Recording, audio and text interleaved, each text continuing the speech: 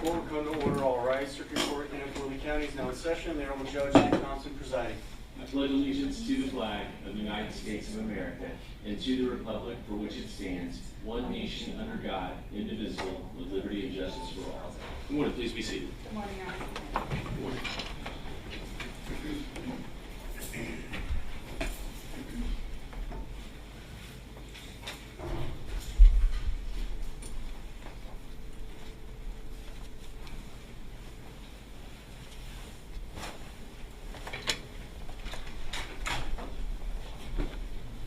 All right, let the record reflect the state's present, defense counsel, and the defendant are present. Good morning.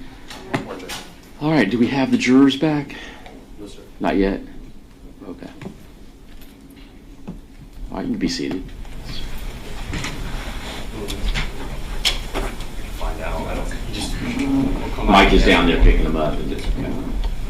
So once Mr. Cowie gets them all assembled, then he'll let us know again. Are there any other issues the court can address prior to bringing the jury in? No. Okay.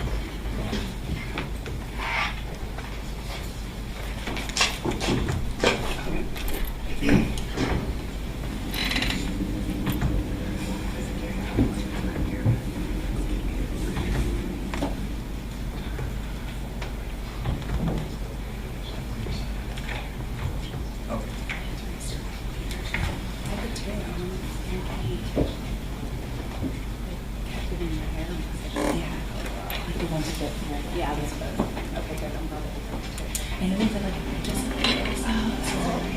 but usually it doesn't.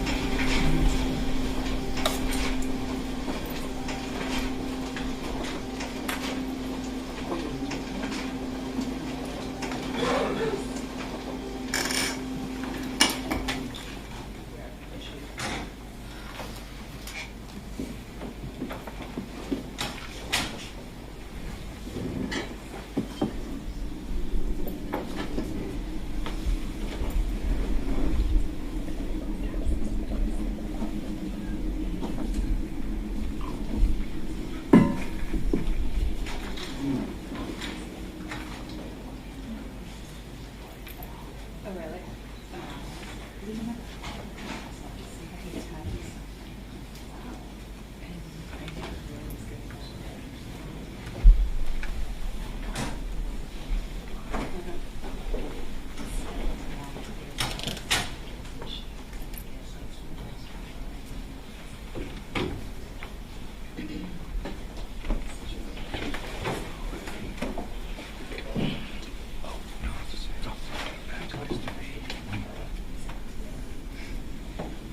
Except for the TV.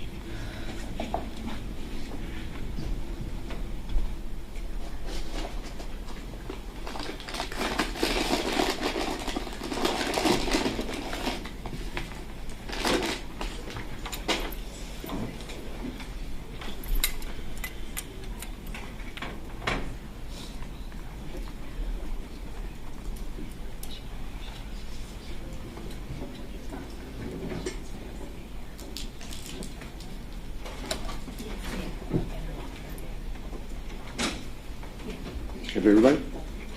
All right, are we ready to bring the jurors in? That's ready? That's ready. And we'll bring the jurors.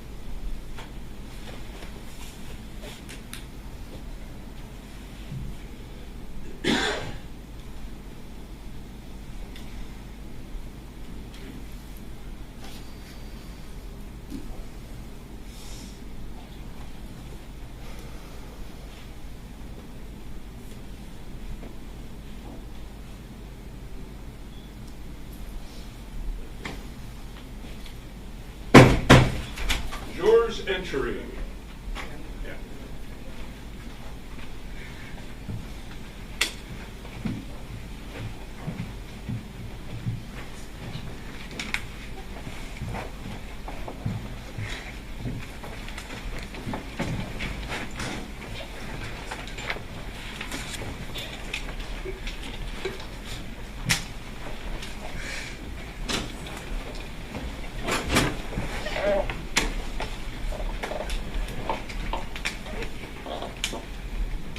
All right, please be seated.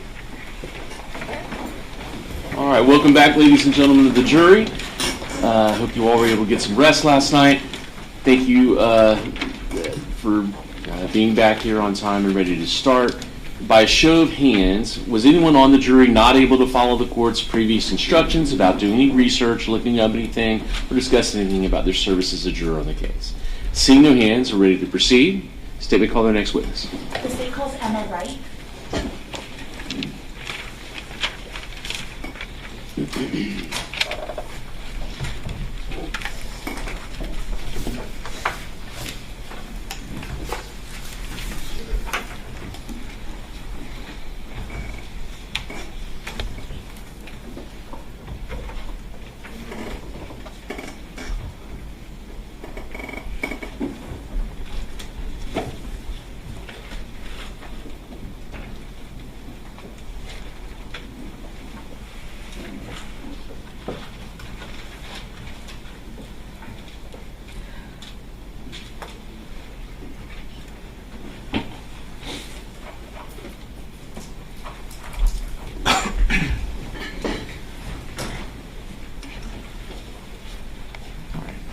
If you'll just approach right here, raise your right hand, the clerk will swear you in. There you go. Do solemnly swear or affirm that the testimony you give will be the truth, the whole truth, and nothing but the truth. All right, you may take the stand.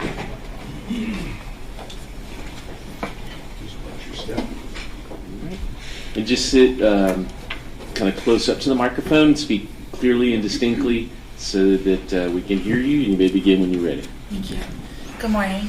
Good morning. What is your full name? Emma Grace Wright. How do you spell your first name? EMMA. And how do you spell your last name? WRIGHT. And how old are you? 19. What do you do for a living? Are you in school or are you doing something for a job? I'm trying to go to college for mechanics. That's great. And did you go to school here locally? Mm-hmm. What school? Is that a yes? Yes. What school did you go to? Have you gone to North Nicholas High School. I went to a couple of different schools throughout the years. And do you go generally by the name Emma or do you use a different name that you prefer? I go by Valentine sometimes, Val for short. Are you a little nervous to be here today? A little bit. A little bit. And I'm asking a couple questions just to make sure you feel comfortable speaking into the mic, okay? Is this okay? You're doing great. Do you know a person named Kayla Rincon-Miller? Yes, ma'am. How do you know her? Friend of a friend. And who is she a friend of that you know? Luann Deja. Okay. And about Kayla, how long have you known her? I only met her twice. I met her Christmas one day, and then, yeah. The day that she passed, yes. Okay. Knowing that you only met her twice, would you say that you were close to her or more of an acquaintance? We had a couple conversations. I would think that we were fairly close. When was the last time that you saw Kayla? The night that she passed. Do you remember when that was? March 2024, around St. Patty's Day. Okay.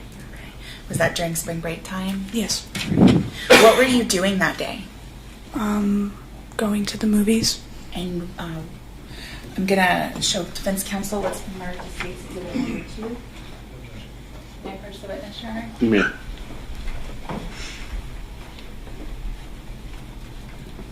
I'm showing you an item that's marked as state's exhibit number 2 for identification. Can you take a look at that and tell me if you recognize it? Yes, ma'am. And what is that? That's Kayla. It's a photograph of her? Mm-hmm. At this time, the state would need to enter into evidence state's exhibit number 2. Any objection? No objection. Be admitted. May I publish You that? may.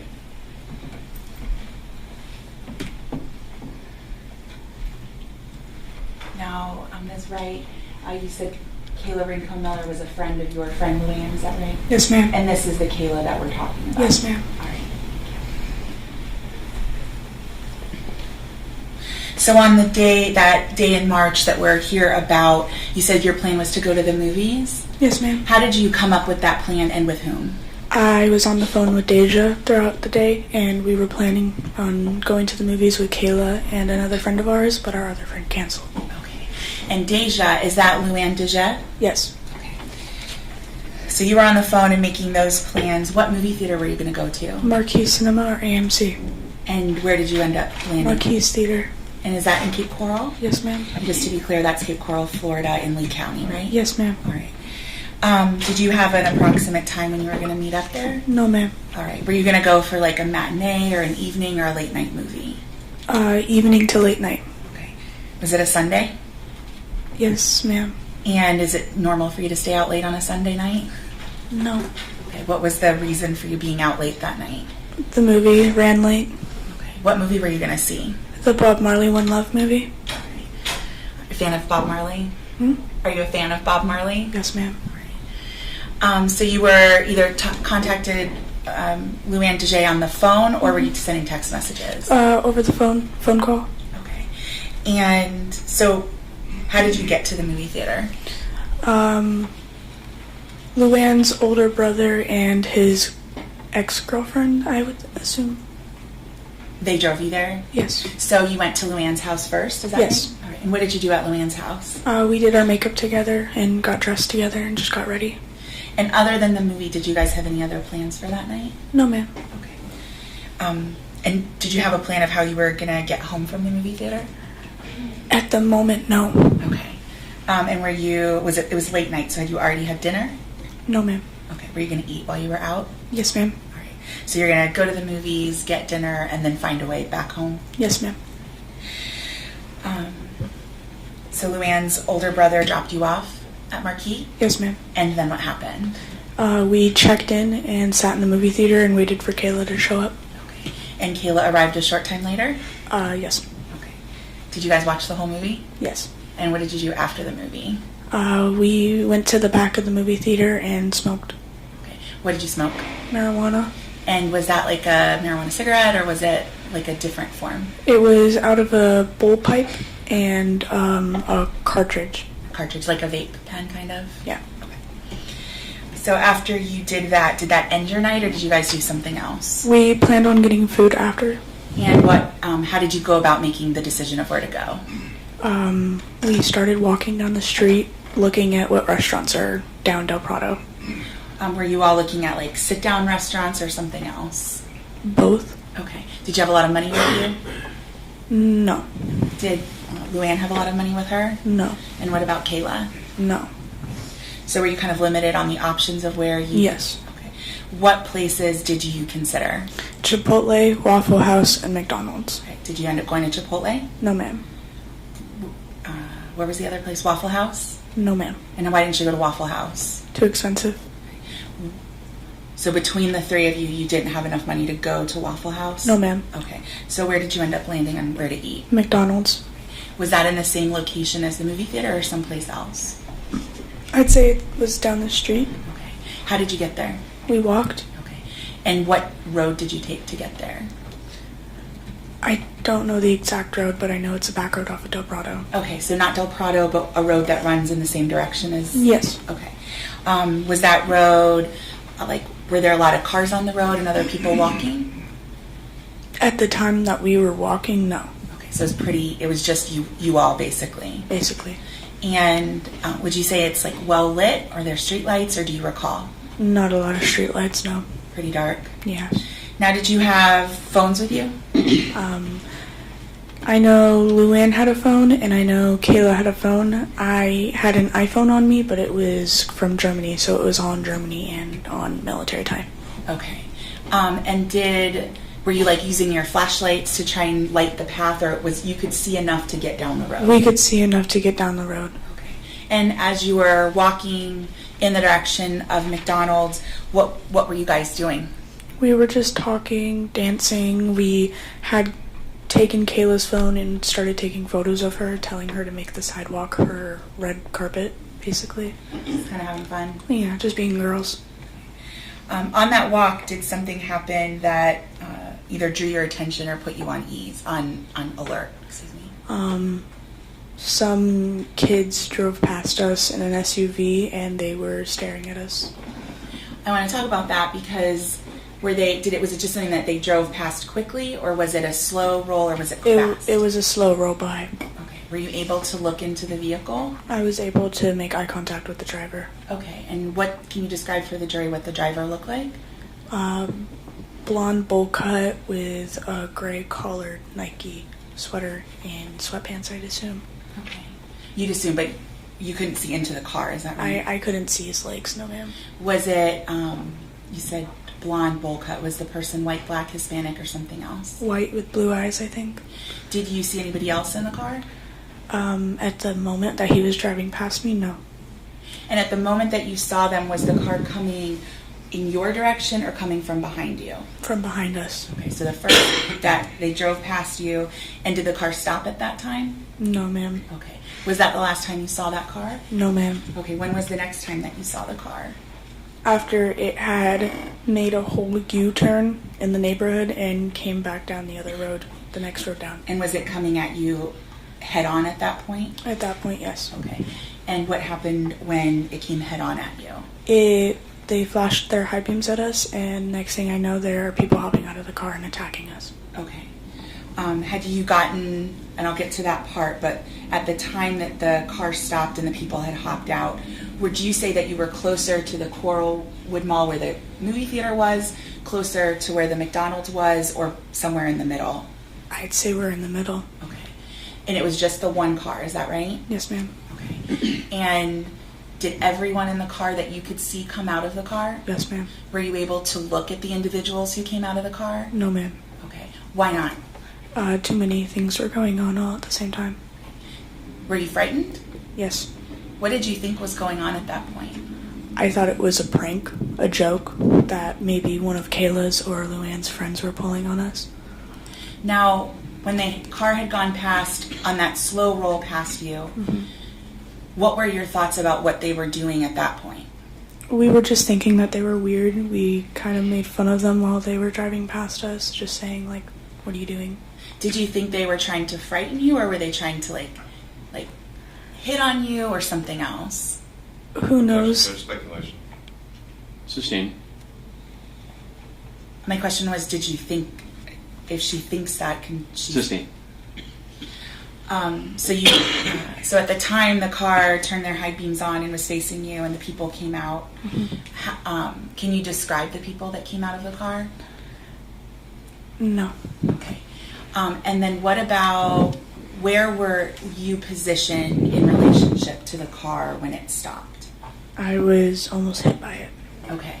And were Kayla and Luann standing with you in a line across, in line front to back, or something else? Kayla was standing next to the stop sign, and Deja was about 5 feet behind me.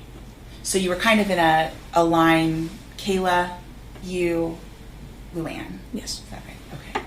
So did the people in the car that got out just get out of the car and stay by the car? No, ma'am. What happened next? They ran at us and attacked us.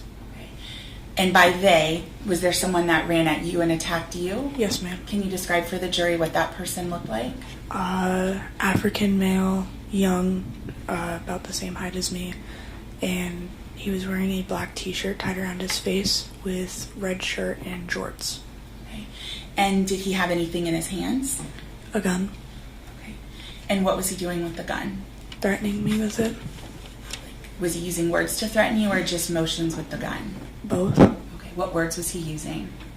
He was telling me that he was going to shoot me, and to give me everything I own, basically. Give me all my shit. Okay. And is that the words that he used? Yes. Give me all your shit? Yes, ma'am. Now, did he physically touch you? There was a couple little touches, yes. He grabbed my shoulders and my arms and tried grabbing at my bag. And you talk about grabbing at your bag. What kind of bag did you have on? I had a side bag. And can you describe for the jury what it looked like? It's been so long since I've seen it. No, ma'am. I'm sorry. Well, and I'm going to ask you some questions to see if we can at least get an idea of what the size of it was. Yes. Was it something you could carry tucked under your arm? ma'am. How did you carry the bag? It wrapped around my shoulder and down. The bag sat right on my hip. So kind of like a crossbody. Yes, ma'am. Would you say it was pretty short, or was it kind of a deep style bag? Deep style. Okay. I'm showing defense counsel what's been marked as State's Exhibit number 3.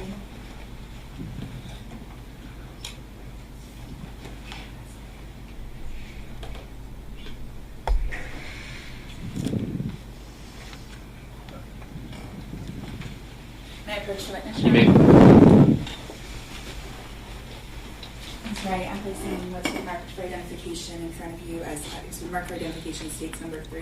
I'm putting it in front of you. Can you tell me whether you recognize that? Yes, ma'am. And how do you recognize it? That's my bag. It's a photograph of your bag? Yes, ma'am. Would you say it's not a really great photo of your bag? Yes, ma'am. Is it kind of crunched up? Yes, ma'am. But is that the bag that we're talking about that you were wearing on the night of March 17th? Yes, ma'am. And that picture fairly and accurately depicts that bag? Yes, ma'am. At this time, the state would move to enter into evidence State's Exhibit 3.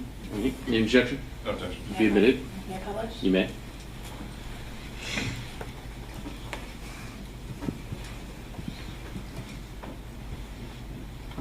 So at the top of this photograph, we're seeing a hand holding the bag. Is that correct? Yes, ma'am. That's not your hand, is it? No, ma'am. All right.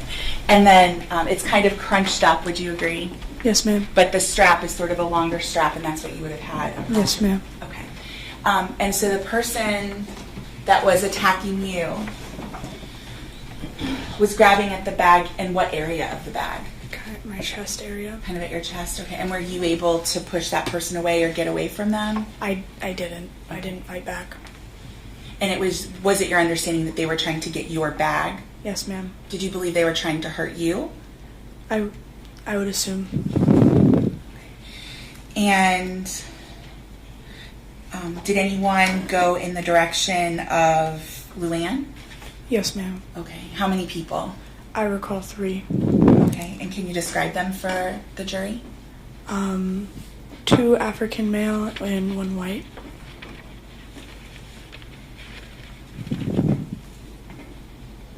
Can I have just a moment?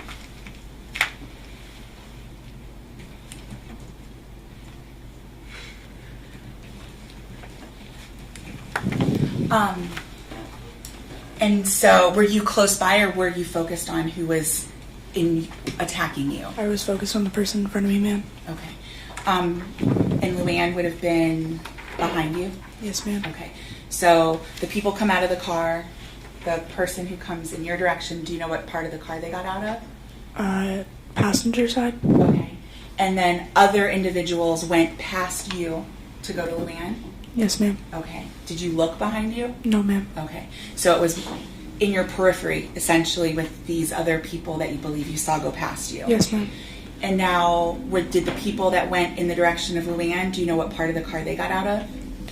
I think the back door, the back seats. Okay. Back seats. Yes, ma'am. And so you're looking forward, dealing with the person attacking you. Were you able to see Kayla? Yes, ma'am. Okay. And did any of the people or occupants from the car go to Kayla? The driver. The driver? Yes, ma'am. And that's the same person that you've described as being a white male with blue eyes and a bowl cut? Yes, ma'am. Did that individual look like any of the other people that you saw that night? No, ma'am. Did they have a distinctive appearance? They were. Did they look like different from all of the other people that you saw? Yeah.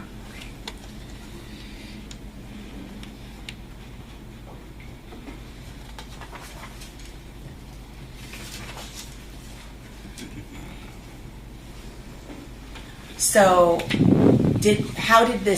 what happened after the individual attacking you was trying to get your bag? Did anything happen after that? I heard 3 shots go off. Did you hear those shots coming from in front of you, behind you, or someplace else? I don't know. Is it fair to say it was a pretty hectic Yes, ma'am. situation? Okay. After you heard these shots go off, then what happened? I fell to the ground and just tried to protect my body and myself. Did you think that you had been shot? Yes, ma'am. Okay. And did the person who was attacking you say anything at or around the time that those shots were fired? I couldn't hear if they did. Did they sound like they were communicating with another person, or you just couldn't hear what they said? I just couldn't hear what they said.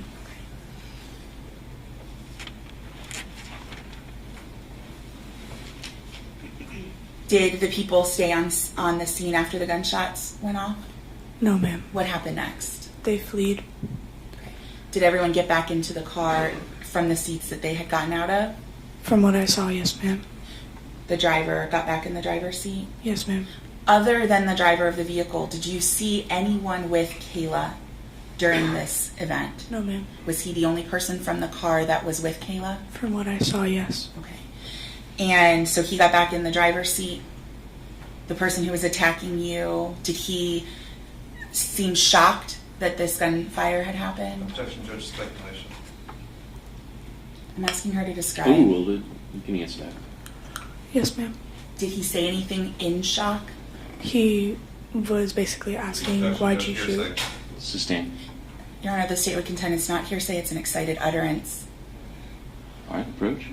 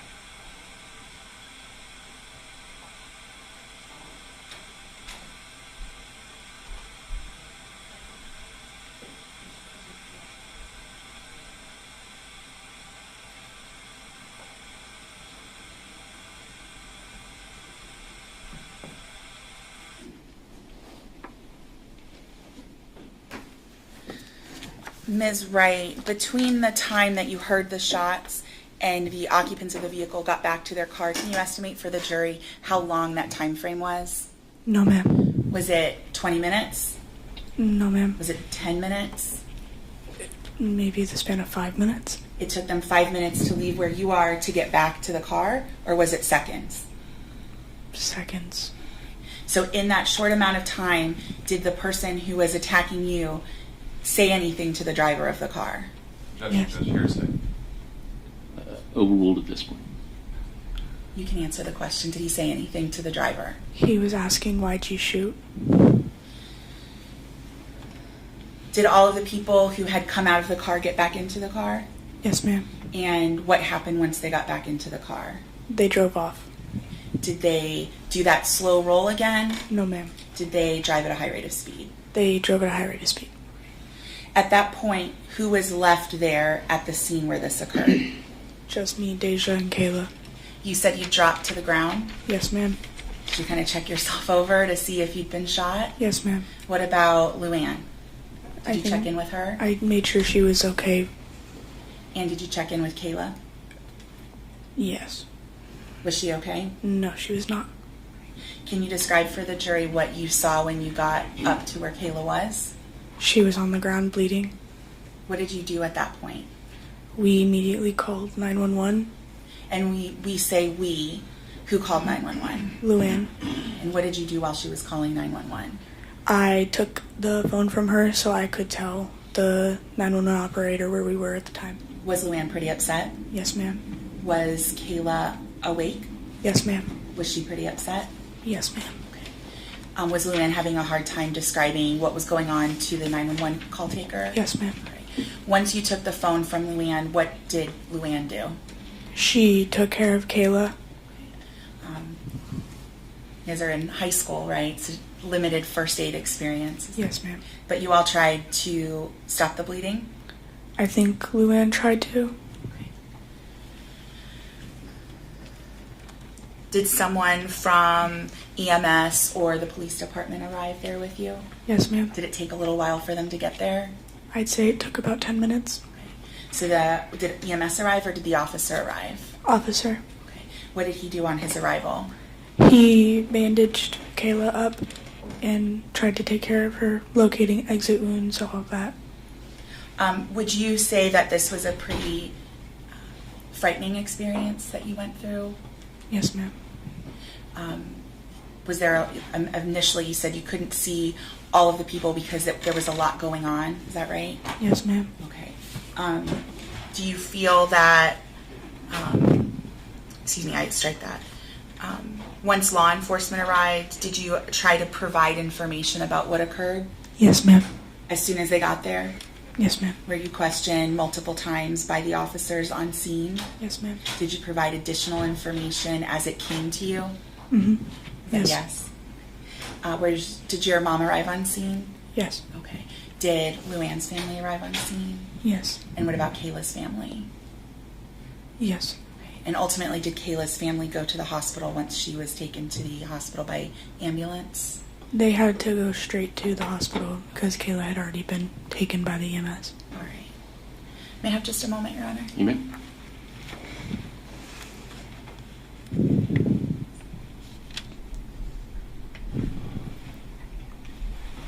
I don't have any further questions for witness. Sweet.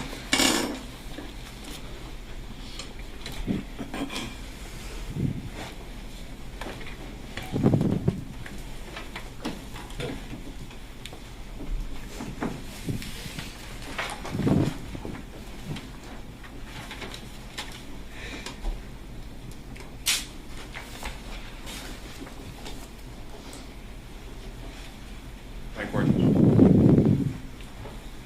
Yes. Good morning, ma'am. Good morning. That's right. Hello. Mhm.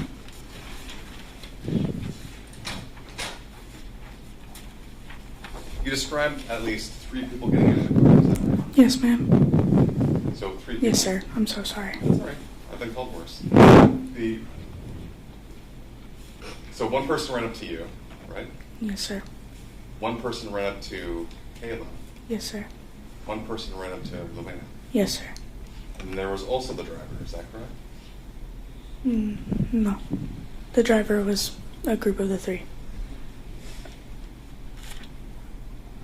Do you remember giving an interview to Detective Reyes? Yes. Do you remember telling them that there were 4 people? Yes.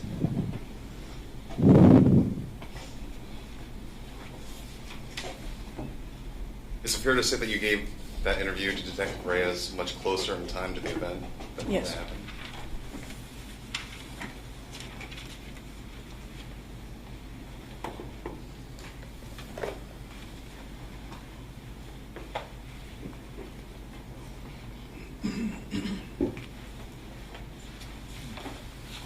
Do you remember telling Detective Reyes that you saw the driver run in front of you to where the person who was holding up Kayla was? I'm sorry.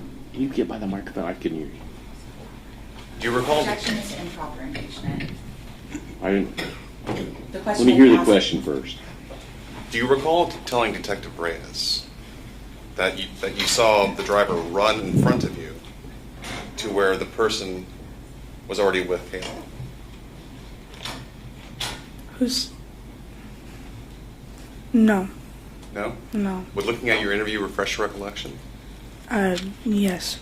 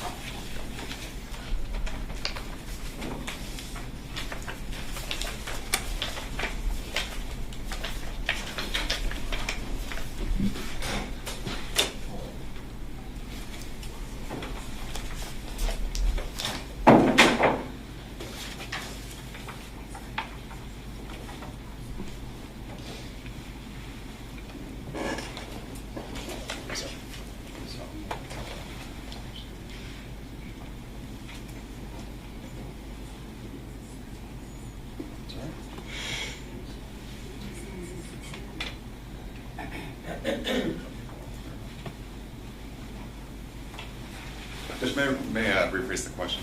Yes. You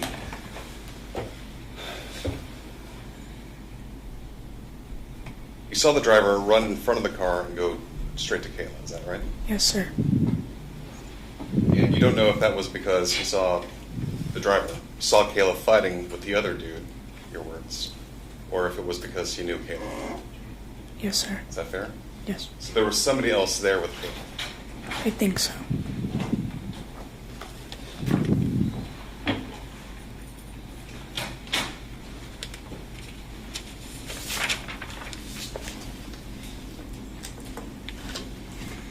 You told the stand on direct that you don't really remember any of the descriptions of the people that were there. I only remember 2. Which ones did you remember again? Thomas and Christopher. Right, so you have the white kid with blue eyes, Yes. and then you have is it the person that was holding you up, you think? Yes. You described him as being in shock, but he had something wrapped around his head, is that true? Yes. What about the other assailants? Weren't they also wearing masks? Yes. Do you recall one of them wearing a red shirt with a puffy red? Yes. Right? And he had short rows, like cornrows, or short tight dreads That stood straight up, yeah. that stood straight up, like Yes. it was tied in a ponytail or something. No, like it was the top of a pineapple. On top of a pineapple. Yeah, it stood straight up. And do you remember the other person, the other assailant, being a dark-skinned black male, Yes. all black? Yes. Was he also wearing a mask? Yes. So, Chris, the guy that was holding you up in the red hoodie, Yes. was wearing something covering his face, He was wearing a t-shirt tied around his face. and the other two gentlemen were wearing masks of some Yes. sort. And Thomas wore none. Yes.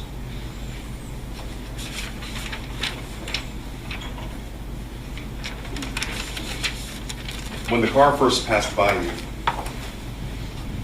you saw Thomas kind of with his arm on the windowsill, Yes, and he sir. was slowing down to look at you guys. Is that right? Yes. And you don't know if it was because he was checking you out, or if he wanted to holler at you, or what. I would assume to holler or to just be a boy. But you saw that the car was full of people, right? From what it looked like on the outside, yes. Were the back windows tinted? Yes. Could you see into the back windows? Not necessarily, no. You saw shapes? Yes.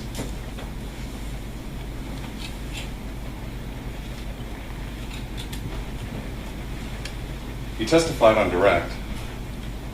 Sorry, Judge. That's okay. I just, Old habit. I understand. I'm sorry. You testified on direct that the guy holding you up makes this statement to the driver. Why'd you shoot? Is that Yes. right? Yes. But isn't it true you don't know who shot Kayla? At the moment, I didn't.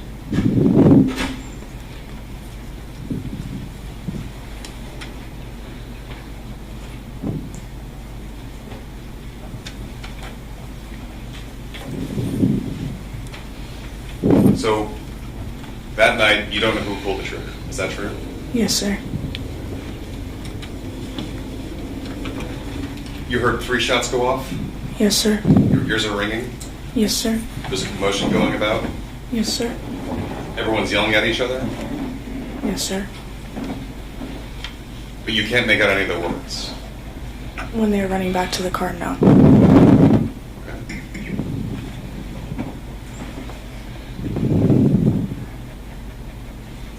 So if you didn't know that night, and you didn't know during the course of your interview, and you gave me a deposition also, how are you now able to say that Thomas Stein, or the driver, was the shooter?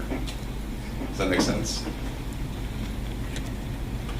Due to previous interviews and taking time on understanding the situation and what happened, I was able to recall my thoughts and make a decision. Okay.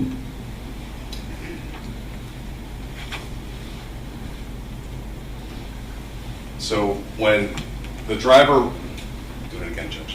When the driver ran up to Kayla and the person that was assailing her, you don't know who pulled the trigger then. No. No, sir. But everyone that came out of that car, the 3 men that got out of the car, each one of them had a firearm, right? Yes, sir. Did you see a firearm in Thomas's hand? Yes, sir. What did it look like? I just saw the firearm. I can't tell you the details. Right, but you were focused on the firearm that was being held to your face. Yes, sir. Is that right? Yes, sir. You described it as a cowboy gun. Yes, sir. Because it had a hammer in the back? From what it looked like, yes. So you would have to cock it, Yes. right? And it had a wheel like a cylinder? Yes.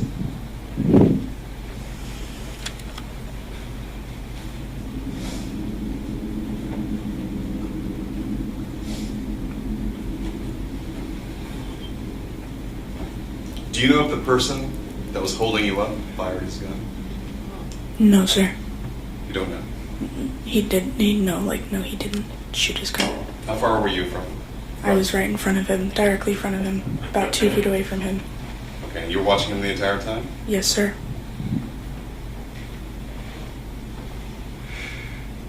But there were 3 men behind you, right? 2 with Kayla, 1 with Luann. Kayla was in front of me, sir. Sorry, Kayla was in front of you. Yes. Luann was behind you? Yes.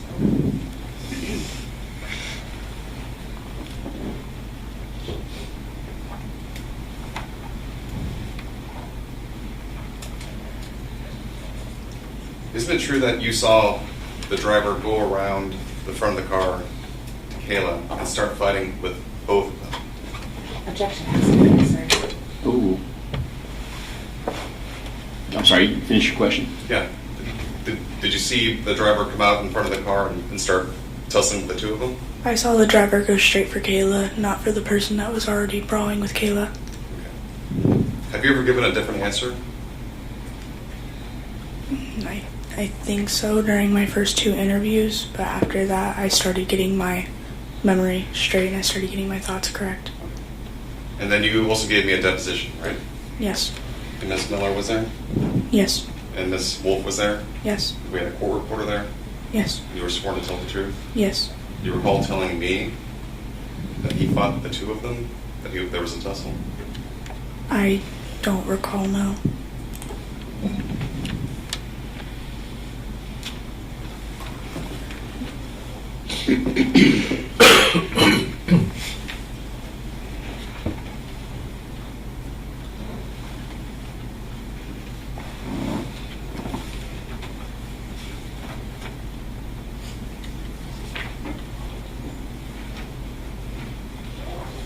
The guy that's in front of you, Objection, this is improper impeachment. I haven't Sustained? finished my question, Judge. It's reading from the Approach?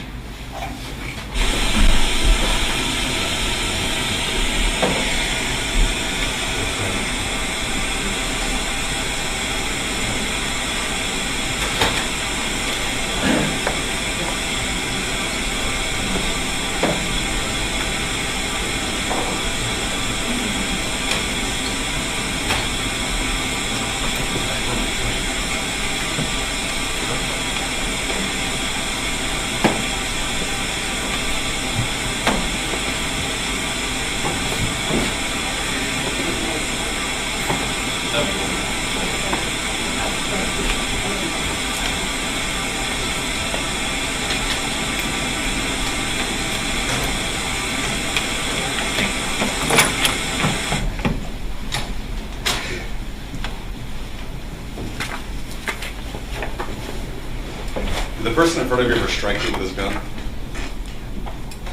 Yes.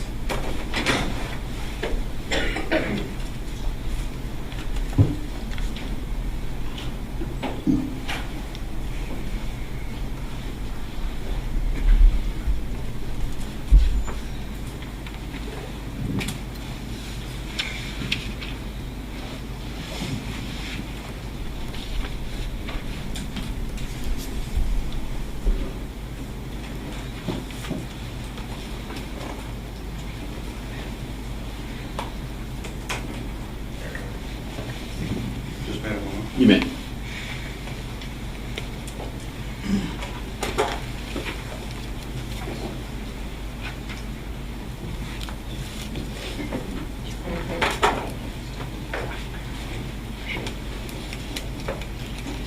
Do you need any water or anything while you're out there? You want water?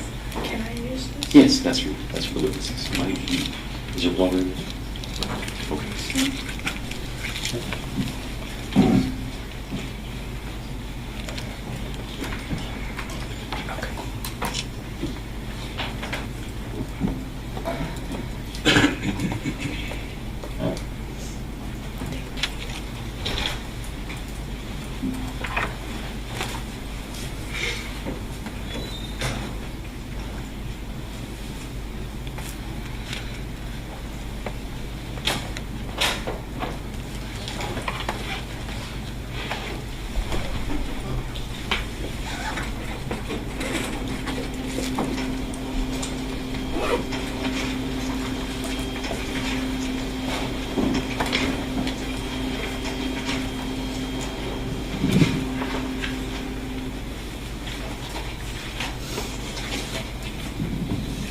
Isn't it true that when you were being assaulted by the boy that was holding you up, you went down to your knees?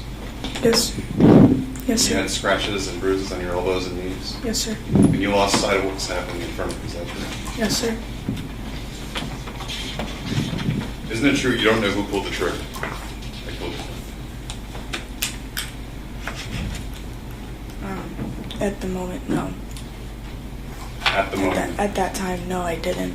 So you're changing your testimony from before at least 3 times to something different today. Is that true?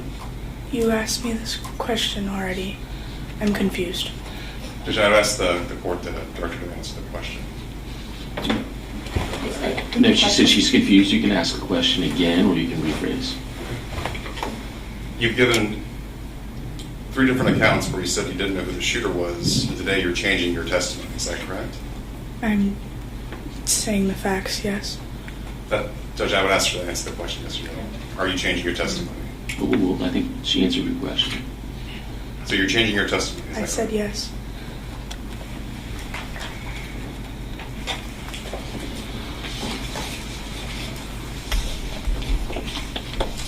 Before coming up today to testify, did you speak with anyone about your testimony? No, sir. You didn't talk to anyone from the state? No, sir. You didn't review your statements? I reviewed them at home. I had my testament at home.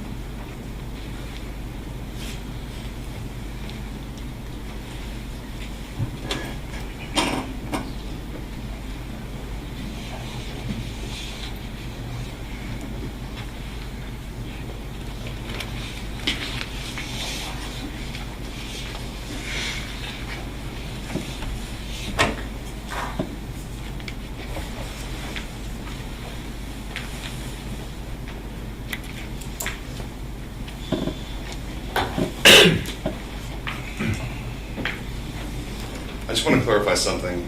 You said that the driver ran around the car and he started fighting with the 2 of them. Is that correct? He started fighting with Kayla, yes. No, with the 2 of them. Started fighting with Kayla. Was he fighting with anybody else? No, he was fighting with Kayla. Have you ever answered that question differently? At the night that it happened, yes. Okay. Do you recall giving a deposition with me? Yes. Do you remember answering me in that deposition that he was fighting with the 2 of them? Yes. Nothing further, Judge. Thank you. Read, Rick. Yes, Ms. Wright, I have a couple follow-up questions for you. Yes, ma'am. Mr. Wheeler asked you if you knew who the shooter was. Did you understand did you find his question confusing based on what's been asked of you? Yes. Okay. Did you know at the time the name of the shooter? No, ma'am. Is that what you thought Mr. Wheeler was asking you here today? Yes. Okay. The person who shot Kayla, was that someone who was familiar to you? No, ma'am. Wasn't someone known to you? No, ma'am. You didn't know that person's name? No, ma'am. Did you know of the occupants who got out of the vehicle, which of them shot Kayla? Yes, ma'am. Which of the people that was in the car shot Kayla? The driver, ma'am. And the driver is the one that you've described as being blonde, white male, blue eyes with a bowl cut. Is that right? Yes, ma'am. Was he the only individual that got out of that car with those features? Yes, ma'am. At the time Kayla was shot, Mr. Wheeler's asked you about whether there was somebody else in or around at the area where Kayla was. Was the driver of the car the only person near Kayla, or was there another person near Kayla? From what I remember, there was only the driver. And is the person, Kayla was the only person who was shot? Yes, ma'am. You weren't shot? No, ma'am. Luann wasn't shot? No, ma'am. You're very specific that the person holding the cowboy-style gun near you did not fire his gun, is that right? Yes, ma'am. And Mr. Wheeler pointed out that you've given a couple different statements, is that right? Yes, ma'am. And in fact, you did come in and speak with me before the trial where I gave you a copy of your deposition transcript. Yes, ma'am. That's what you said you brought home with you to review on your own. Yes, ma'am. It's okay that you talk to me about your testimony. I want to make sure that you understand that, let me clear up, that you did talk with the attorneys about what testimony you'd give. Yes, ma'am. Did any of what you said here today change because of the conversation that we had? No, ma'am. Are you testifying because you remember what you said? It's the same. Have you changed your answers based on our testimony, based on our conversation? No, ma'am. And do you, let me rephrase that.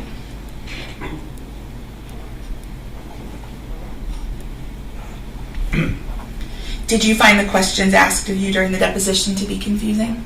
Yes, ma'am. What about the questions asked of you by the law enforcement officers during their interviews? I'm sorry, I thought you were asking me if I was confused about the questions he was asking me. Well, I asked about those. Were those confusing questions? Some of them, yes. Are you testifying to the best of your ability here today? Yes, ma'am. I don't have any further questions.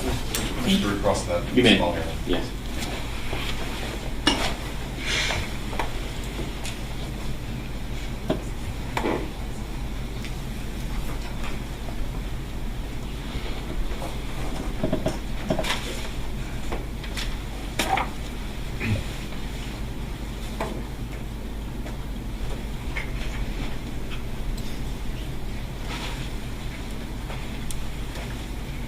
So if I were to ask you, at some point, you see Thomas run past you to Kayla, there's nothing confusing about that question, right?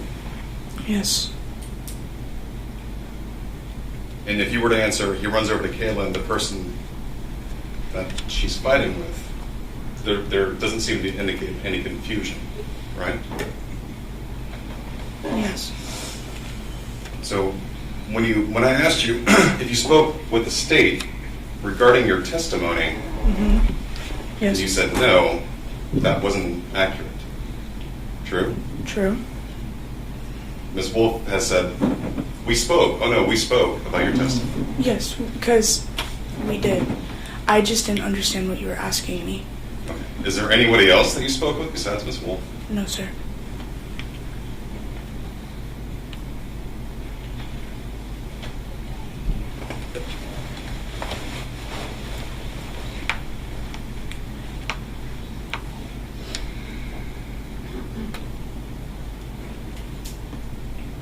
Have you ever said, I don't know who pulled the trigger, I can definitely confirm that? Objection outside the scope. Overruled. No. I don't recall saying that. I wonder if Judge may approach your deposition. Yeah. We're looking at your deposition to refresh your recollection. Yes. I'm referring to page 41, line 13. Just do me a favor, start reading on line 13. You want to be done? Just yourself. Cheers, sir.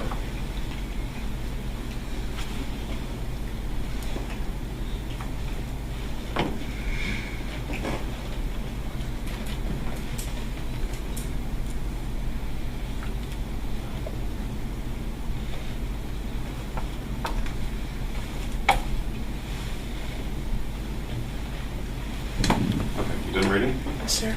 Okay. So do you recall saying, I don't know who pulled the trigger? Objection, improper impeachment. No, he can. It's that he can ask the question. I can definitely confirm that. You recall saying that? Yes.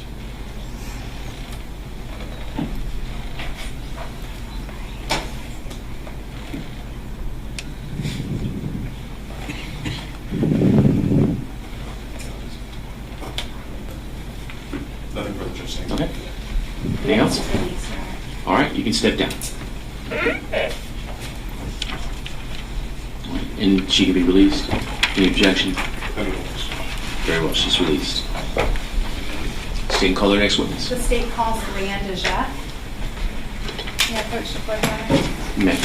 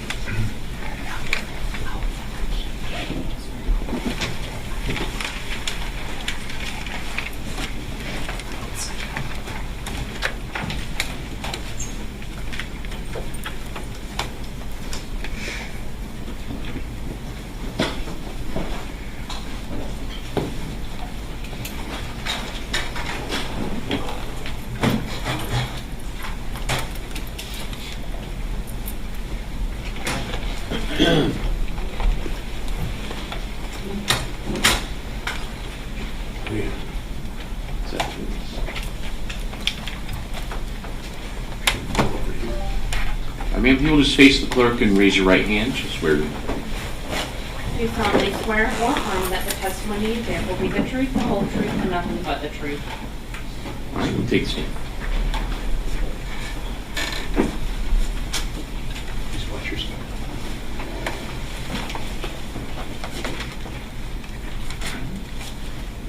And just make sure you stay close to the microphone and speak up loudly and clearly and distinctly so we can hear you. Go ahead. Thank you. Good morning. Good morning. Would you please introduce yourself to the jurors? My name is Luann DeJette, and I'm 18 years old. Luann, could you spell your first and last name for the record? Louanndejaie. You said you're 18. When is your birthday?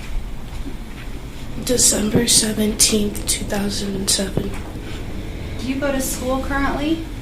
Yes, Where do you go to school? I'm a senior at Cape Coral High School. Are you about ready to graduate? Yes.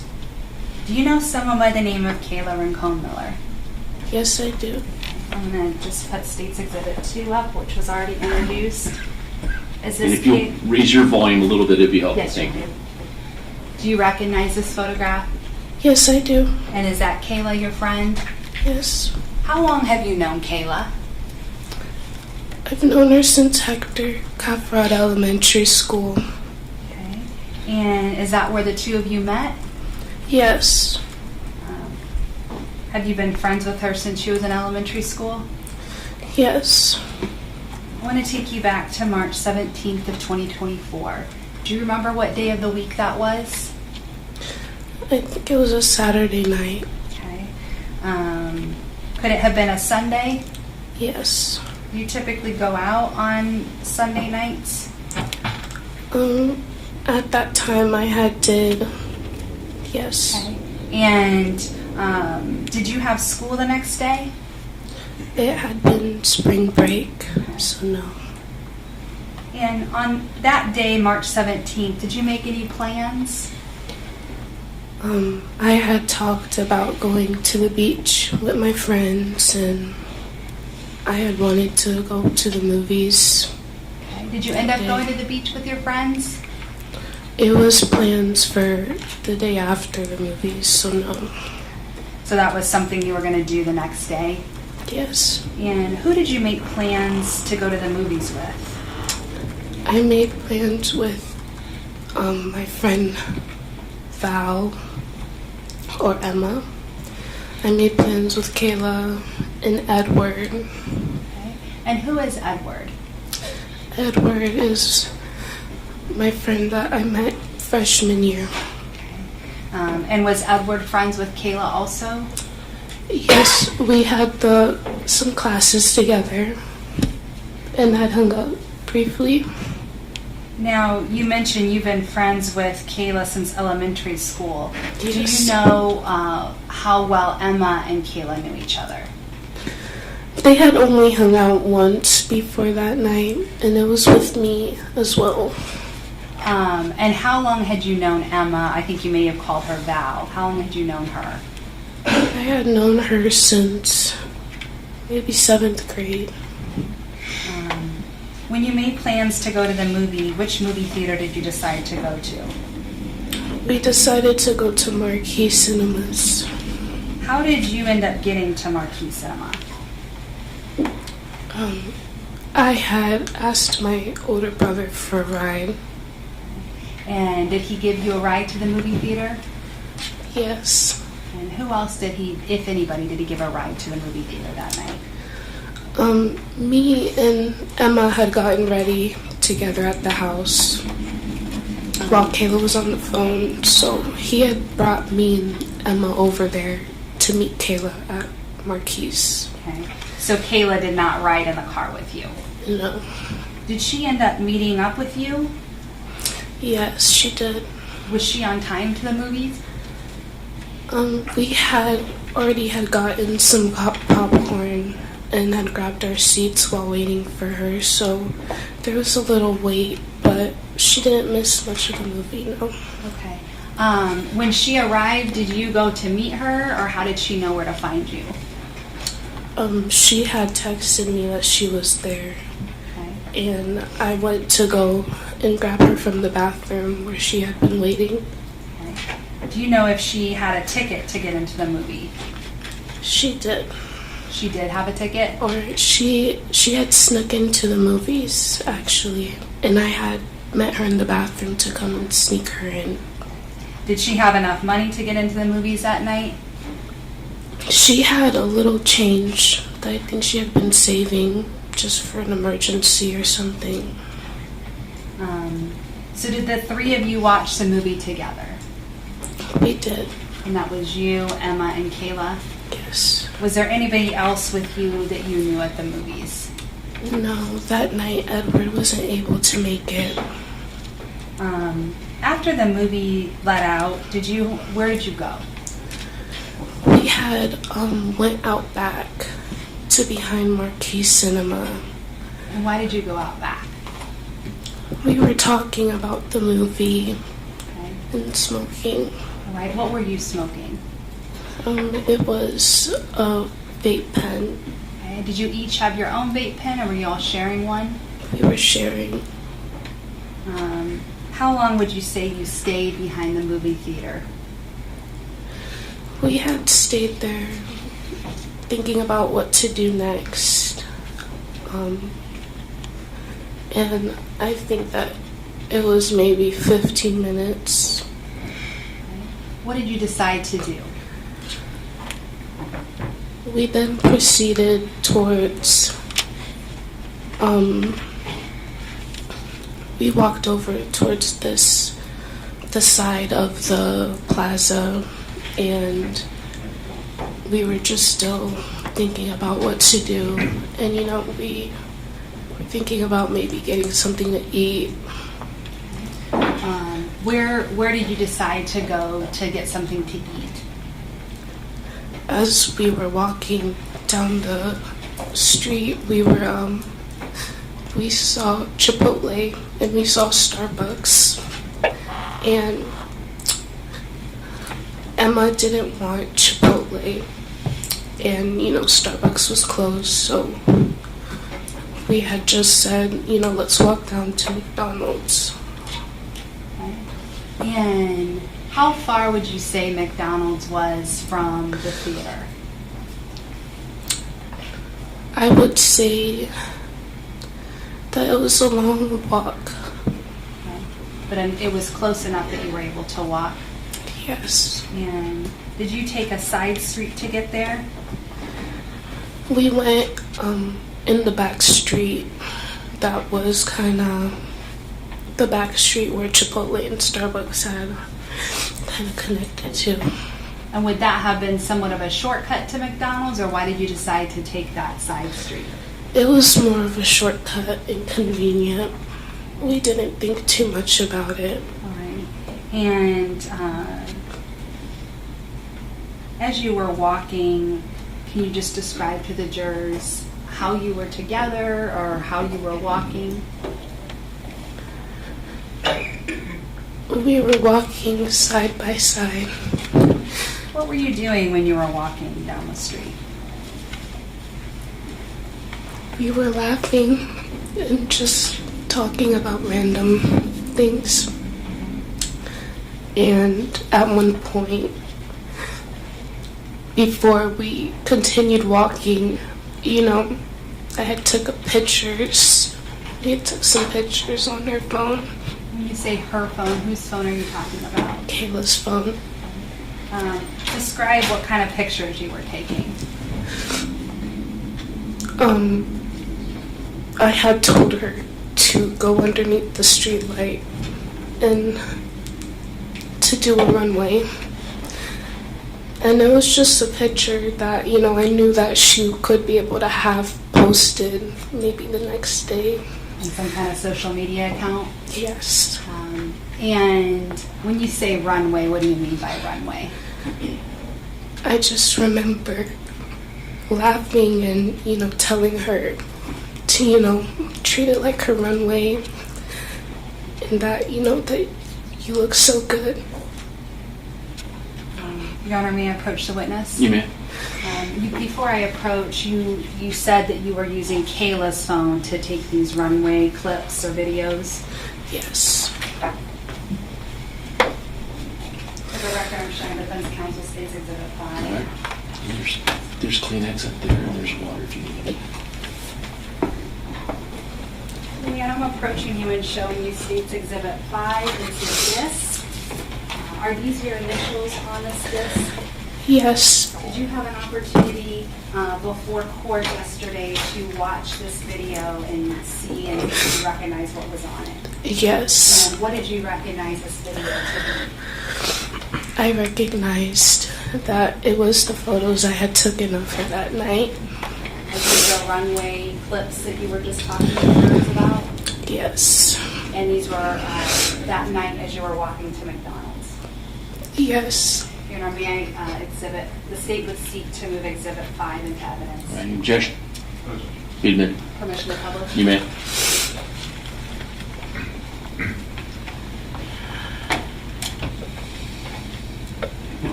We're going to start, Luann, with this first file on the disk. It says IMG_7134.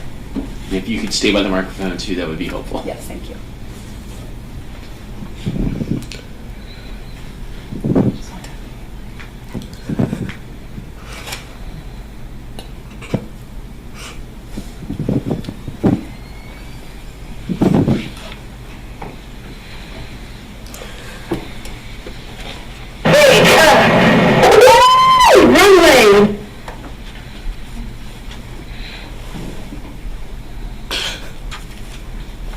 And then, Luann, we're going to play video 2.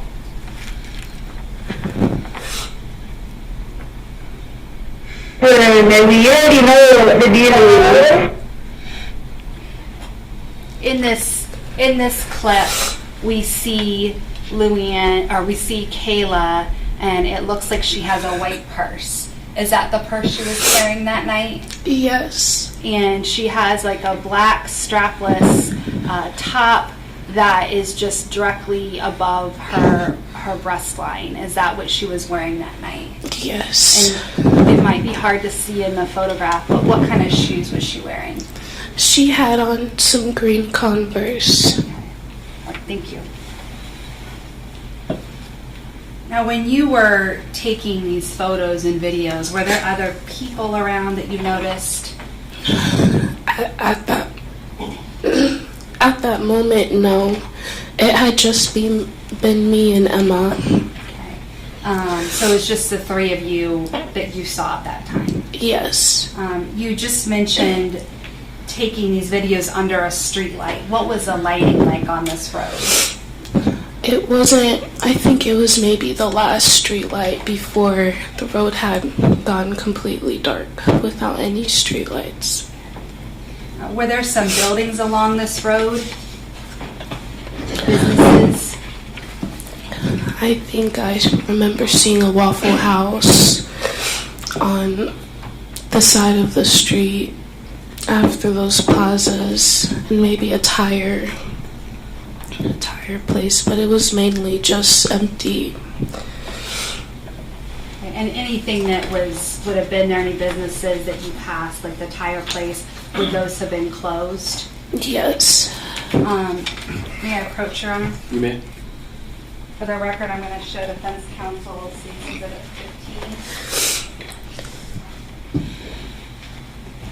15. Luann, I'm approaching you with State's Exhibit 15, and it's a video from one of those businesses. Did you have the opportunity to watch this video? Yes. And did you recognize anybody on the video? Yes. Who did you recognize on the video? I recognized me, Emma, and Kayla walking. Your Honor, at this time, and this was right before this was during, as you're walking toward the McDonald's. Yes. At this time, the state would move 15 into evidence and permission to publish. Any objection? No objection. Be admitted, you can publish.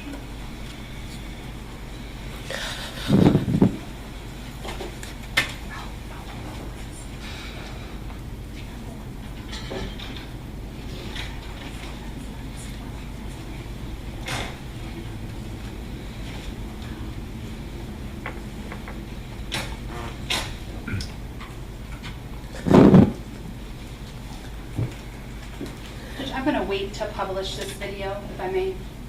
Okay.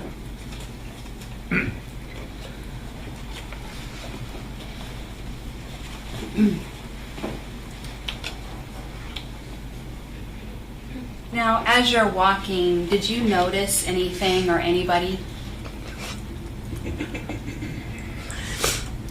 We noticed a SUV driving slowly next to us. Okay, and why did you notice it?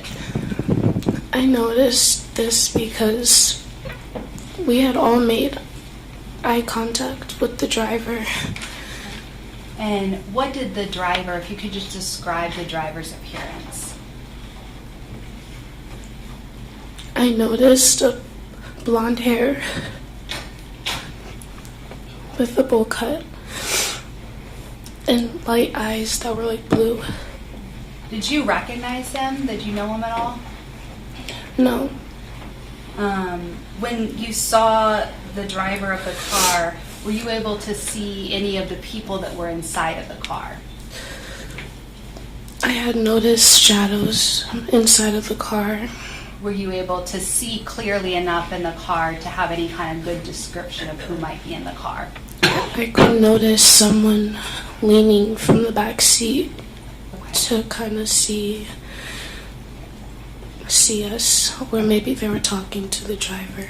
All right. But as far as giving a good description of that person, are you able to give a good description from that moment when you looked into the car? No. Did the car end up driving past you? The car did drive past us slowly. And did you ever see that car again? Yes. Tell the jurors when you saw that car again. After we had brushed off the car and thought it was just a group of people checking us out, we were walking, and maybe with halfway more of a walk, we were stopped by a car that had met us, that had caught us abruptly as we were walking from our right side. And what happened then? I remember the headlights flashing, and I remember seeing all 4 car doors open of the vehicle. And I remember thinking, if this was a prank or something. But then I heard someone shout, "Give us all your money." When you heard somebody shout, "Give us all your money," did you still think it was a prank?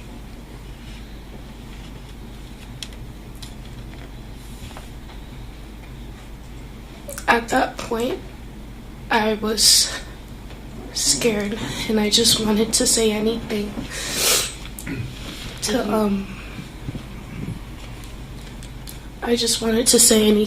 to deflect the situation, so automatically I started screaming, "We don't have anything." Okay. And were you carrying a purse on you that night? I did have a little handbag. How were you holding that handbag? I had the bag underneath my arm, tucked under, as I was walking. What color was your handbag? It had a pattern of brown and light brown. What happened after you yelled that you didn't have anything?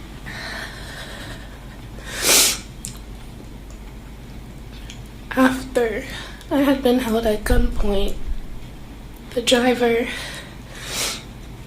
had ran across the car along with the person that had me at gunpoint. And I just remember not being able to make anything out in the dark. I want to stop you right there. After you yelled back, the next thing you said is somebody was holding you at gunpoint. Yes. Describe to the jurors what that person looked like that you recall.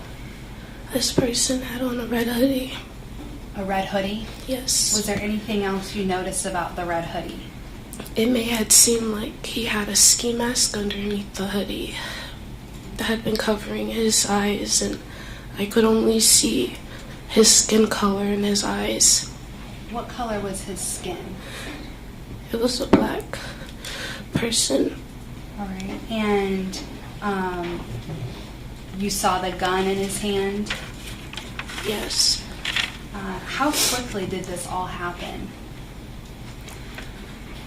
This happened quicker than I could process. So as soon as those doors open, does it happen right away that somebody has a gun to you? Yes.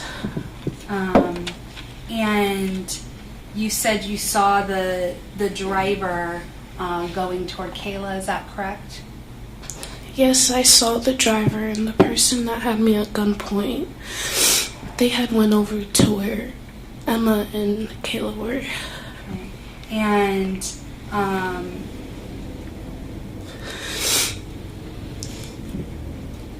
were you focused on any of the people? You said the car doors opened and people got out. Who would you say that you were most focused on? I'd say that the quick glance of the driver running across the vehicle, and I could see his hair and his skin. Was he the only white person that you saw get out of the car? It was hard to make out all the other shadows that were in the dark, but I had maybe thought that maybe they were Hispanic. So the shadows you thought were Hispanic, so darker skin than white? Yes. And did you see them attempting to grab any bags that night?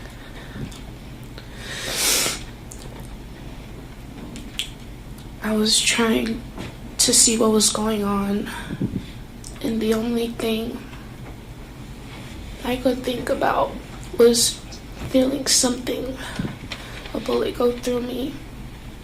I was really scared, and I was trying to comprehend everything going on, and at the same time I was just in the dark and clueless. Was this something completely unexpected? Yes. And was it highly emotional? Yes.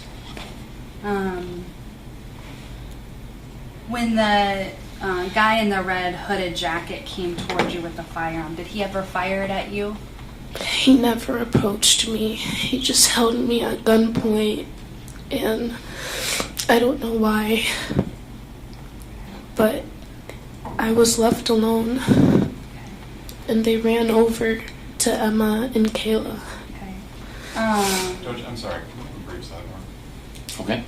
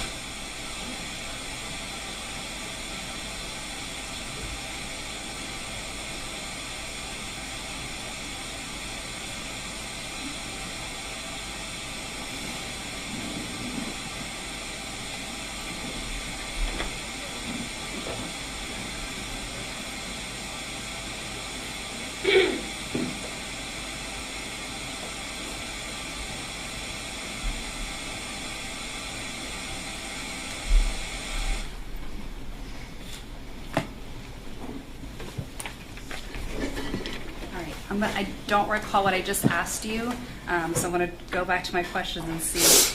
You mentioned your focus was on the person that had the gun towards you Yes. and the driver. Yes. But did you also testify you believe there were other people that got out of the car as well? Yes. And you said they were shadowy, but you recall there were more than just the two of them.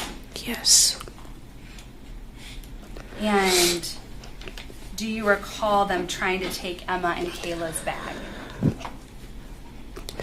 Yes. And did you hear anything else besides the statements that they gave?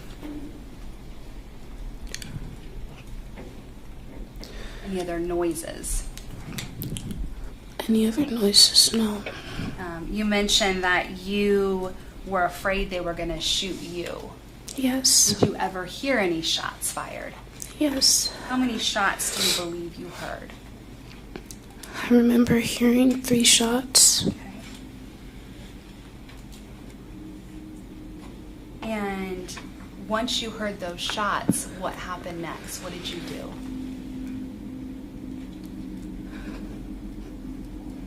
I was still frozen, and Emma had told me Kayla had gotten shot. Okay, I'm sorry. That's fine, you can say that.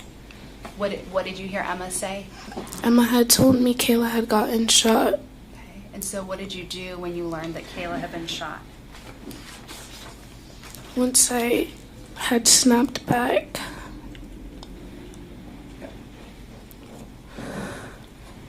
I remember seeing Kayla let herself down on the ground, and I ran over to her. And at this point, when you ran over to her, was the car still there? No, Had everybody in the car all gone away from the scene? yes.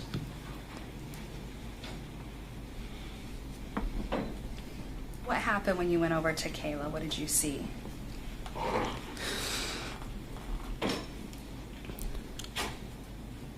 I saw her letting herself down on the ground and laying down. What did you do next? I was really confused at first and I didn't want to believe it. But she was panicking. How did you know she was panicking?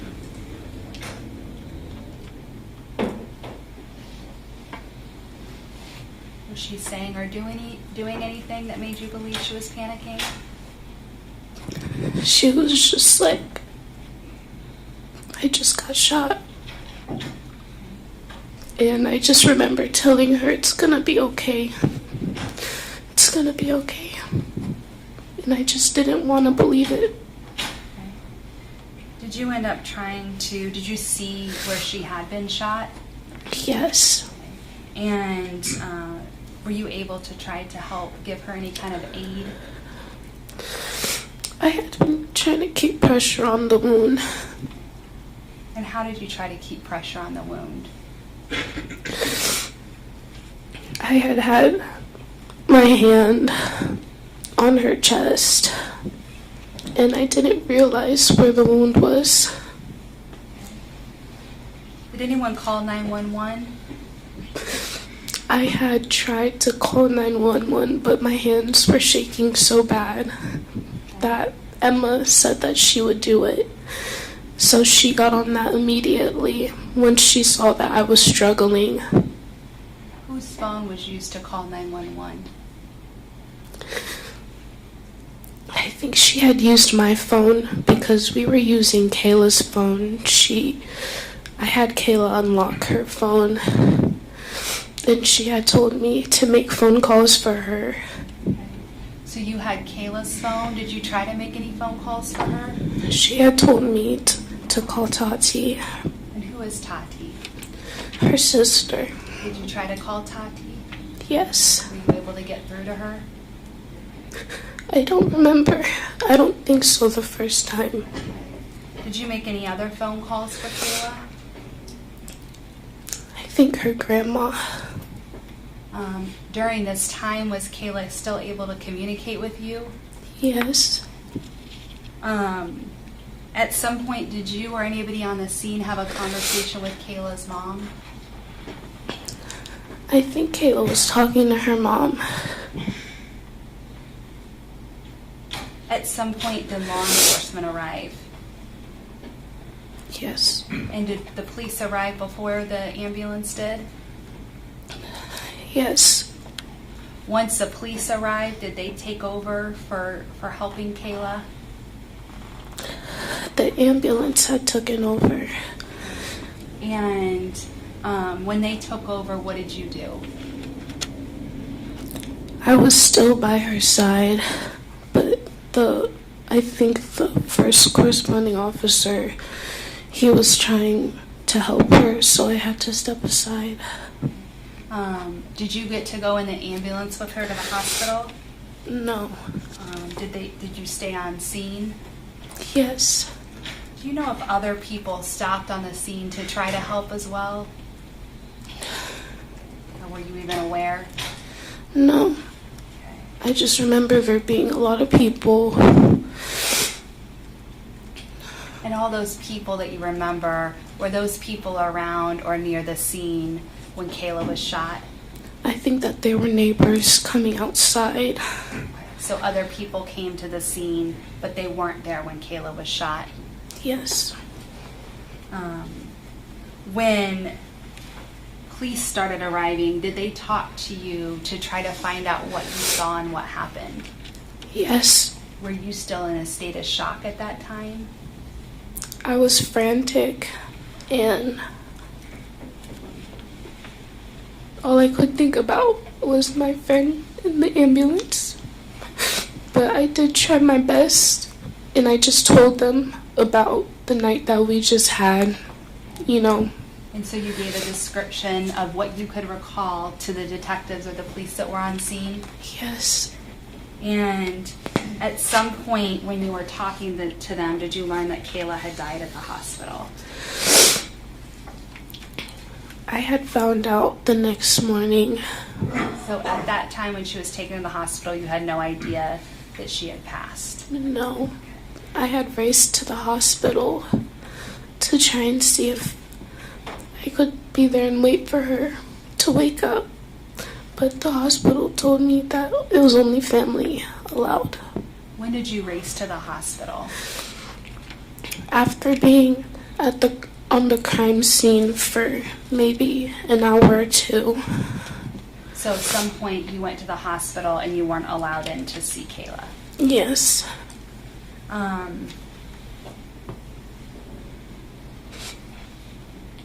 Did you also then meet with detectives and give additional statements about things that you could remember?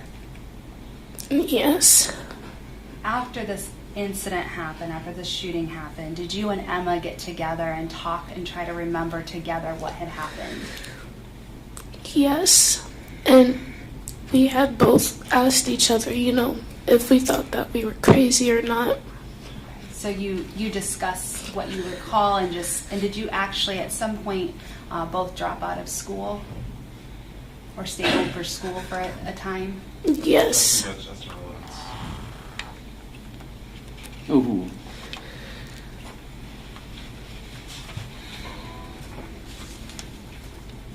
We have a moment, Your Honor.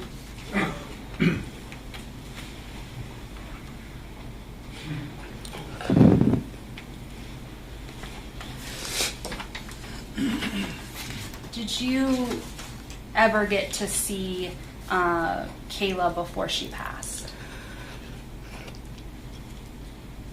No. I have nothing further in terms of the witness. Ms. Wheeler, you may cross-examine.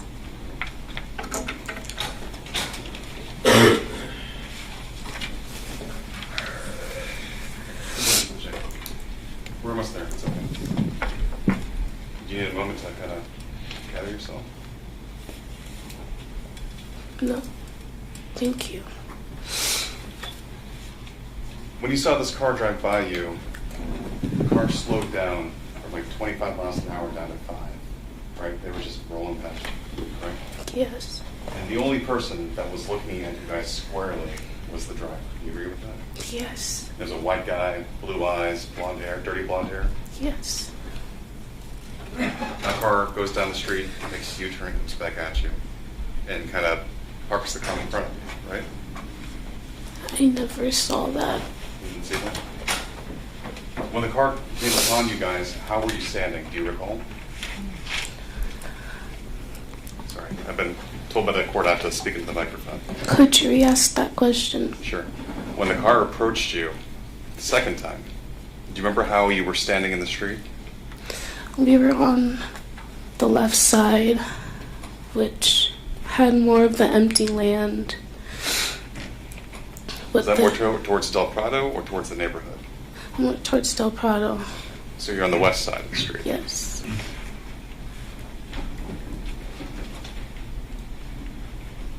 You saw all 4 doors open, Yes. right? You were held up by a person in a red hoodie and a ski mask, right? Yes. You could see that he was black. Yes. Was he wearing any gloves? No. Do you know from where in the car he came from? Where the car came from? No, do you know, did you see him get out of the driver's side rear? The red hoodie? Yes. Yes. Right, so he was sitting behind the driver, Yes. correct?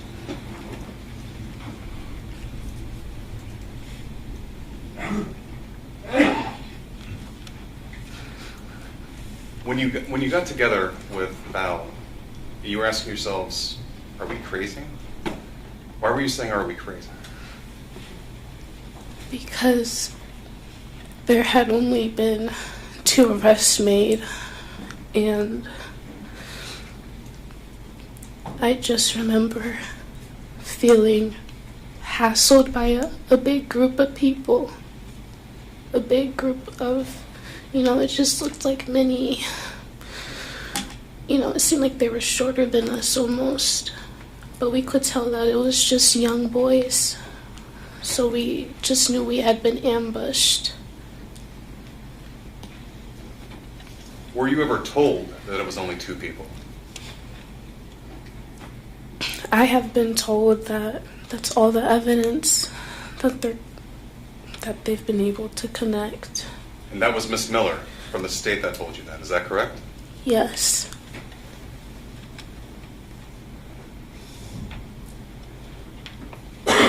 When everyone was running back towards the car, you remember someone yelling, "Why did you shoot?"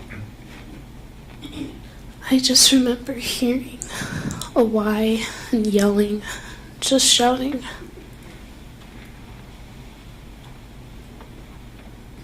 And it was only when they got into the car, like us closing the door, because I just remember when they ran off, it was just silent and quick.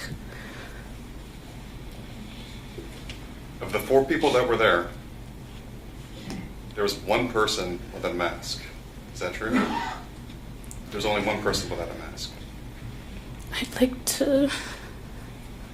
I don't believe so. There was more than 1 person without a mask?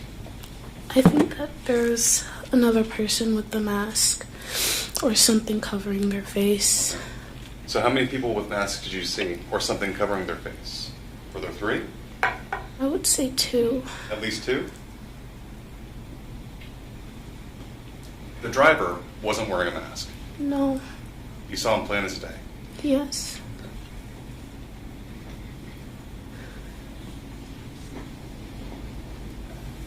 Judge, if I have a moment, please.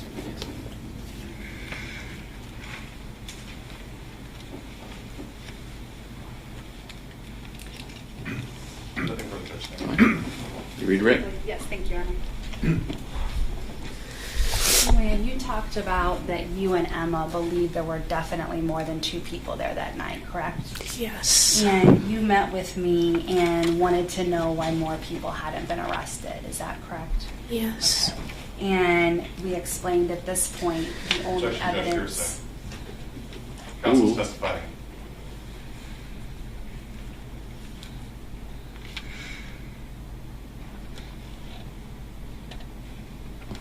Oh, at this point.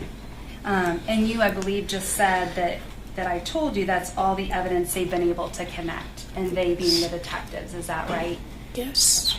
And have you spoken to the detective about the investigation? Yes. And has your mom also spoken to the detectives? Yes. And were you told to come in here and tell the truth about Objection, Judge, everything? hearsay. Sustained.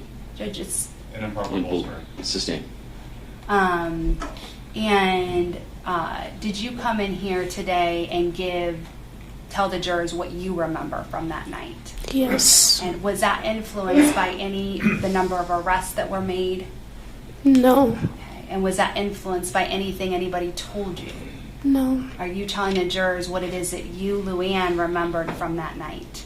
Yes. We have a moment, Your Honor. Nothing further, Your Honor. I'd ask that she be released. All right, any objection? Just 1 moment.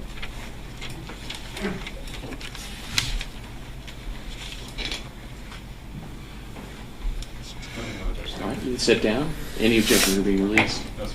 All right, you're released from your seat. You can call your next witness. The state calls Brian Gum. And while they're doing that, ladies and gentlemen of the jury, if at any time any of you decide you need to have a comfort break or anything, just let Mr. Cowdet know. He'll let me know. Okay? Go ahead. Do you want to take a break? All right, we'll take a short recess then. Send you back to the jury room. It's for about, All rise. about 10 minutes.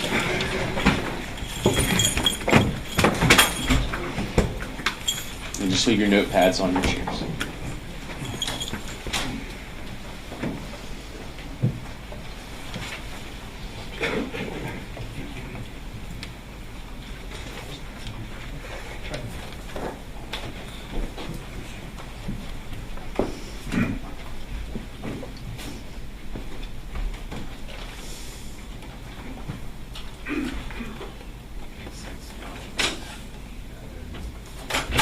let the record reflect jury's exited the courtroom.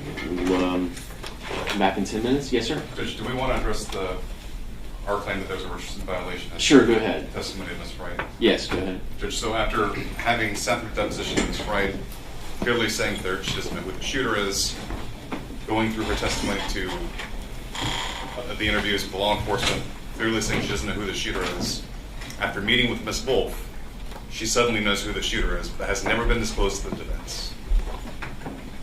Judge, that's Richardson. That's a Richardson violation.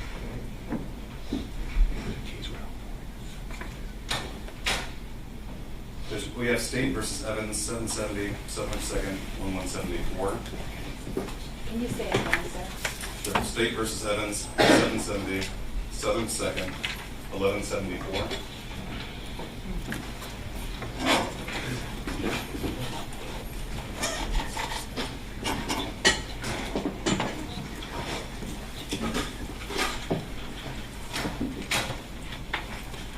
There, the witness claimed not to see anything, and there was a change in their testimony, and the court found that was a Richardson violation. So I would ask the court, at this point, there's only, we can't unring that bell. So we would be moving for a mistrial. Okay. And the grounds for the mistrial are? At this point,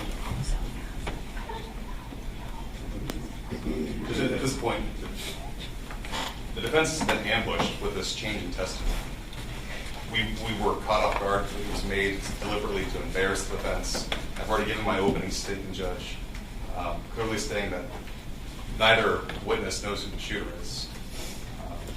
And yet Ms. Wolf was able to produce this witness at the 11th hour saying, suddenly, Thomas Stein is the shooter, or the driver was the shooter. Okay. All right. State? The state did not ask Emma Wright to identify Thomas Stein in the lease. We did not ask her to do that. We asked her to describe the driver of the car, who she said is the one who shot Kayla Rincon-Miller. That's exactly what she did. She said that in previous statements. To suggest that this is an ambush because the defense never knew that that was a possibility, it simply misstates what the evidence is in discovery. And further, Mr. Wheeler's gone to great lengths with Ms. Wright to emphasize that she's given multiple statements. She's given various accounts, and the state took that into account when asking her questions. If the court will recall during opening, I emphasized the fact that these girls were going to talk about their perceptions that night, and they were under the heat and duress of a traumatic event. This is not new information. There's not a Richardson violation, so I'd ask the court to find that this is something that's been in the defense possession that the state did not withhold. Okay, So there's let me not ask you, just to make that clear, what you just said. In her prior statements, had she ever said she did, or that the driver was the shooter in her prior statements? that the driver is the one who went to Kayla and that the driver is the one who shot. Okay, so that was disclosed in the statements. Hold on. I'm looking at the. I'll tell you when it's your turn, I promise. And I'll give you your turn. Oh, I'm sorry. No, not talking to you, I'm talking to Mr. Wheeler. I know that Mr. Wheeler was referring to Ms. Wright's deposition, and I'll look through that again as well. Well, so then the next question is, if it's not in her prior statements, but then in her discussion with you, if her testimony changes said the driver was the shooter, was that disclosed to the defense? Or did she do that when she was with you, first of all? No, it was. Okay. It was consistent with what she said in the deposition. Wait. Did she disclose to you when she talked with you that she now believed that the driver was the shooter? That the driver was the shooter? In other words, did you know that she was going to say that before she came and got on the stand? And if so, did you tell the defense that? She said she's discussed with us that there was one white person and that the white person is the one who went to Kayla Rincon. Today, That's not my question. okay, but I'm question is, did explaining she that tell that's you- what she said, and today she described the white person as being the driver. That's fine. Did she tell you, though, what she said on the stand today, that the driver was the shooter? She did not use those words to me previously. I'm just confirming with Ms. Wheeler because we've met with her together and I don't want to misspeak. That was not... I'm struggling because there's nothing inconsistent about what she said, so I'm trying to parse out... I'm not asking you to parse out anything. I'm just asking you if she told you when you met with her that now what she said on the stand, she kind of collected her thoughts and that she now remembers that the driver was the shooter. No. May I have just a moment, please?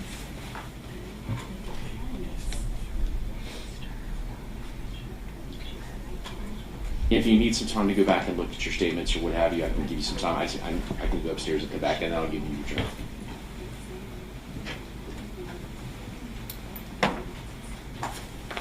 So you need a moment to look through your notes? No, what we're just discussing is trying to make sure that we understand. She didn't, excuse me, her statement was that she took time to reflect. So she even said that on the stand, Right. not before now. So I'm confirming that that wasn't something that she directly said to us. It wasn't something, no, the answer is no. Okay. What she You said said on the directly. stand. No, she didn't say that to us. What she Okay. said on the stand today about, I had the time to reflect and I know now. I believe those, I'm trying to think. So is that also the first time you've heard that? Yes. Okay. I mean, our theory of, yes. Okay. All right. Judge, I'm sorry, but I think the state is trying to dance around the subject of what they were told by this witness and when they learned that she was going to say that Thomas Stein or the driver was the shooter. She never said Thomas Stein was the shooter. Right, she said the driver was the shooter. Okay. So And you're saying that's not contained in any of the prior statements? never. Has never said that. And in fact, like I cross-drawn, she is with 100% certainty she doesn't know who the shooter is. Okay. I don't know Let me how go- that's consistent with what she's testified. I'm gonna go upstairs. I'm gonna give you all some time to look at your notes Thank and you. statements, and I'll come back down and we'll continue this. All rise.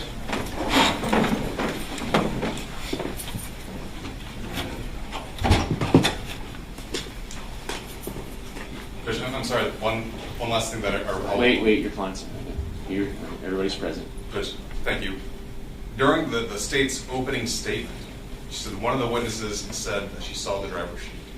I believe that's what was said. Okay, let me go upstairs. Y'all can- You should take a 10-minute break.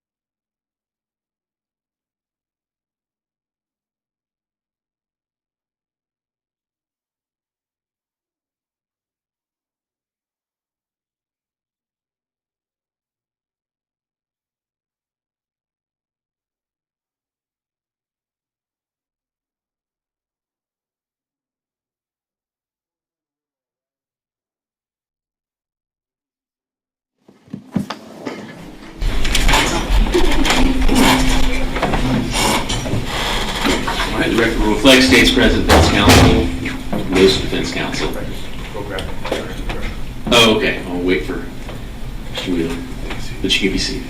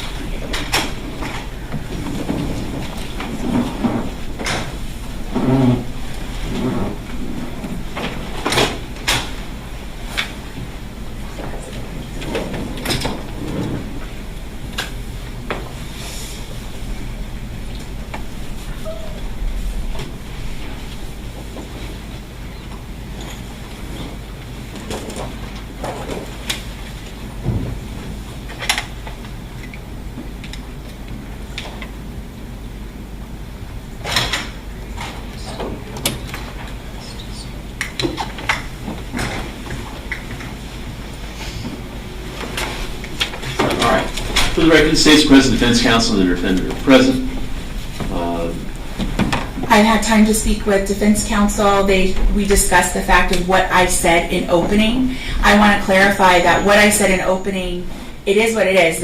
I said that you'll hear the perceptions of the girls, including Emma Wright and Luann DeJay, about who the driver was and who the other parties were, and that there were multiple people. I also indicated that they would say that the driver went to Kayla and that the driver is the one who shot Kayla. I said that in opening. I believe that my intention was to construe that they're giving you their perceptions and that the person that was the driver that went to her is the one who shot her. I don't want to speak for them, but their belief is that I spoke with Emma Wright at some point beforehand where she said that to me, and she affirmatively did not say that to me.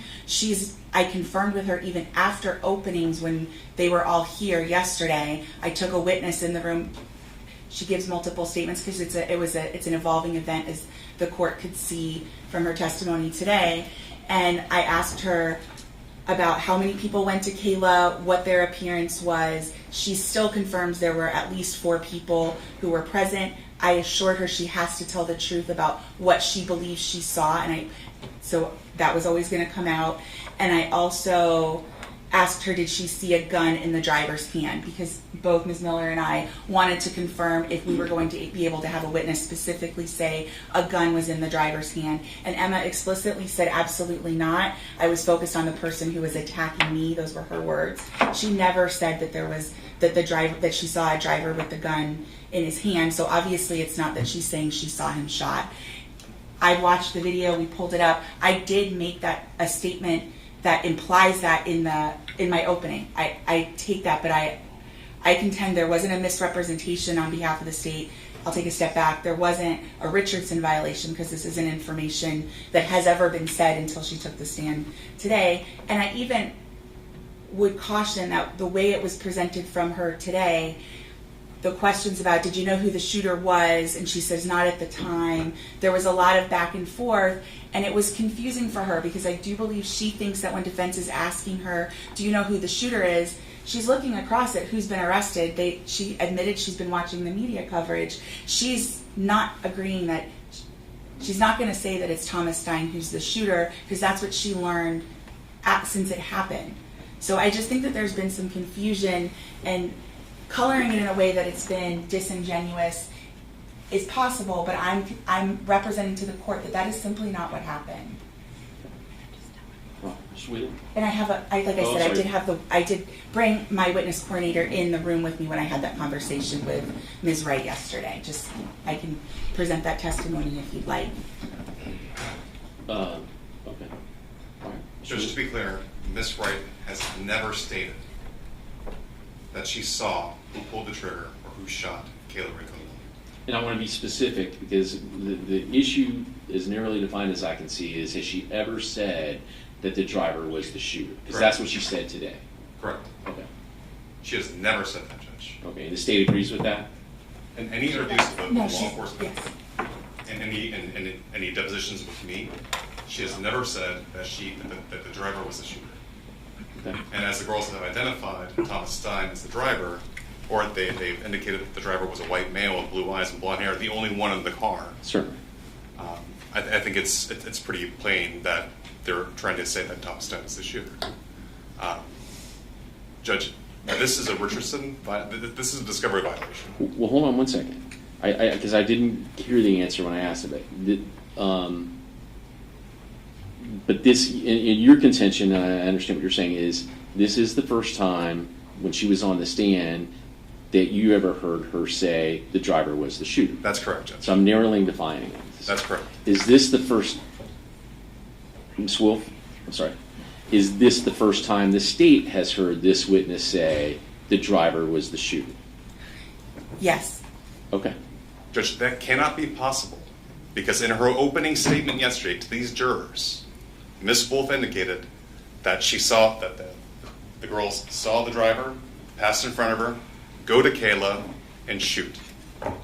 Okay.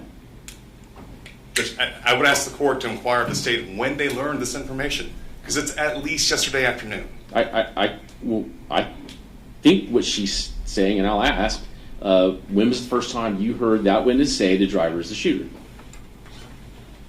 What she said on the stand today is the first time that I've heard that. But our notes don't represent that she actually said the driver is the shooter.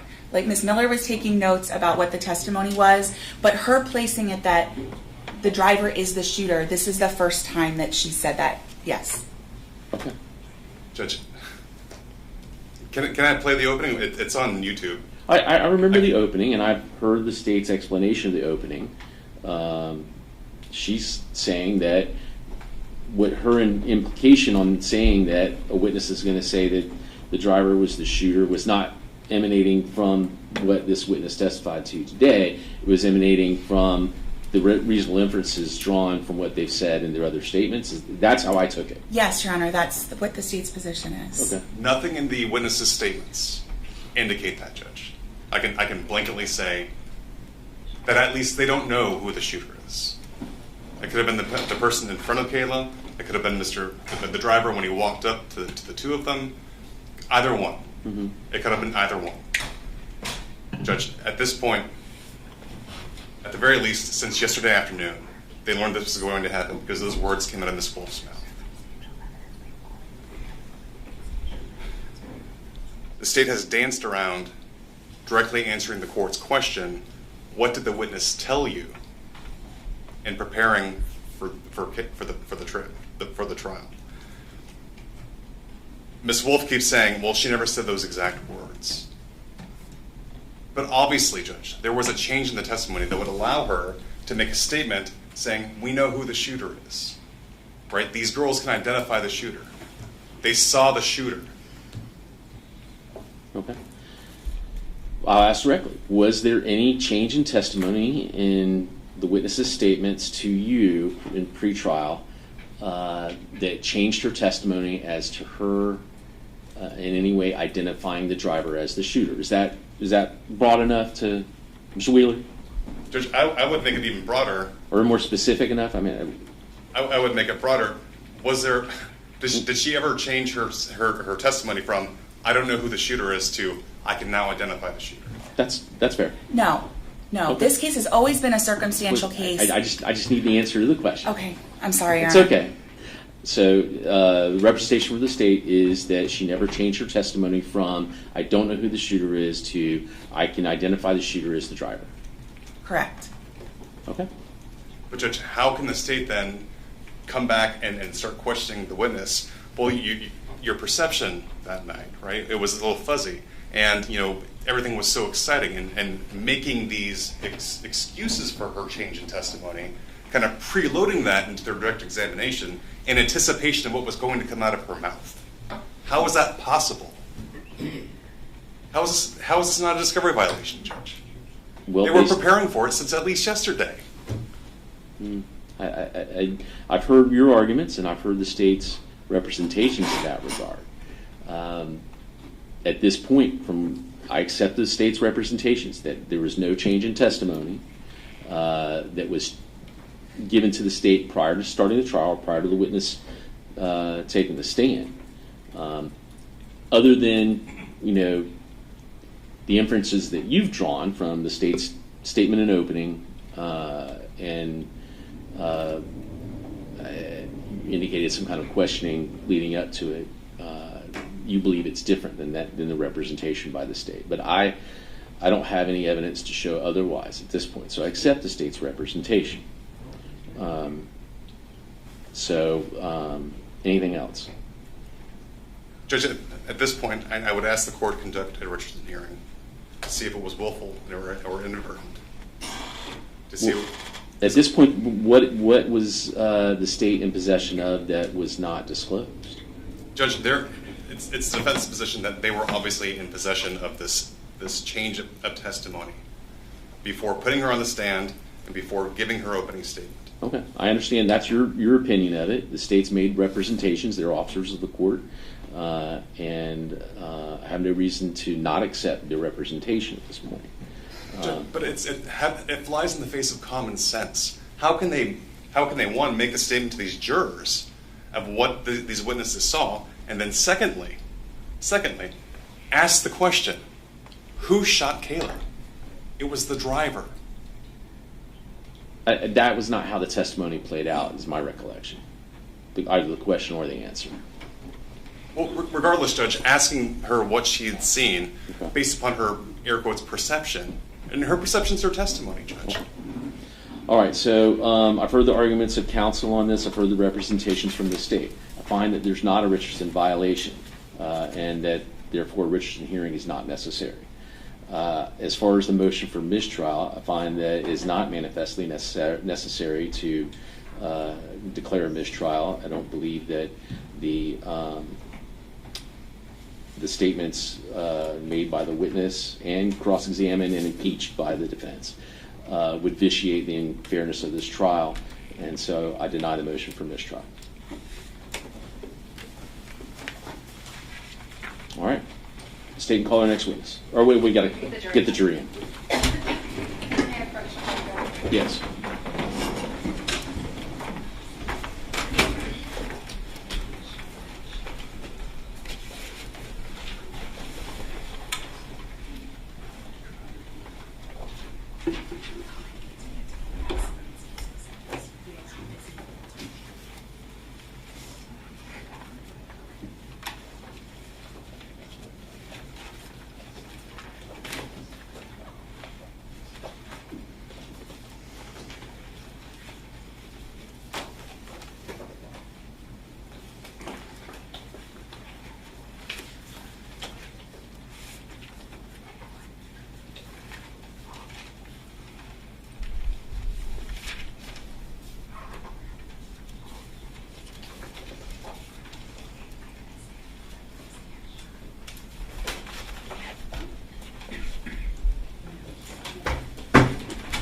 Yours entering. Okay.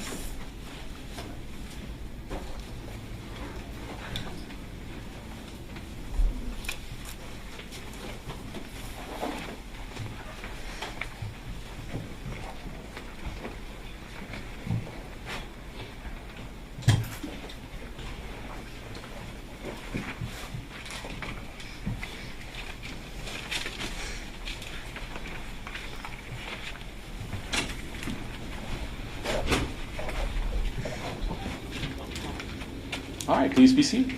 And we all stand for you also. Whenever you get to your seats, you can sit down. Okay? Okay. You are sure. No, well, now you're sure, okay? Yeah, you all are who we're standing for, okay? All right, state and call the next witness. The state calls Brian Gum.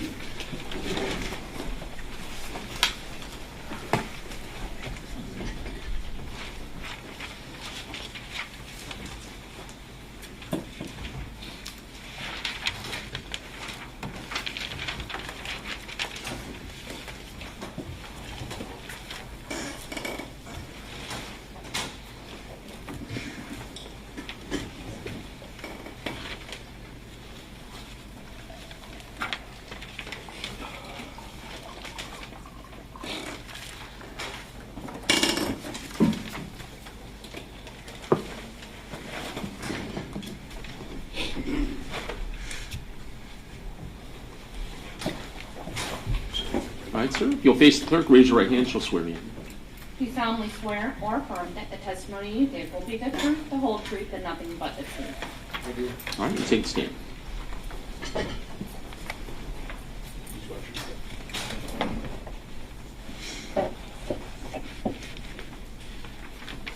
testify? You may. Good morning. Good morning. Please introduce yourself to the jurors. Hi, I'm Brian Gum. I'm a sergeant with the Cape Coral Police Department. How long have you been a sergeant with Cape Coral? I've been a sergeant now coming up on 4 years. And how long have you been employed by Cape Coral? In August, it will be 20 years for me. What type of training and experience do you have? I have basically most of the standard curriculum for the law enforcement. Most of my career has been on road patrol. Did a stint on the Marine unit. Currently with the Community Resources Bureau, which is for the SROs. And what are SROs? Student Resource Officers. Okay. Did you work anywhere prior to working for Cape Coral Police Department? No, I did not. Not in law enforcement. All right. What did you do prior to law enforcement? I was a mechanic. Were you working back on March 17th of 2024? I was. What capacity? I was a supervisor for road patrol on the night shift. And did you get assigned to a call at some point? Yes, I did. And what was the nature of the call you were assigned? I got assigned to a call that was a shooting. And how did you become involved with that call? I was a South supervisor, and this happened in the Central District. So the Central District supervisor requested some assistance, so I came up there to assist her. Where did you go? I went initially to the scene and spoke with that supervisor. Okay. And did you stay on the scene? Very briefly. Where did you go from there? I went to Gulf Coast Hospital. When you got to that scene, if you can just describe to the jurors kind of what was going on at a scene at that time? When I got to the scene, the ambulance was just pulling away. We were trying to set up the perimeter around the scene, get everything down. We're just moving some pieces around, but it was still pretty raw. Okay. Were there a lot of people milling about? I don't recall the exact. I mean, I noticed some of our guys walking around, but as far as civilians and stuff, I don't think I remember too many other people there. Okay. And had it been crime scene tape been put up at that point when you were there? I did see some crime scene tape, yes. And why did you go to Gulf Coast Hospital? Because that's where the victim went, and we need to keep someone with the victim. Did you know the extent of her injury when you went to the hospital? No, I did not know the extent of her injury when I got there. Did you know that did you have any idea that it was a life-threatening injury? Well, I knew it was of serious nature because Gulf Coast Hospital is the trauma hospital, so that's where all the trauma alerts go to Gulf Coast. So obviously it's a shooting and they're going to Gulf Coast, so I knew it was a very serious nature. What happened when you arrived to Gulf Coast Hospital? When I got there, I went into the trauma bay, and I kind of got there just after the ambulance had got there. So when I arrived in the trauma bay, they were just pushing Kayla into the trauma ward. About how many employees of the hospital were there in the trauma bay? There was a lot. I mean, there was 2 surgeons I saw. There was a lady with a cart, I assume was an anesthesiologist. There was a number of nurses and other staff. A number guessing would be 20 to 30. And were they all there to attend to Kayla? Yes, she was the only one in the trauma bay. What did you do when you saw all these people surrounding Kayla? At that point, I'm just keeping eyes on her and just trying to keep my detectives updated at the scene. So I kind of just stood back and just stood there and let them work. At some point, did they move Kayla out of the trauma bay? Yeah, at some point, and my best guess time frame would be 15 minutes or so. They did move her into the surgery room, which is double doors. Obviously, it's a sterile environment, so I can't go in there. So at that point, I had lost contact with Kayla as she went back into surgery. And so prior to her going into surgery, were there multiple people around her, touching her, attending to her, trying to help save her life? Yeah, I mean, liken it to like a mob scene around her. It was a lot of things going on. Where did you go once Kayla was wheeled back into the operating room? I met my victim's advocate from the police department, Brandy, and we went into a private room. And then the family, Kayla's mom, dad, and her sister joined us in that room. Okay. And what happened when you met with them? Initially, they came in. To be honest, I don't think they understood the gravity of the situation based on the conversations and their demeanor. So I kind of just sat there quietly, let the victim's advocate speak to them. I was just trying to feel out where we were going to go with this. So was it your understanding that they really had no information about what had happened to Kayla, as far as how serious it was? Based on what I saw in the trauma bay and what was happening, and then their reaction when they came in the room, yeah, I don't think they understood the gravity of the situation. Okay. And you said that you met also with the victim advocate who was there with the family. Correct. Is that a standard protocol that Cape Coral Police Department follows? Yeah, we always get, if you have family members, they're trained, they have training that I don't have, so they come and they help deal with the family and get them through these kinds of processes. Okay. And did anybody end up coming into the room as you were waiting with the family? Not into the private room. I think someone from the hospital came in at some point and then directed us to a larger waiting area. Do you know approximately how long you waited in that private room before you were taken to this larger area? It would be a guess, but I would probably say in the area of 20 to 25 minutes. And what happened as you were sitting out in that larger waiting area? So we were moved, so someone from the hospital came in and said, hey, we will move you over to a different area. So at Gulf Coast Hospital, there's a big waiting room. It's like an atrium. And so we all went into the atrium. We were the only ones in the atrium. And we sat there for another, I mean, it felt like it was, to me, that felt at that point like 30 to 45 minutes. We were kind of sitting there waiting. I know they had a couple of their friends join them. And then at some point, then the surgeons came out and talked to us. Okay, and what did you learn from the surgeons? That Kayla had passed. And what was the family's reaction when they learned that? Very explosive. And what did you do upon learning this information? Just try to do what I could do to be there for them. Okay. Did you go anywhere with the family? Yep. After we kind of got through that process, one of the nurses there, she's a nurse or the victims, someone who worked for the hospital in their victims advocate type capacity. She showed us down a hallway, said Kayla's down in the room down there. On the right, it was totally dark. There was numerous rooms as you walk down, but they were all empty. And so I took the family down with me and let them view her in the room. Okay. And was she in the room alone at that point? Yes. Okay. And did you allow her family to touch her? I did let her mom hold her hand, yep. And you mentioned it was just you. At some point, were you given any items of evidence or items from Kayla?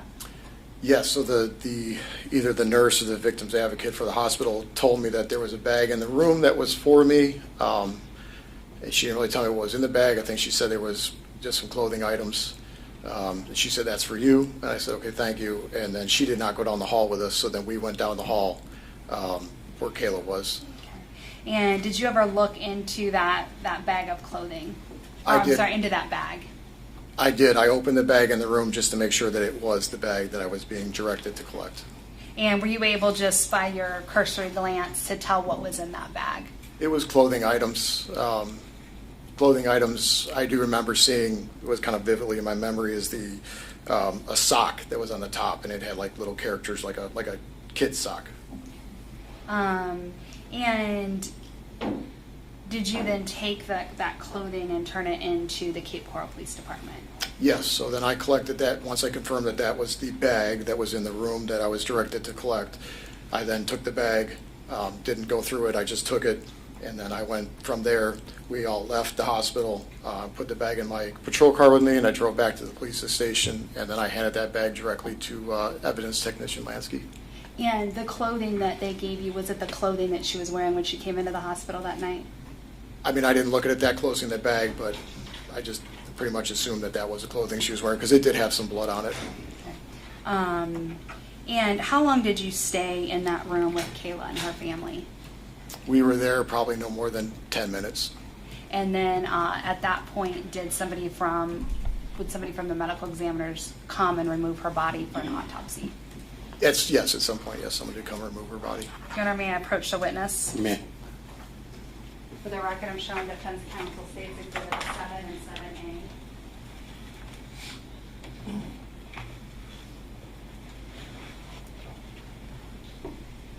Sorry to show you these, but I just need to have you identify 7 and 7A. Tell me if you recognize those photos.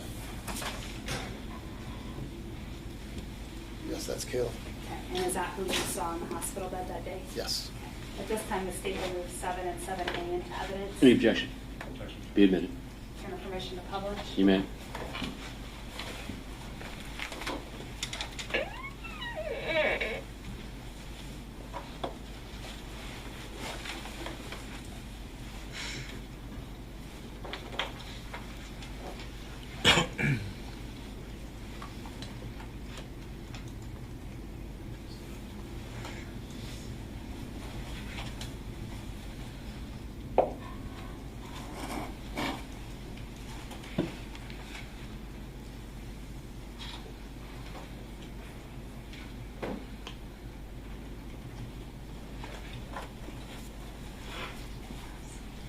Nothing further. The state tenders a witness. All right.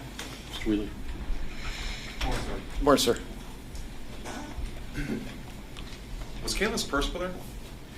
I do not know the answer to that question. So if it wasn't in the bag, you can imagine it was probably left at the scene. I would guess, yeah. There was a pile of clothing, and I didn't go through it, so I couldn't tell you if it was under the pile of clothing or if it was left at the scene.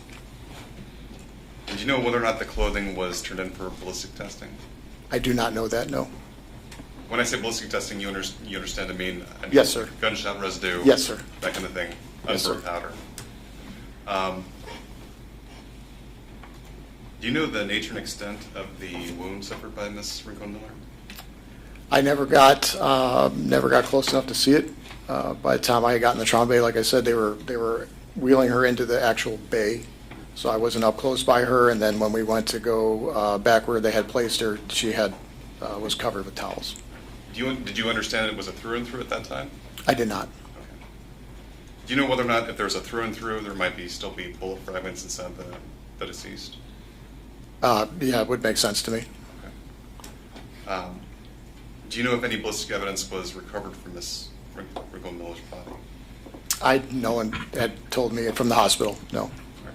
Do you typically get that from medical staff if a fragment or a projectile is removed from someone's remains? Yeah, typically if you go to the hospital and there is some sort of bullet fragment or a separate piece of evidence, it's usually placed in a small container. Sure. And in order to find that, don't they typically X-ray the remains? I don't know the procedure on how that's done. Okay. You were the only law enforcement there in the building? I was the only Cape Coral police officer in the building. And it was it's Cape Coral's case, right? Correct.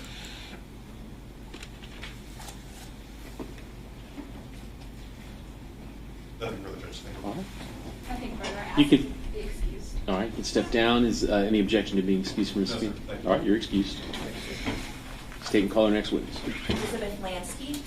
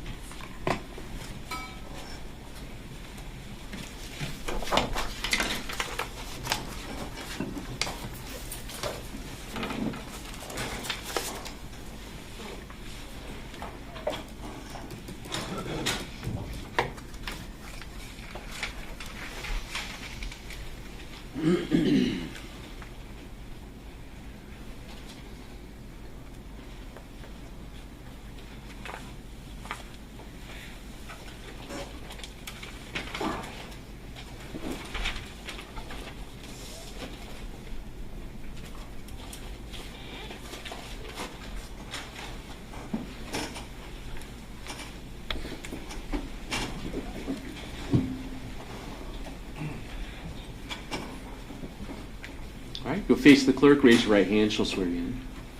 Do solemnly swear or affirm that the testimony you give will be the truth, the whole truth, and nothing but the truth? I do. You can take the stand.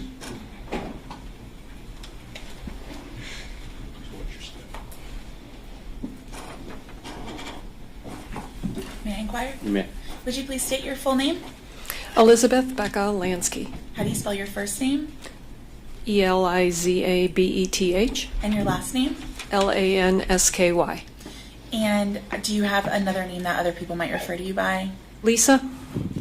And what do you do for a living? Well, I'm now retired, but I was a forensic specialist for the Cape Coral Police Department, a civilian employee. And you're retired. When did you retire? October 1st. Of 2025? 25, yes. Congratulations. Thank you. And in order to be a forensic specialist, what kind of educational background did you have to achieve?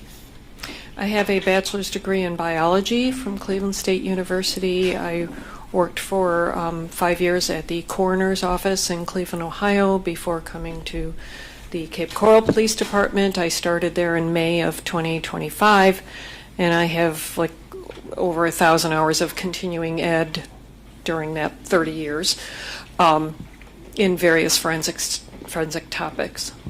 And what type of, or if any, topic did you specialize in when you were working at the Cape Coral Police Department? I'm a certified latent print examiner and a certified crime scene analyst. Okay. And in order to become a crime scene analyst that's certified, what do you have to do? Take a test. And how long did you work for the Cape Coral Police Department in that role? 25 years plus a few months. And as a crime scene analyst, what kind of duties do you have when you are working at a crime scene? What is it that you're actually doing? Well, usually first I photograph the entire area. Sometimes I will sketch, measure where items of evidence are, collect those items, and process them either at the scene or back at the station. When you're working in your role as a crime scene analyst, are you trying to prove or disprove something, or are you trying to document? What is the purpose of what your role is? Documenting and collecting any items that may be of significance. And when you go out to a crime scene, what information do you have that helps you to determine whether something is relevant? Well, we don't always know what's relevant, but we try to do the best we can. When I arrive at a scene, I'll get the information that's known so far from the officers at the scene. And then based on that, you document and collect whatever might be pertinent. Correct. Even some things that maybe end up not being pertinent. Is that fair? Yes. And you said you take photographs? Yes. And do you also do crime scene work, but back at the laboratory? Is there some connection between what you do at the laboratory and what you do out in the scene? Yes. And what is that? Well, at the laboratory, I will collect like swabs for DNA, or swabs of apparent blood, or swabs of whatever is relevant. I will photograph again and describe the items that have been collected or turned in. I can process items for evidence, for fingerprints, etc. And then you package and store them, is that right? Or submit them to the evidence department? Yes. Were you called regarding a crime scene located in the area of 1938 Southeast 16th Place on March 17th of 2024? Yes. Was that a situation where you were on duty, or was there something else going on? I was on call. Okay, and what does that mean? That means when I'm not actually at the station, dispatch will call at home and I will respond to crime scenes. We'd have a schedule for usually one person is on call. And do you recall what time of day or what time of the night that you got a call to go to that scene? I believe it was about 10:30 at night. And in order to get there, do you have to go first by the station, or do you go directly to the scene? No, I can go directly to the scene. And do you remember the nature of the call? That there was a shooting. And on arrival, can you describe for the jury generally what was happening at the scene when you got there? Well, Detective Scarlato was there, other police officers were there. As I recall, there were a number of people there. I didn't know who they all were or why they were there. And would you say it was a pretty large number of people? Yes. And is that area well lit, dark, or something else? No, it's pretty dark. Was it lit up based on the number of people that were there, presuming that there's some vehicles on scene? Yes, as I could be wrong, but I think the fire department showed up because they have these large overhead lights, or maybe those were ours. I don't remember, but there were some lights brought in to help illuminate the scene. And you spoke with the Detective Scarlato, got an idea of what was going on, and then went about your work as the crime scene specialist. Is that right? Okay. So first thing first, what did you do? Photograph. All right. Did you do that to document what was there and what you saw? Yes. All right. Your Honor, I'm approaching the defense, what's been marked as State's Exhibit 8, and then 8A through 8F.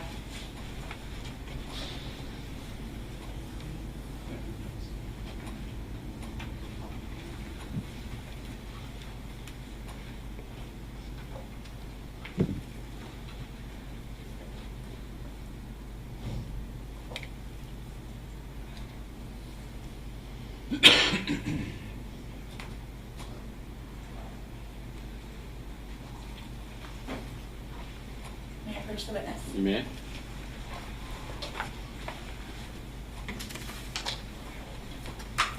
I'm placing in front of you what's been marked for identification as State's Exhibit 8 and then 8A through 8F. Can you take a look at those and tell me whether you recognize them?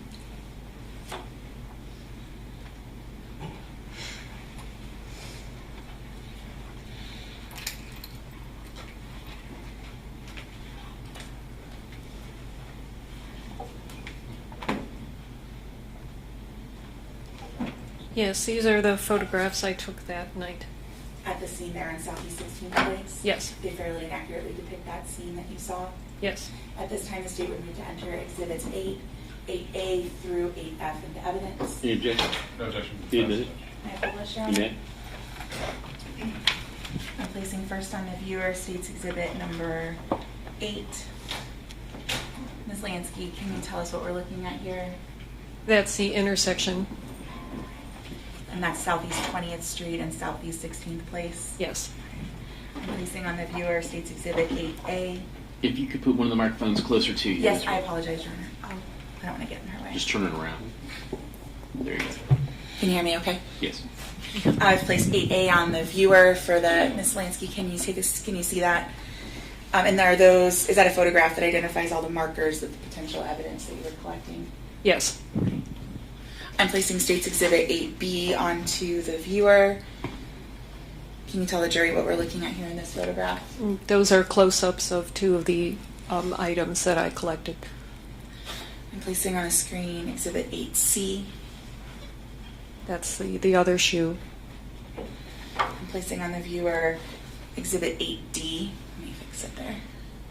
Yes, and that's the victim's purse that we found on the grass. I'm placing on the viewer State's Exhibit 8E.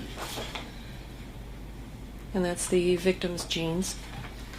And I'm placing the photo that is 8F onto the viewer. And that's, I believe, medical items left by EMS. And did you collect these items? Did you collect these items that you photographed and took close-ups of? Yes. All right. And once you collect those items, do you then return to the laboratory? When I was completed at the scene, yes, Okay. I went back to the station. Okay. And then once you arrived back at the station, was that at the point where you're going to package up the items that were collected? Well, I hung the clothing in our drying hood, because it had blood on it, and it's necessary to dry that thoroughly before you try and package it. And the other items I locked in my secure cubby. We all had our individual cubbies that locked, that we had a key to, and I put the items in there until I would examine them at a later date. And while you were at the laboratory, did you come into contact with Sergeant Gum from the Cape Coral Police Department? Yes. Did he provide any items to you? Yes, he brought me the victim's clothing from the emergency room. And how was that provided to you? Was it separate items or something else? No, I believe he just brought them in a hospital bag, which is usually what the ER does. And did you later, once you took the items out and the items had been through the dryer, did you then take individual photographs of the items back at the laboratory? Yes. Showing defense counsel what's been marked as State's Exhibits 9 and 9A through 9K. And I don't think I was on the microphone. That's 9 and then 9A through 9K. Yep.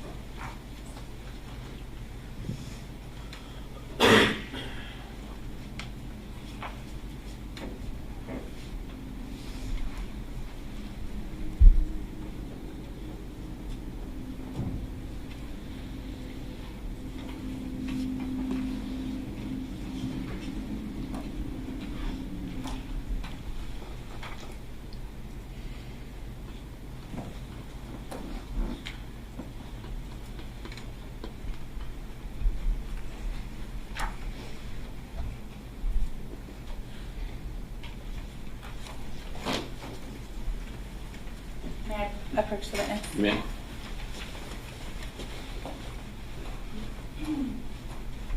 Yeah, let's take, you can take a look at the exhibits I placed in front of you. It's marked as States 9 and then 9A through 9K.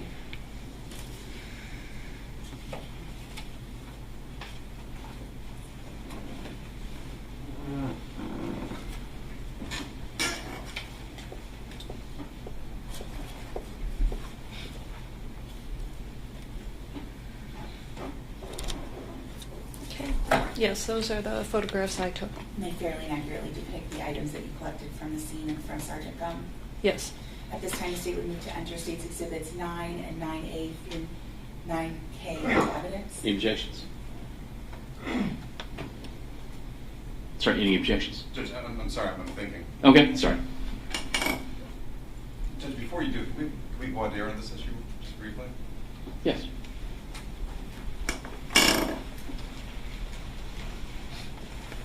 States Exhibit 9 it's photographs of clothing items, socks, cards, things like that. Is that correct? Yes. Not of clothing. Well, socks and shoes. But, and a blanket. But yes, you're right, not the pants or the shirt. Didn't we see in the last exhibit shoes? Shoes, yes. Right, so those came So from the these- scene, not yes. the hospital. Correct. For that reason, Judge, Sorry. I would object. I'm sorry. They're coming from the scene, not from the hospital, Judge. Okay, and so you object or not? I do object. So the state will have to rephrase their question for the foundation.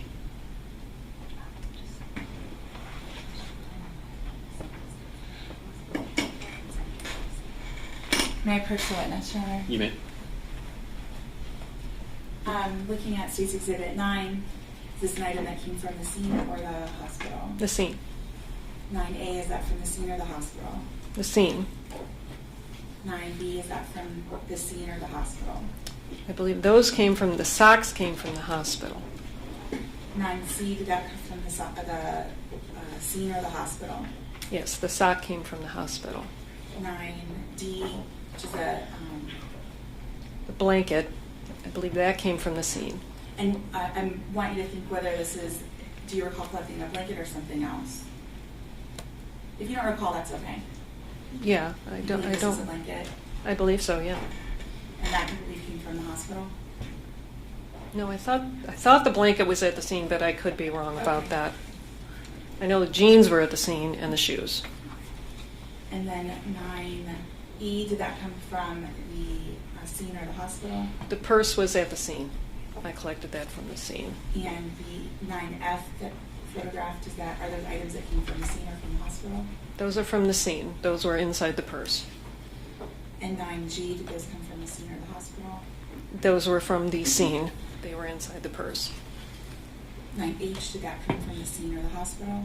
That's the wallet that was at the scene.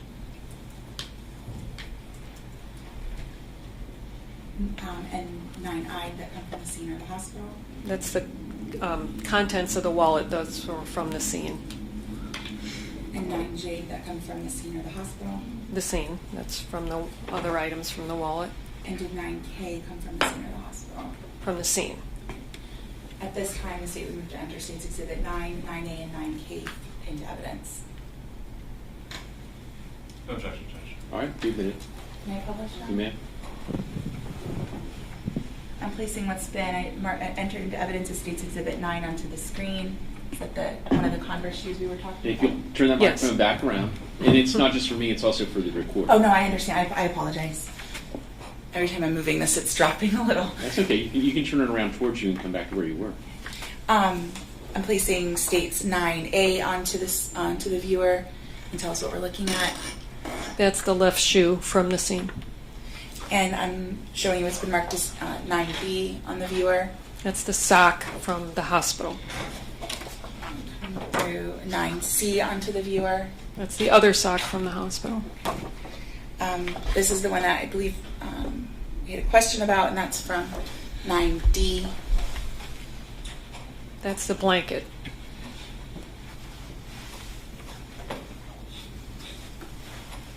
I'm showing you what's been marked as 9E.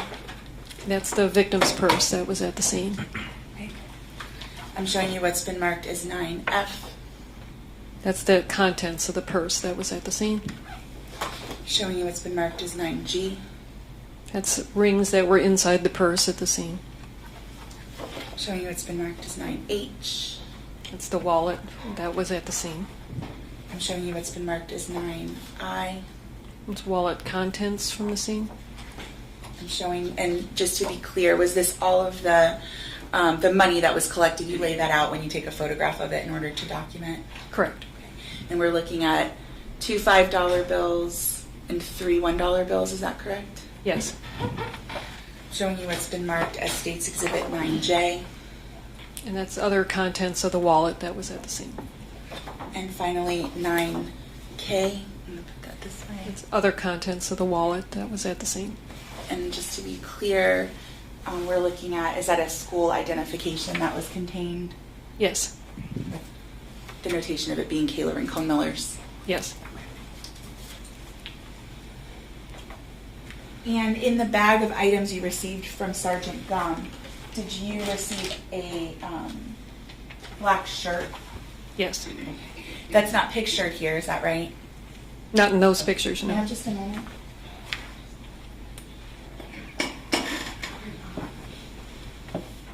I'm going to start with that one. Do you have All right. I'm going to show defense counsel what's been marked as State's Exhibit number 10.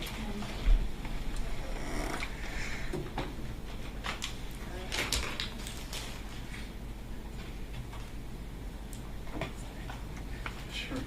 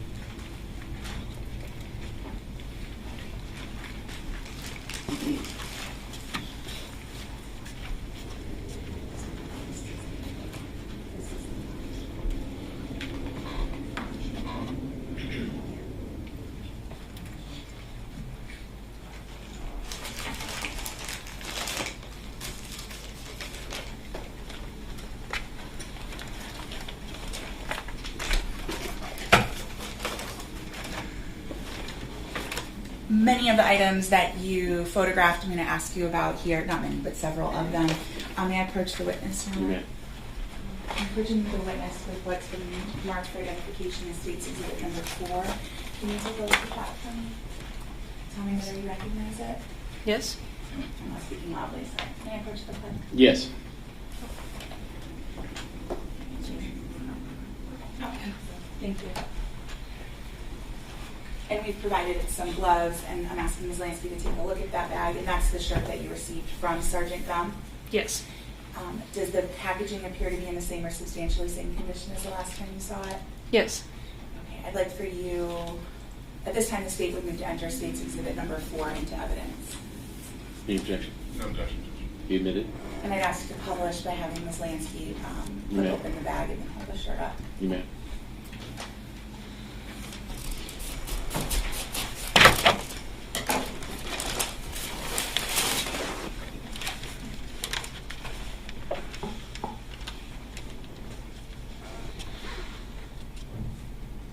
And for the record, the witness is displaying the shirt for the jurors.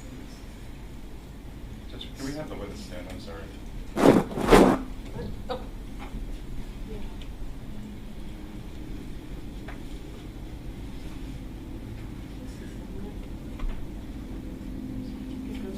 And is it fair to say that the shirt has been cut? Yes.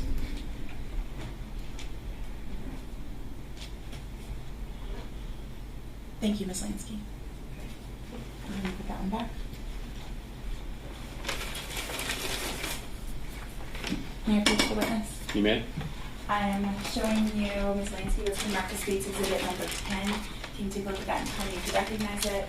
Yes. How do you recognize it? It's the victim's purse? And is that the item you collected and cataloged back at the Cape Coral Police Department? Yes. Does the packaging appear to be in the same or substantially same condition as the last time you saw it? Well, it's been opened. Other than those DNA lab markings, does it appear to be in the same or substantially same condition? Yes. At this time, the state would move to enter State's Exhibit number 10 into evidence. Any objection? No objection. You admit it?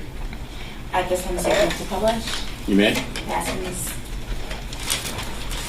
May I approach the clerk?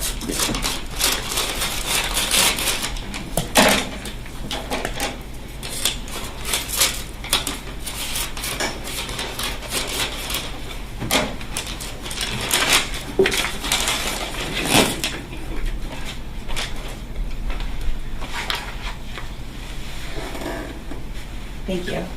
And for the record, the witness is displaying what's contained, which is a white purse, to the jury.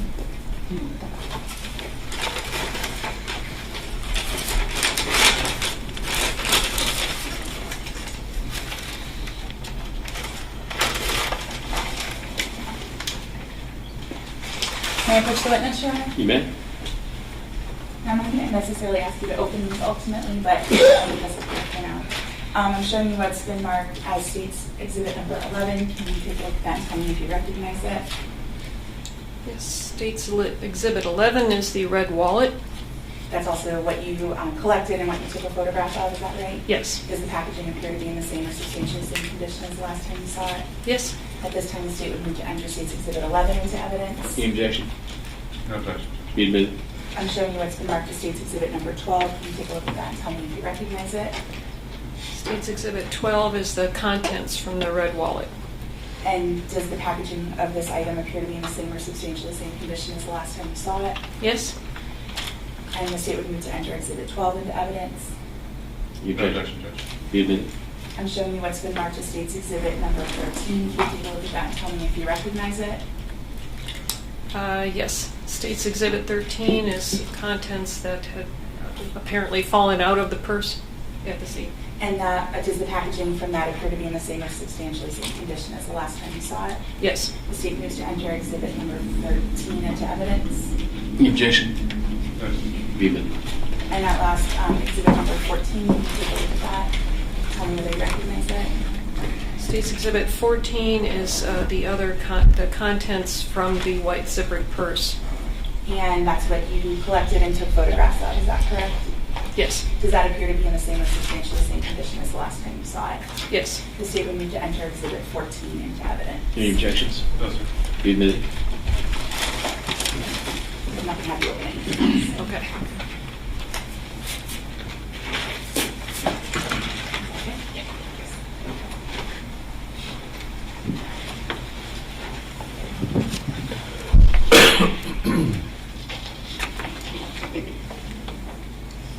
I have no further questions for Ms. Lansky. All right.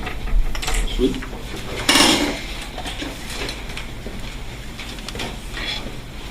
Morning, Sons. Mike? say you're a certified crime scene analyst? Yes. Do you have to keep up to date with courses and refreshment when you were working? Did you have to take like refreshment courses? Yes, every 5 years you have to recertify, and you have to have a certain amount of continuing ed or other items that you can use for points for recertification, but it's mostly continuing ed and daily work. Okay.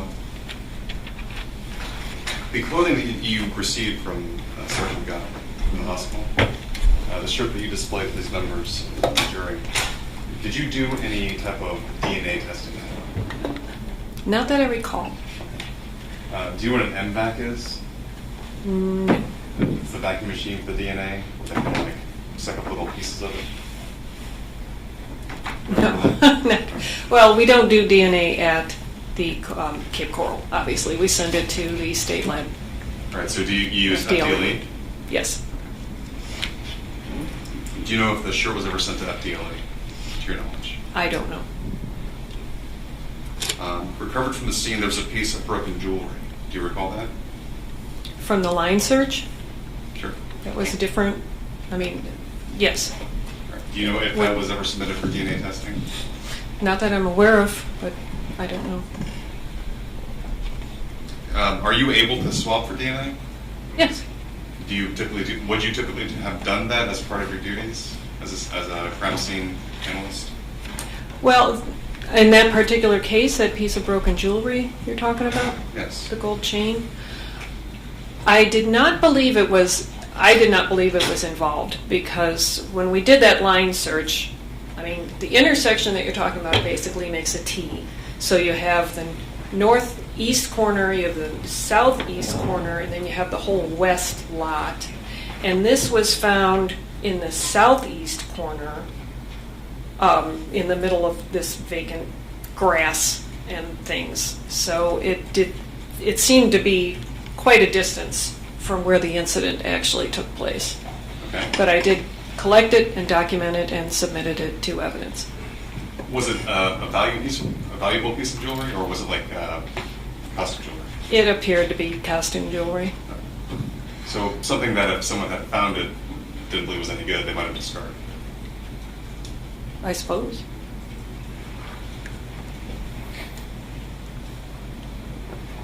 Were you ever asked to perform a swab for DNA from any of the victims in this case? Victims, the human being, no. You seem surprised when I said victims. There's a deceased, and then there's two victims of attempted armed robbery. Are you aware of Right. that? Yes. Okay. But you mean like buccal swabs or like swabs for DNA? Swabs of where they might have been touched by their assailants when there was a struggle. No. I never saw the victims, any of all three of them. I did not see them. Do you know if any of their belongings were swabbed for DNA? I don't know. We saw the seal on that white purse, and you said that there was a DNA, I guess, lab piece of tape on it. Do you recall that? I believe I swabbed the purse for DNA. So you swabbed the purse for DNA. Yes. Do you perform that analysis yourself, or do you send that to FDLE? No, that's all sent out to other labs. When FDLE sends its results back, do they come to you, or do they come to the detective on the case? Usually both. We'll get a copy. Okay. Do you know if you ever received any results from the DNA swab to be sent off to FDLE on this case? I don't recall. Okay. Was that after you retired? No, this occurred in March of 2024, and I retired in October of 2025. So it depends on whenever any such results would have come back. But Okay. Even in your retired status, do you get notification at all? no.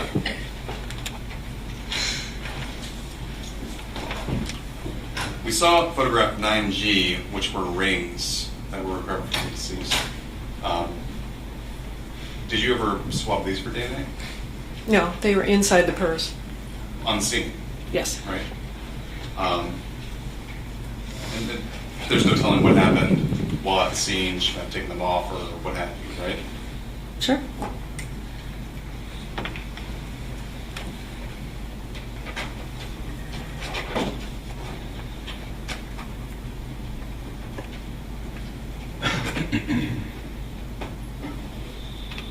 don't know if I asked you this, and you could stop me if I did. I asked you about the DNA testing on the shirt, right? Yes. Right. Did you do any ballistics testing on the shirt? We don't do ballistics testing. Who does ballistics testing? The FDLE. Right. And what does that? Do you know what that testing would encompass?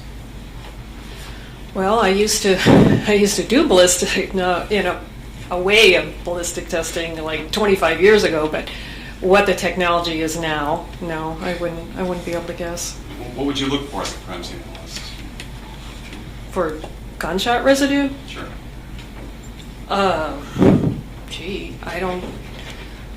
When I was at the coroner's office, we did a Grice test, which might give you an indication of muzzle to target distance.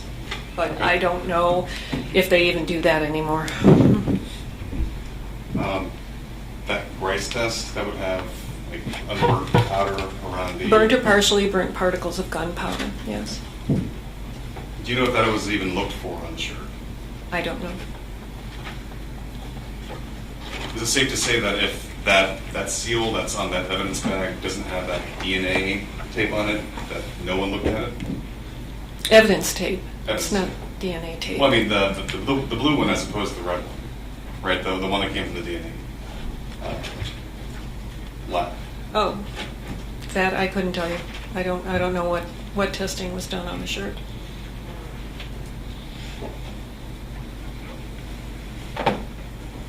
Nothing further, Judge. Just briefly, Ms. Lansky, Mr. Wheeler asked you about a line search, and I didn't ask you about that on direct. So can you describe for the jurors what a line search is? A line search is when you get enough people and you basically go fingertip to fingertip and walk in a straight line across an area. So it's a way of doing a search as thoroughly as possible, especially on an outdoor location. And if we all have little flags, and if someone sees something, then they can mark it with a flag, and then you can move on, and then we can go back later and, when we're done, and look at all the flags and pick up any things that seem to be possibly significant.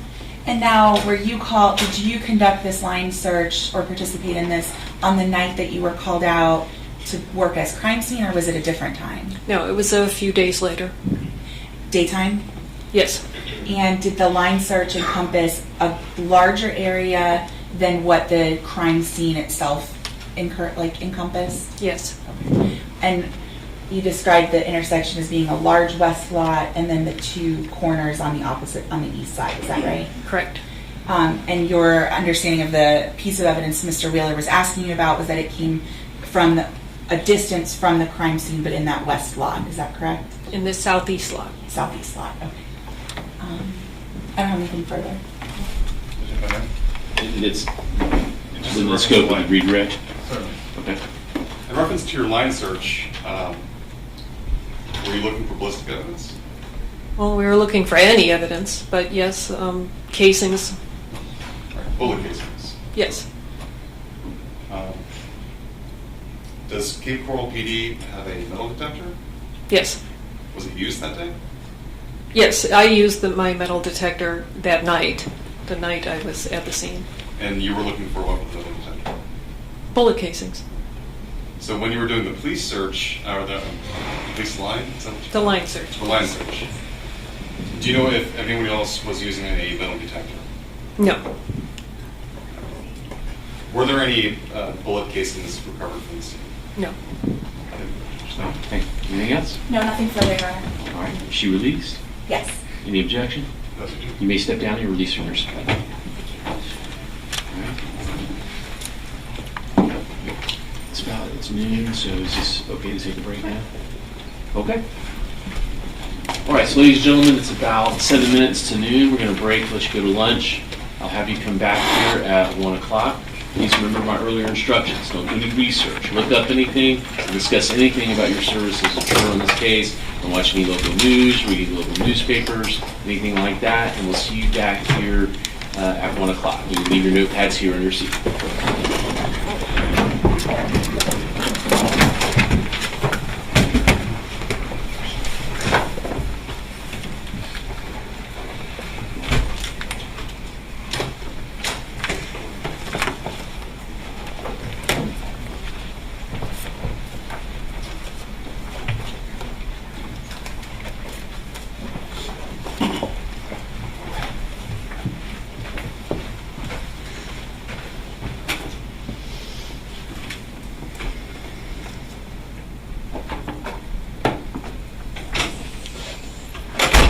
the record reflect the jury's exited the courtroom. Anything I need to address prior to letting everybody go to lunch? All right, we'll see you back here at 1 o'clock.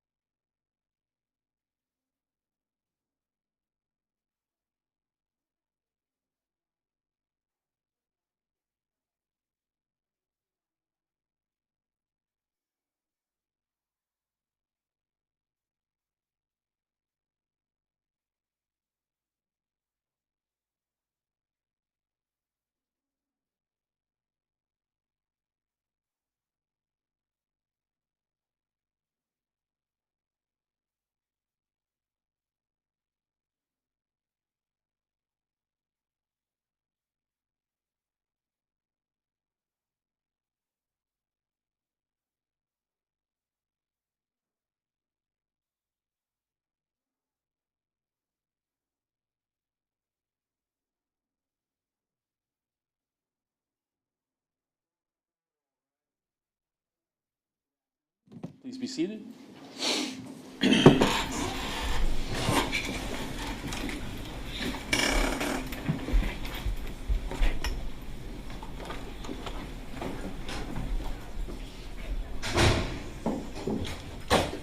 Let the record reflect state's present, defense counsel, and the defendant are present. And do we have the jury back? He's on the way up right now. No problem. I think we're also waiting on Miss Wolf too.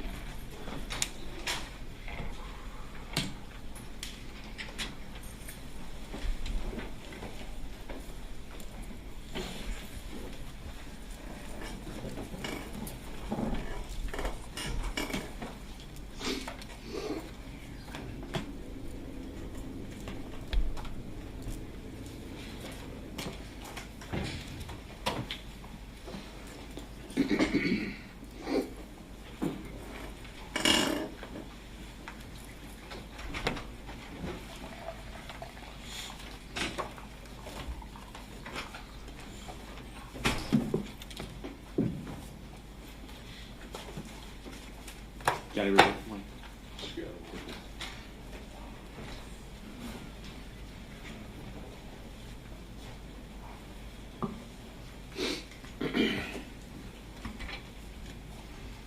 All right. And is Miss Wolf coming? Is she? She does this in the witness. Yes. Thank you.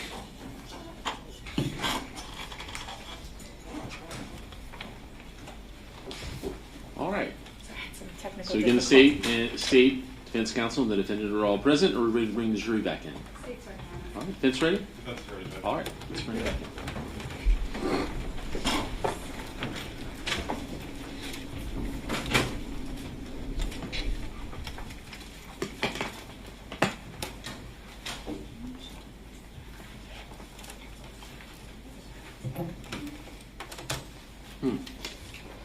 While they're coming back in, I did print these out for both sides. This is just the general guidelines on impeachment if you guys want those. Ooh, let me see, actually, that's a little bit different. Sorry about that. Here. Okay. And two for the state, two for the defense.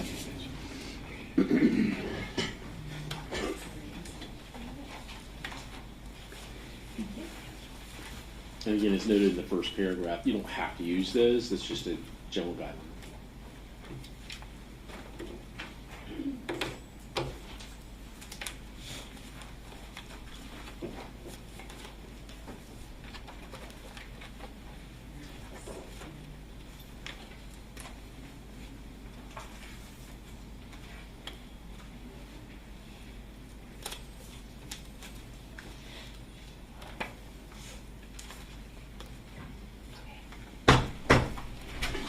Yours entry.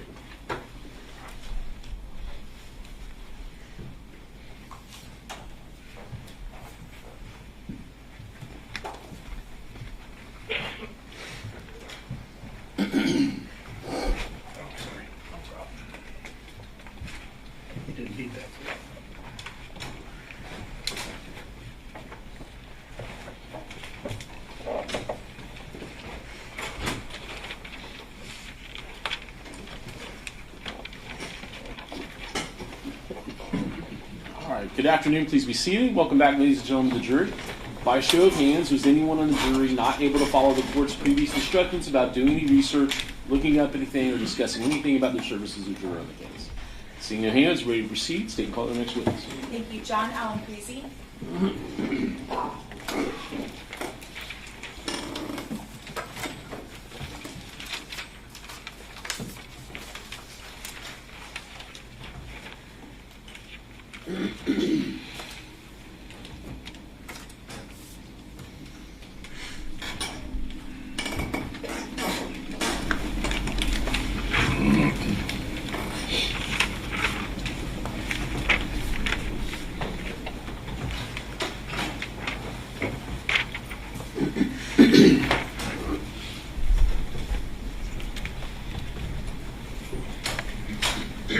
All right, sir, if you'll face the clerk, raise your right hand, she'll swear you.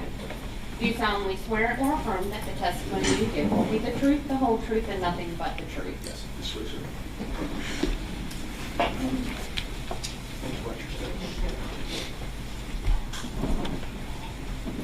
You can proceed when you're ready. Thank you. Good afternoon. Good afternoon. Would you please state your full name? Sure. My name is John Allen Prezi, How do you spell your first name? John. And how do you spell your last It name? is ALAMPRESE.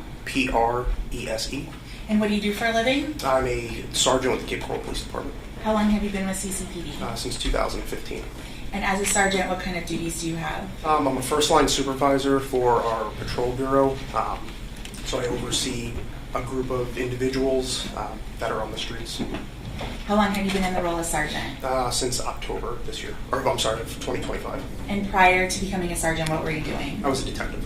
And in what division? I was a detective in the property crimes unit and in the violent crimes unit. And do you work a particular shift when you're in those units? In the detective role, I worked a Monday through Thursday, 8 p.m. to 4 p.m. And how long were you a detective? 4 years. Okay, before coming to become a sergeant. 4 years. And back in March of 2024, what of those roles were you serving for Cape Coral Police Department? I was in the property crimes unit. All right. And did you become involved in an investigation of a shooting that took place in the area of Southeast 16th Place near Coralwood Mall around March 17th of 2024? I did. Okay, how did you become involved in that investigation? I was asked to help assist with a homicide investigation by canvassing the area of Southeast 16th Place where the crime had taken place. And now, were you called in when it occurred or at some point after? First thing Monday morning, so the day following. So you came on shift for your Monday to Thursday detective job and they called you in? That's correct. Okay. Were you the only detective from your unit to be called out to assist? No, there was other detectives. And what were you doing when you were canvassing? What were you looking for? We had a description of a possible vehicle that we were looking for, so we basically were checking businesses nearby to see if we could capture any video of the event that took place that night. Did you have any other information about, such as when the crime took place or a particular area or route that the vehicle may have taken? At that time, all we had was a time frame of when it happened and that the vehicle had traveled on Southeast 16th Place, either northbound or southbound, so that's kind of what we were looking for. And in doing that canvas, were you successful in locating anything that you thought might be pertinent? Yes, I located video. And where did you locate video? St. Vincent's Thrift Store at 2023 Del Prado Boulevard South. Now that's a Del Prado address, but we're talking about Southeast 16th Yes. Place. Can you tell the jurors how those two things were So balanced? Southeast 16th Place runs parallel to Del Prado Boulevard South. So the actual address of the store itself, or the thrift store, is a Del Prado address, but the street running parallel right behind the business, that's where the crime had taken place. And so you went to that business and were able to view their surveillance cameras? Yes. And they had a camera that faced Southeast 16th Place? They did. Okay. Were you able to view it that day? Yes. And did you take a copy of that video? I did. All right. I am showing defense counsel what's been marked as Exhibit 15.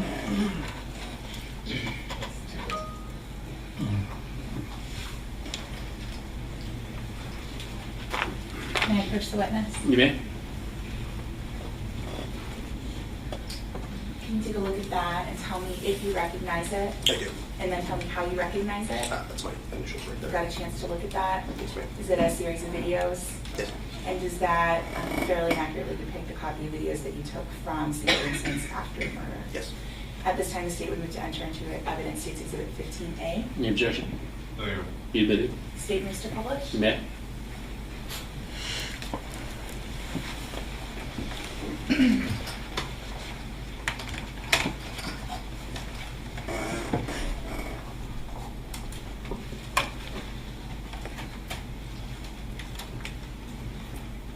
Permission to reposition. You may.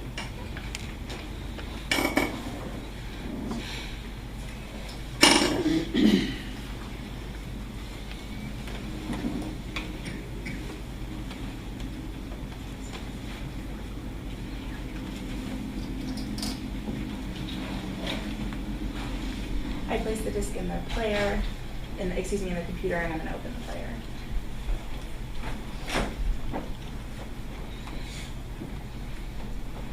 playing the first clip titled St. Vincent. Victims walking, suspect vehicle U-turn. Excuse me, suspect vehicle past one.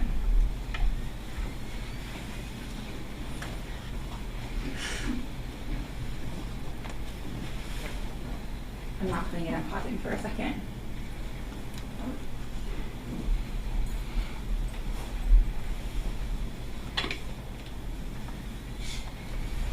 And I've now hit play.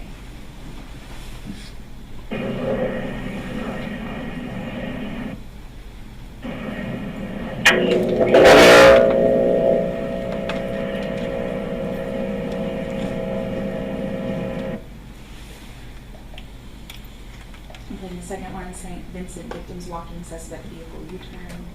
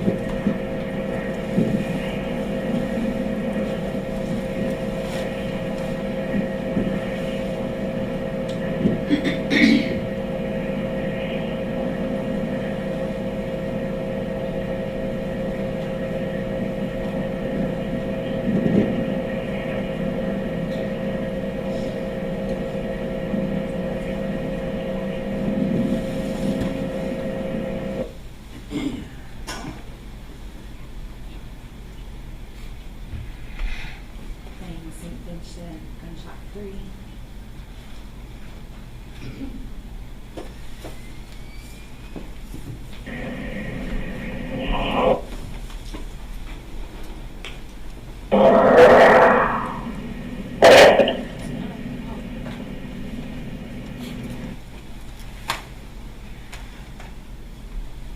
And St. Vincent, suspect vehicle fleeing 4. I'm sorry, I couldn't hear you. I'm sorry, and St. Vincent, suspect vehicle 4. I'm just articulating what. Okay.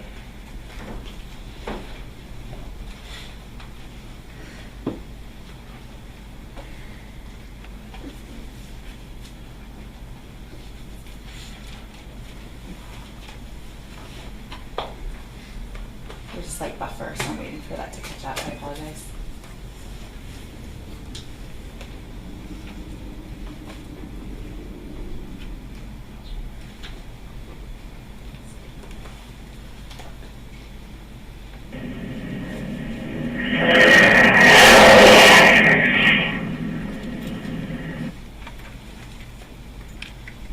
Detective Allen-Precy, those 4 clips of that video, are those what you found to be pertinent to the investigation you were conducting? Yes. What about those assisted you in your investigation? The vehicle itself, driving back and forth in the street and then making the U-turn at the entrance of St. Vincent, or I said the exit entrance of St. Vincent's. I was able to develop a possible vehicle description. And could you just speak up a little bit? I'm sorry. Speaking Yep. very softly. No, my apologies. You can bend that microphone if you want closer to your. Seeing that video, I was able to identify or possibly identify a suspect vehicle. Did you watch it at the normal speed, or did you do something else in order to develop that? I watched it at the normal speed, and then once the vehicle got closer, I just slowed it down a little bit just to get a little bit of And are you trained to identify vehicles as part of your training to become a law enforcement officer? No special training. Okay. I just was able to identify the vehicle based off of. Do you have any special interest in cars that helps you to do that, or is it just based on your experience? I mean, I have a hobby with vehicles in my own personal time. Okay. And can you describe what that entails for the jurors? The best way to describe it is I'm a car guy. I'm into vehicles. I grew up around mechanics my whole life, so it doesn't make me an expert by any means, but I'm pretty familiar with most common vehicles out on the road. And after viewing that video and slowing it down around the time frame, were you able to identify the type of vehicle that had made that U-turn and then fled the scene? Yes. What type of vehicle was that? It was a newer model Nissan Pathfinder. After making that finding, what did you do with that information? We utilize a program called Vigilant. It's ran by Motorola, and it's a license plate reader program. And how does that system operate? So it's an automated system. It's essentially an online database that is comprised of multiple license plate camera readers that are throughout the city of Cape Coral or whatever area you're in. So throughout the city of Cape Coral, we have a handful of plate readers, and each individual user has its own login to the program. You can narrow down an area, you can narrow down make and model of the vehicle, color.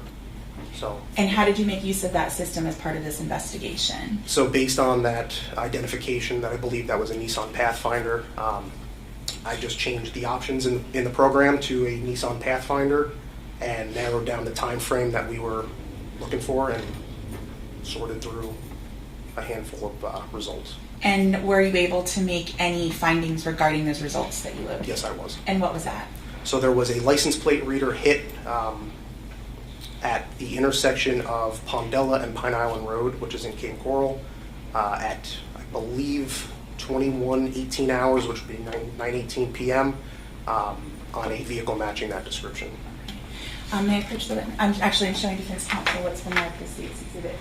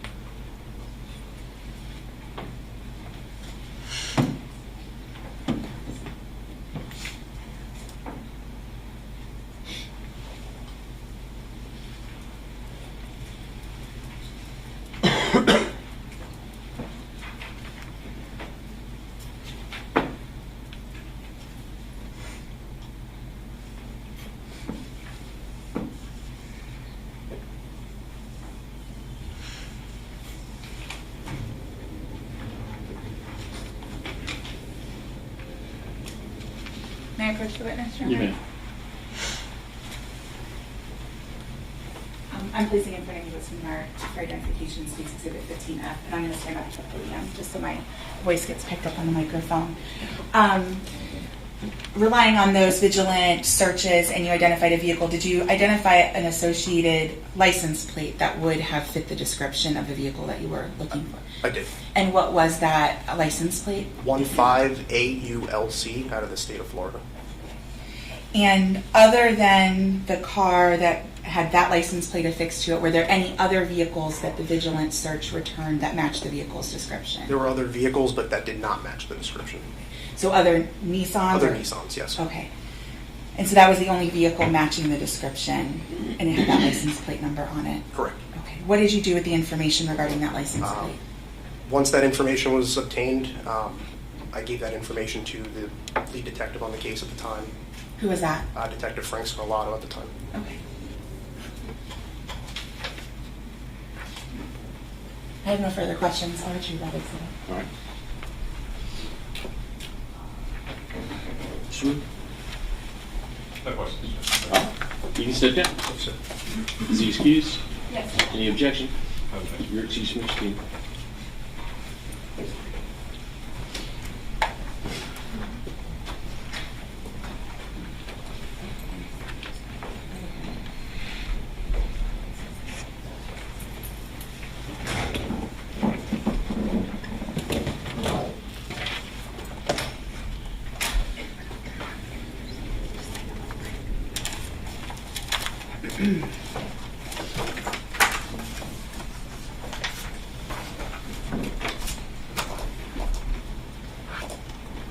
And state and call their next witness. The state calls Jessica Stein.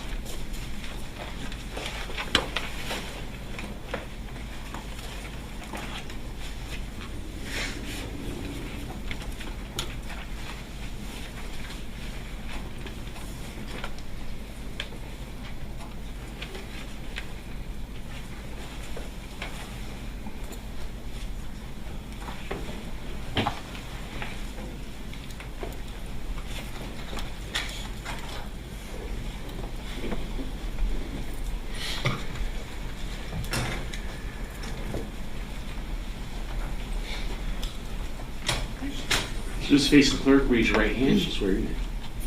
Do you solemnly swear or affirm that the testimony you give will be the truth, the whole truth, and nothing but the truth? Yes, ma'am. You can take a stand. Please watch your step.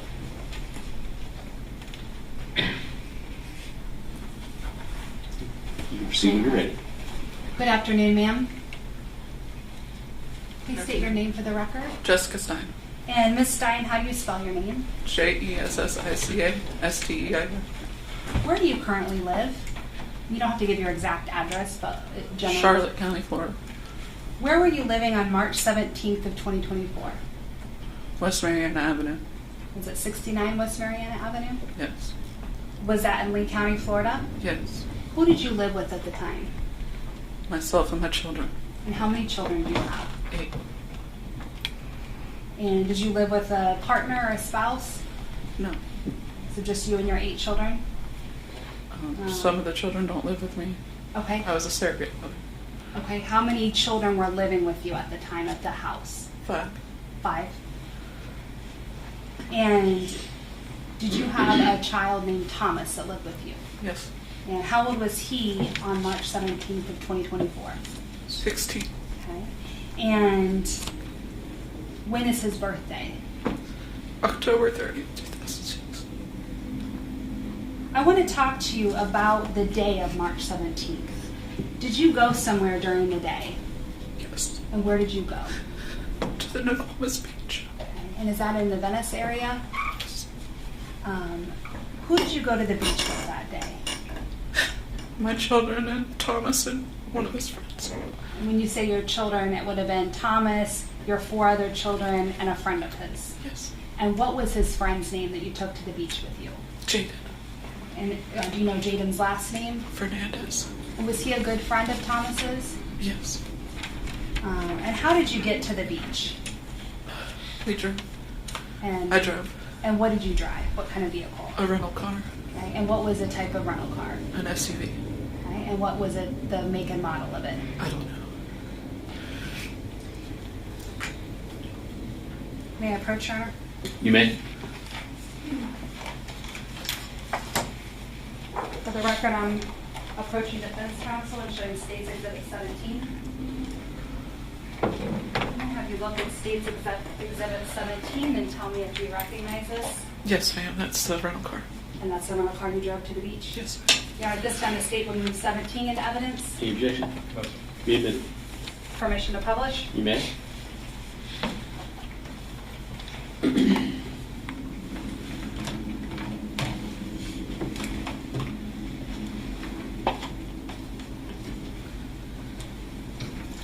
Now, were there 3 rows of seating in this vehicle that you rented? Yes. And how long had you had that rental? I'm not sure. I was supposed to get a larger SUV, but that was the only one they had available with 3 rows. Okay. And did you have a phone on you that day? A phone? Yes. Yes, ma'am. And what was your phone number? I don't remember. Would seeing a statement that you gave help refresh your recollection as to what your phone number was at the Yes. time?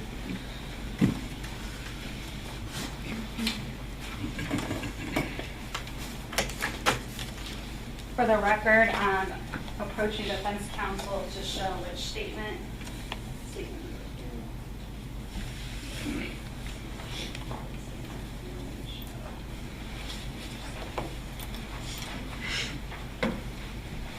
Ms. Stein, I'm approaching you and showing you a transcript of an audio statement that you gave to law enforcement. Yes. And I'm going to have you look at page number 7, and if you just look at that and tell me if that refreshes your recollection as to what your phone number was on March 17, 2024. Yes, that's correct. Okay, and so has your recollection been refreshed? Yes. Okay, what was your phone number at the time?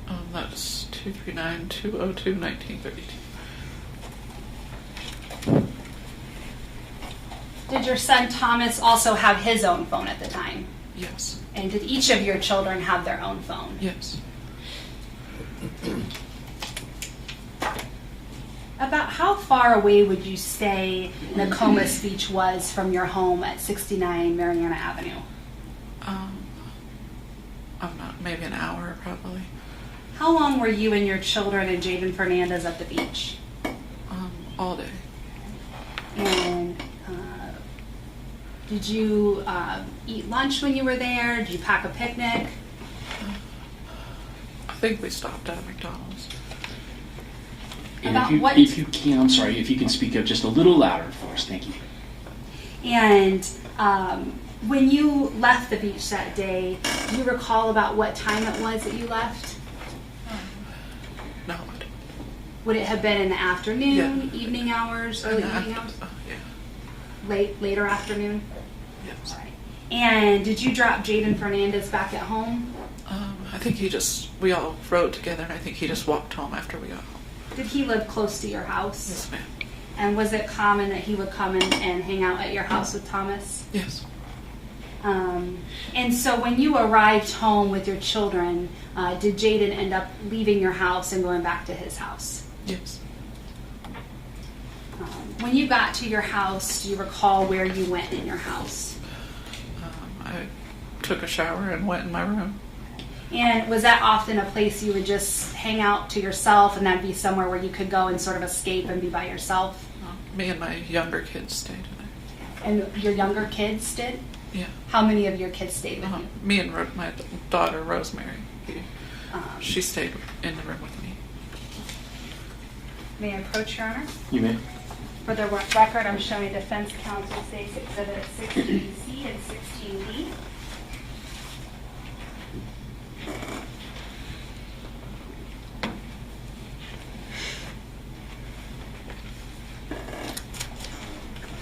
Ms. Stein, I'm showing you states exhibit 16C and 16D, and if you just look at these exhibits and tell me if you Yes, ma'am. recognize them. Yes. And what do you recognize these exhibits to be? That's my home. Or at this time, the state would move 16C and 16D into evidence. Objections? My objection is as to relevance, Judge. I'm sorry? My objection is as to relevance.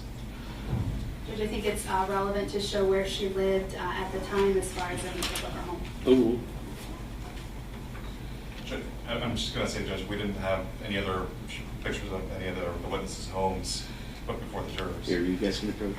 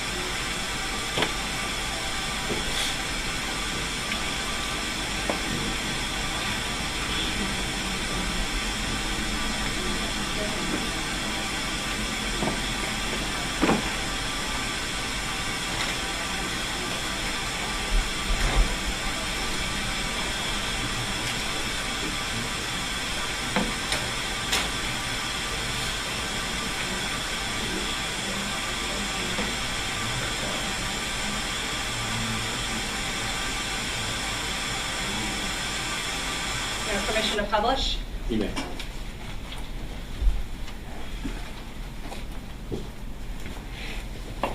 Ms. Stein, I'm showing you 16C. Is this the front of your house on Mariana Avenue? Yes. And then I'm also showing you State's Exhibit 16D. And is this the inside of your house, your living area that you would walk into from that front door? Yes. And how many bedrooms were in your home? 4. And so you and your daughter stayed in one. Did Thomas have his own bedroom? Yes. And then tell me what the other 2 bedrooms had. My other 2 sons. They each had their own bedroom? Yeah, well, 2 shared, and then 1 had his other own. Okay, so 2 of your sons each had a bedroom, 2 sons shared, and then your daughter slept with you in your bedroom? Yes.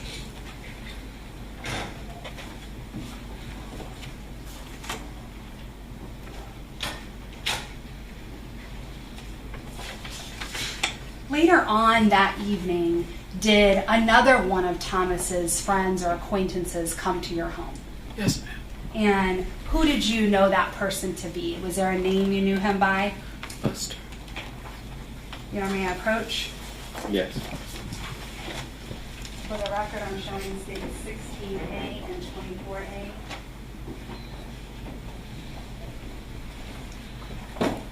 Okay. I'm going to have you look at State's Exhibit 16A and 24A. Do you recognize the person in this exhibit? Yes, ma'am. That's And him. who do you recognize this person to be? Buster. Buster, all right.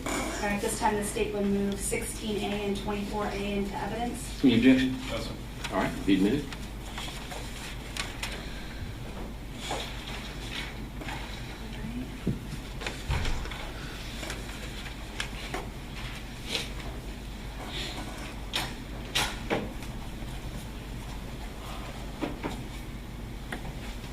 And when you're saying his nickname was Buster, Yes, ma'am. and did he go to the beach with you that day at all? No, he didn't. And so you didn't see him till later in the Yes. late evening hours? Yes. Do you know, I showed you that photograph, I'll put it back up, 24A. Do you recognize that sweatshirt as to what he was wearing that night? Yes, ma'am. That's the sweatshirt you saw him wearing? Yes.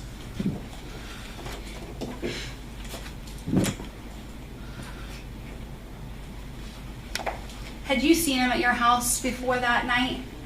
A few times.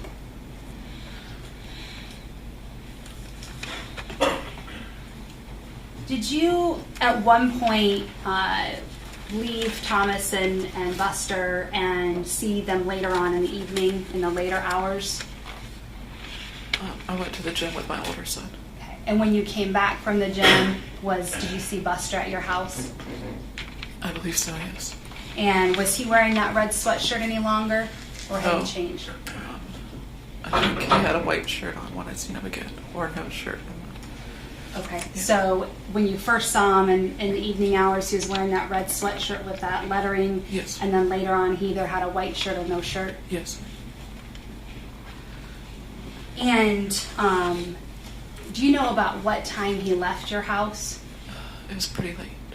And how did he leave your house? He was gonna order an Uber or something, and it didn't come, and I ended up driving him home that night. Where did you drive him home to? Somewhere in Cape Coral.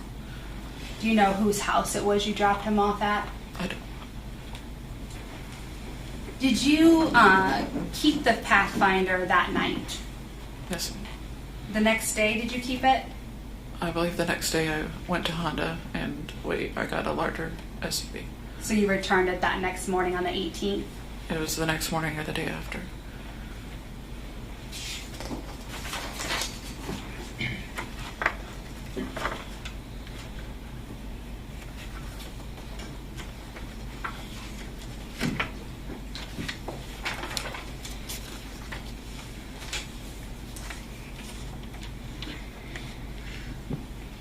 Did you later learn that your son was a suspect in a murder case?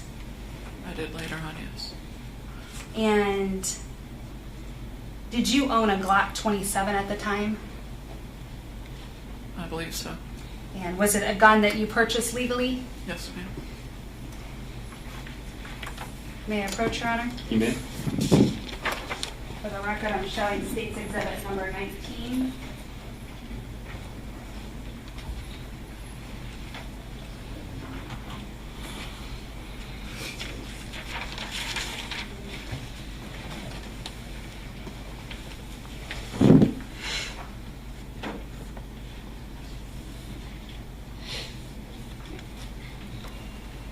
Ms. Stein, I'm going to approach you and show you some records. Yes. And if you could just take a look at these records and tell me, do you recognize these records? Yes. And are these the records for the purchase of a Glock 27 from J&J One Stop Gun Shop? Yes, I purchased 2. Okay, you purchased 2, all right. And were these purchases made back in 2021? Yes, ma'am.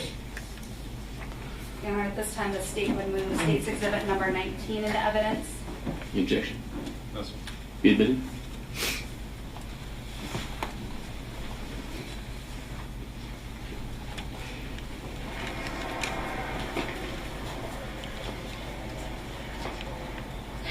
May I approach the witness? You may. For the record, I'm showing State's Exhibit 16B.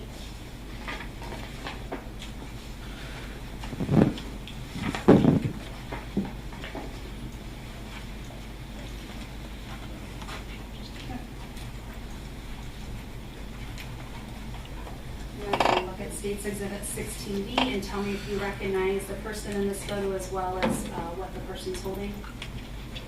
That's my son, Thomas. Okay, and do you recognize? I'm sorry, I can barely hear you. That's Did- Thomas. Okay. And do you recognize? Judge, I'm going to object. I can't. I'm sorry? I'm going to object at this point. We could have sidebar. I We could have couldn't. sidebar, Judge. I'm asking. Okay. Thank you.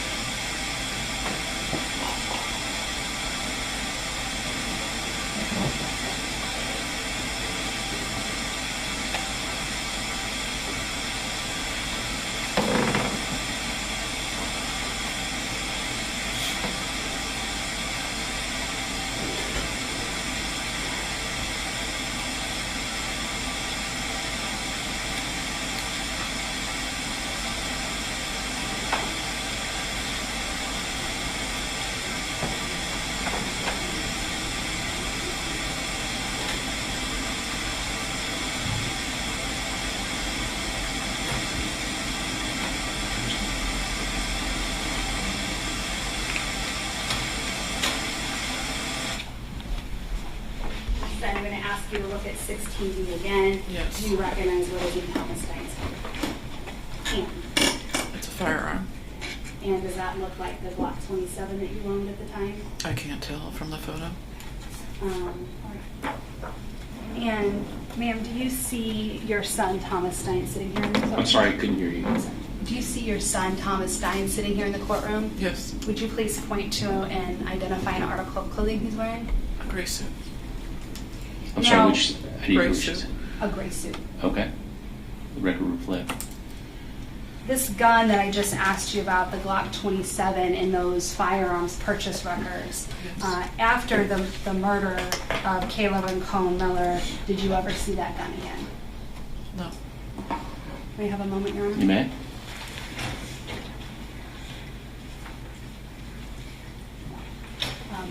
Just to clarify, I just asked you to point out your son, Thomas Stein. Is he the defendant in this case? Yes. Your Honor, I'd ask that the record reflect that she's pointed out Thomas Stein. Okay. Record will so reflect. Thank you.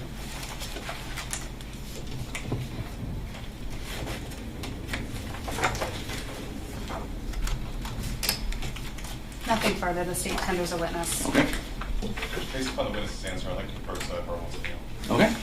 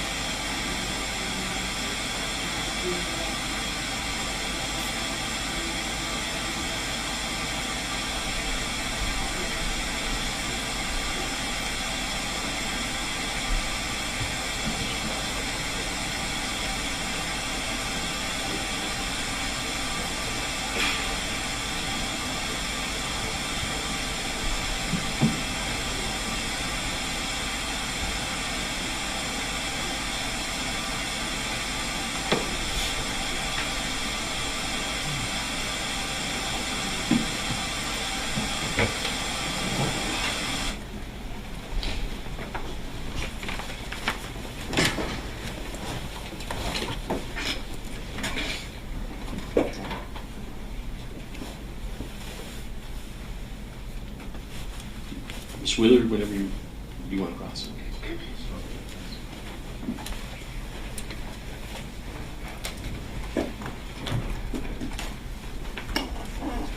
Good afternoon, Jessica.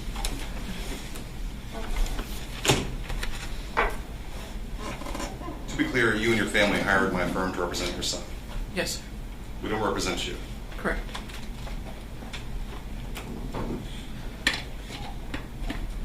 Did your son ever confess to you that he's the one that shot Kayla Rincon-Miller? No, sir. The photos of Buster that we saw in the courtroom here, Yes. he's known as Buster, Yes.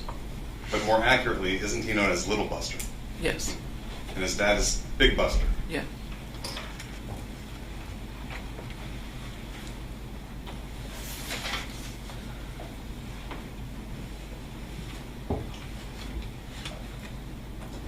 After your son's arrest, were you ever threatened? Yes. By whom? Hit Buster's family. Okay, specifically who? Shanice. Shanice Baraka, Stewart? Buster. Big Buster. So Shanice Stewart, Baraka Stewart. Raka Stewart, Buster. Christopher Horne Sr. Yes. Based upon those threats, did the police arrest anyone? Yes, they did. What happened to those charges? They were all dropped. By whom? Miss Miller. By Miss Miller. Yes, sir. Nothing further, Judge. Thank you. Thank you. Ms. Stein, after your son was arrested, did you meet up with Buster's family, with his mom, Shanice, his dad, Christopher Horne Sr., Christopher Horne Sr.'s girlfriend, Shanita, as well as, did I say Shanice Stewart? Did you meet up with them at a park? Judge, two objections. Yeah. Compound. Second one is beyond scope of the cross. Oh, Did you meet up at a park with them? They pulled up to my home first Okay. And did you and follow told them? me to go there, yes. And you followed them to a park? Yes. Okay. And at that park, did you discuss the fact that Kayla Rincon-Miller had been murdered? I don't remember. Did you also discuss about some of the evidence Cape Coral Police might be gathering regarding your son as well as little Buster? Objection, Judge, as to hearsay. I'm sorry? Objection as to hearsay. Judge, it's not for the truth of the matter asserted, but it goes to what defense asked as to what she did next. Judge, I'd like to approach sidebar. All right.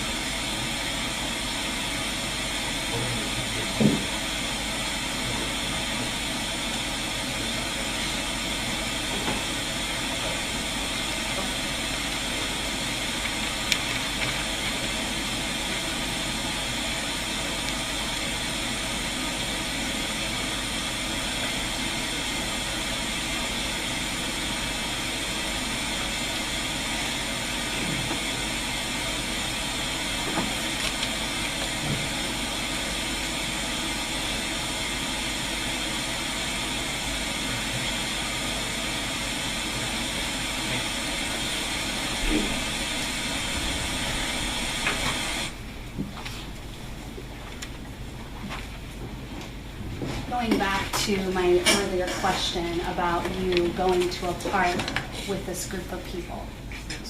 At this point, had your son been arrested for the murder of Kayla Rincon-Miller? No. Was he present with you at the park? Yes. And had Christopher Horne been arrested for the murder? No. And was he present with the group at the park? Yes. And in that meeting, did you have discussions about how to get rid of evidence, or Judge, objection calls for hearsay. generally speaking, did you have that discussion? You can ask her what she said. Yeah. Judge, I would posit to the court that even what she is saying outside of court is also hearsay, Judge. Ooh. Did you engage in any discussions about getting rid of evidence? Judge, objection as to the vague nature of the question. Ooh. Can you ask the question again? Did you have any discussions with the Horne family about getting rid of evidence? Christopher Horne Sr. was giving me instructions of how to get rid of evidence. And However, I did not follow them. And was there a discussion about some of the evidence Cape Coral might be looking for? I don't remember everything. I really So don't hold on remember. one second. As I said, as to what she said, you can ask. Otherwise, a sustained objection is a hearsay. So you can ask what she said. Did you also participate in the conversation with the Horne family? I did. Nothing further, Your Honor. Okay. Sure.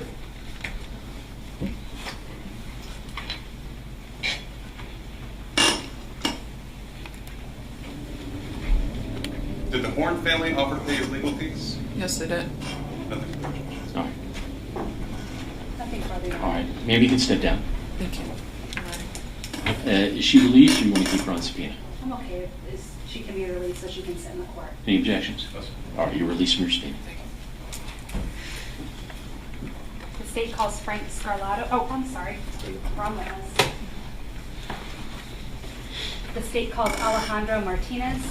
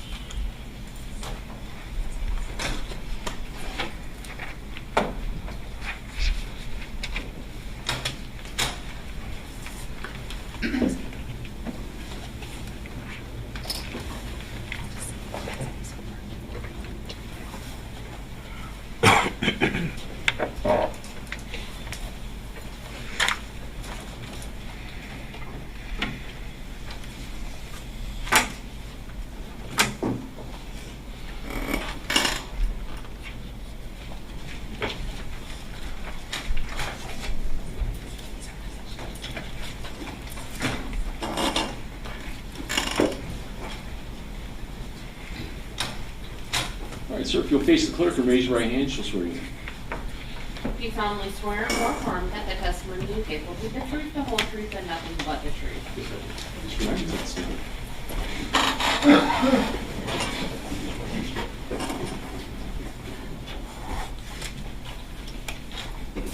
We'll proceed with the roll. Thank you, Your Honor. Good afternoon, sir. Good afternoon. Please introduce yourself to the jurors.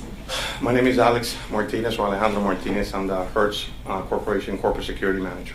And if you could spell your name for me, please, for the That's record. A as in Alpha, Lejandro. And Mr. Martinez, where do you work out of for Hertz? My office is in Miami, Florida. How long have you been with the Hertz Corporation? In June will be 5 years. What specifically do you do for them? My title is Corporate Security Manager, but I'm more of an essence an investigator for the company. I have many tasks. I investigate both criminal and administrative acts that come from abroad, outside the company or within the company. I assist law enforcement. I attend court. I monitor our CCTV throughout all our locations. Basically protect our company assets, employees, and buildings. When you say CCTV, is that just like recorded video monitoring? Yes, video recordings. Now, is it common, you said you work in some criminal investigations for Hertz Company, is it common that law enforcement will reach out to you regarding potential cars that may have been involved in cases they're working? Yes, I do. And do you also work with law enforcement when cars aren't returned, or there's damage, or there's some kind of criminal activity? That is correct. Did you have contact back in March of 2024 with someone from the Cape Coral Police Department? Yes, I did. And why did that person reach out to you? I don't remember the detective's name, but Judge, the advice calls for hearsay. It's not for the truth of the matter, sir, but the effect on the listener as to what he did. Then she can ask the question of the judge.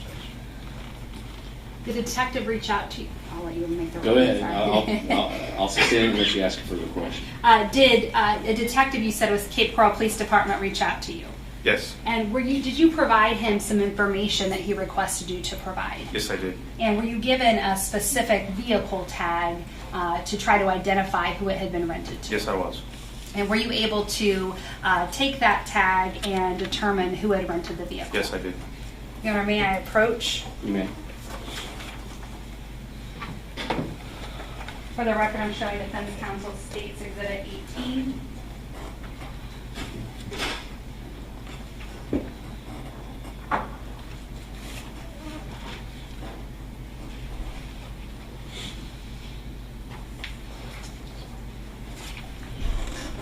Mr. Martinez, I'm going to have you look at States Exhibit 18 and just tell me if you recognize them. I have a business record certification over the top, so I'll have you start with that.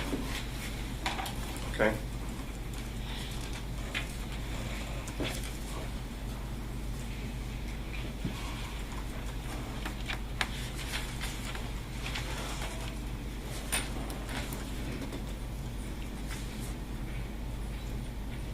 Okay.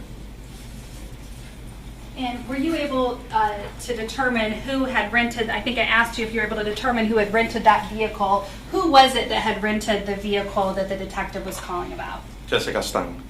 And were you able to determine, now do those records accurately reflect the car that the detective was calling on?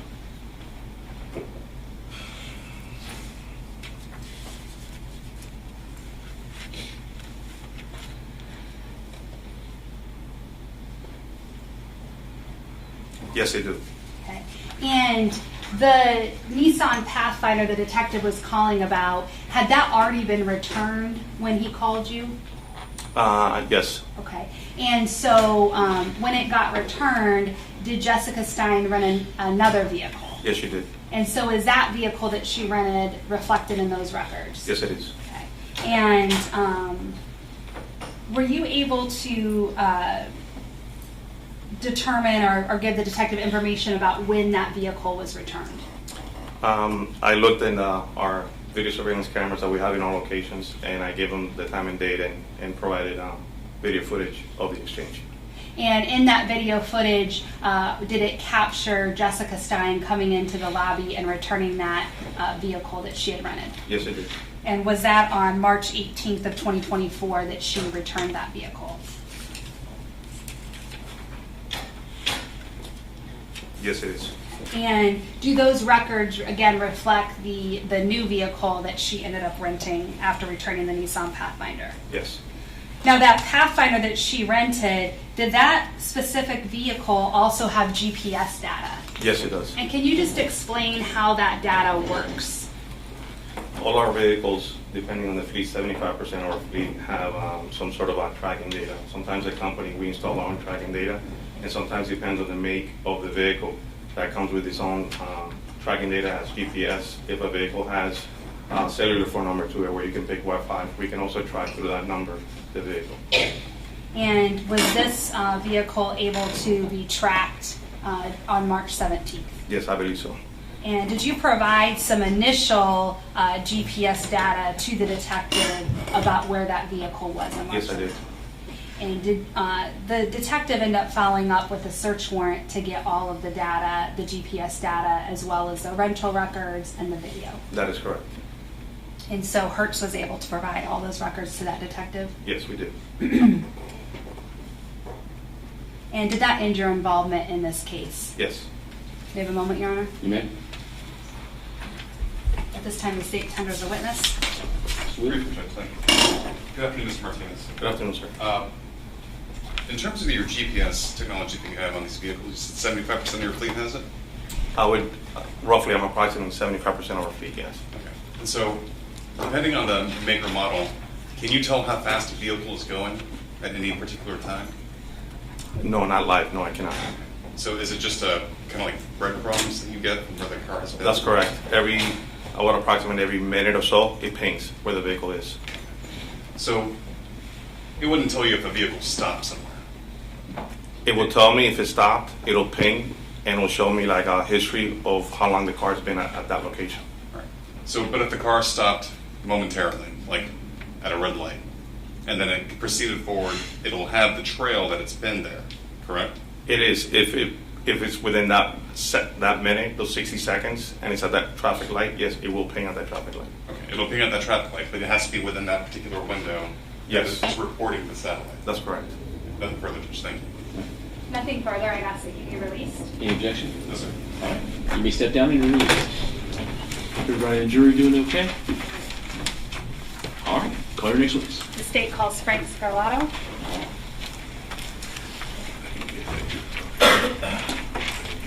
Frank Scarlato.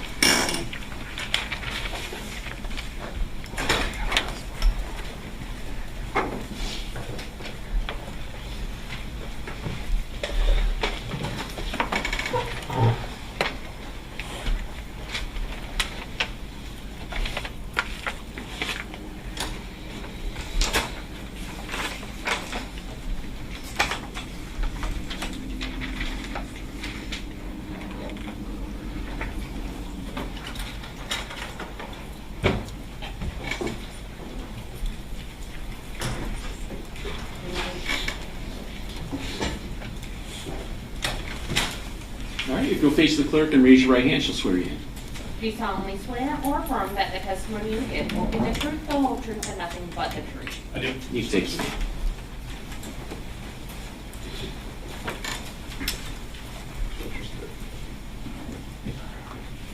You may proceed when you're ready. Thank you. Good afternoon. Good afternoon. Please state your name for the record. Frank Scarlato, And will you please spell your last name for the record? Scarlato, Where are you employed? Cape Coral Police Department. How long have you been with Cape Coral? Just over 10 years. What is your current role? I am a detective with the SIU units. And what is that? What unit is that? We work with the Investigations Bureau and assist with their investigations in whatever capacity they needed assistance with. What type of education do you have? I have a college degree, What is your degree? bachelor's degree And what in is it in? business management. And have you had further training and experience to actually be a law enforcement officer since you've been at Cape Coral PD? Yes. Were you working on March 17th of 2024? Yes, I was on call that night. And when you were on call, does that mean you were at your home, and if anything would happen, you would get called out of your home to come into a scene? Correct. Did you get called out that night to a scene? I did. What was the nature of the call? It was a shooting. Did you have any further information before you got to the scene? I was previously on a call before I heard this come out on the radio. And once I heard that call, I responded directly to that scene with the initial officers. So, were you at home when you got the call, or you actually already had been called out to another scene? I was actually on another scene at the time, clearing that, and I heard this call come over the radio. How far away was this scene that you were clearing from the place where the shots were fired? Less than a few minutes away. I was running lights and sirens the whole time, so it was not very far. Where did you respond when you got, what was the address or the location of you responding to the shots fired? The 2000 block of Southeast 16th Place, Cape Coral. Was that Lee County, Florida? Yes, ma'am. Oh. Do you know approximately what time that call came in? The call initially came in approximately at 9:36 Okay. And about, p.m. Sorry. do you know what time you actually arrived on scene? Very shortly thereafter. I don't know the specific time. Describe to the jurors the scene when you arrived. It was pretty chaotic. There was several folks in the area. 2 vehicles had stopped with multiple individuals there trying to assist with whatever way possible that they could. I had the victim lying on the ground at the intersection next to the stop sign, and 2 of her friends were there, also victims that we later identified as, trying to give me as much information as possible. I was not wearing a uniform. I was wearing my detective clothes, the regular tactical pants and polo, so I didn't necessarily look like a police officer at the time, other than the badge and the gun. But everybody was just trying to give information, so it was very chaotic at first until we were able to calm it down several minutes later. And so at that point, had the scene been secured? No, not at that point. So were there civilians and law enforcement and people that were kind of wandering about, trying to assist, trying to help? Yes. At some point, did the scene get secured? Yes, it did. You know about how long after you arrived that it was secured? It was a good bit of time before I got there. Like I said, there were several people there, and then initially, like I said, I was the 3rd officer on scene there, and then as more officers were coming in, trying to direct them in ways that we needed assistance at that particular time. So I would say probably about an hour or so before it was actually, comfortable saying that we're good here and that it was all secured. And was there the area that was secured? Did it involve not only where the victim was lying, but also the roadways around it? Yes. About how big of a scene would you say that was cordoned off with crime scene tape? Initially, I would say it was about two blocks, 2 city blocks. Okay. And you mentioned that there was a victim on scene. Did you learn who that victim was? I did. And who was it? Her name was Kayla Rincon-Miller. And did you also try to assist with aid, or were there enough people already assisting her? I did. When I first responded to the scene, like I said, I was the third one there. As I got there, Officer Houlihan was running back to his vehicle to grab another med kit, and he explained to me that this situation, in his opinion, didn't look very good, and that he suggested that if I wanted to get any information from Ms. Rincon-Miller, to do it as quickly as I possibly could. So while I was there, I did assist with trying to make sure that the medical chest seal was securely fastened to her chest and to her lower back, as we found an entry and exit one. And were you able to get any information of value from Kayla? No. Was she still responding in some way, shape, or fashion when you were talking to her? Yes, she was. And was her responses, were you able to understand what she was saying? When I specifically asked her something to the effect of, who did this to you? Do you know who was involved, or anything like that? She said no, and then just kind of after that was mostly just her groaning from being shot.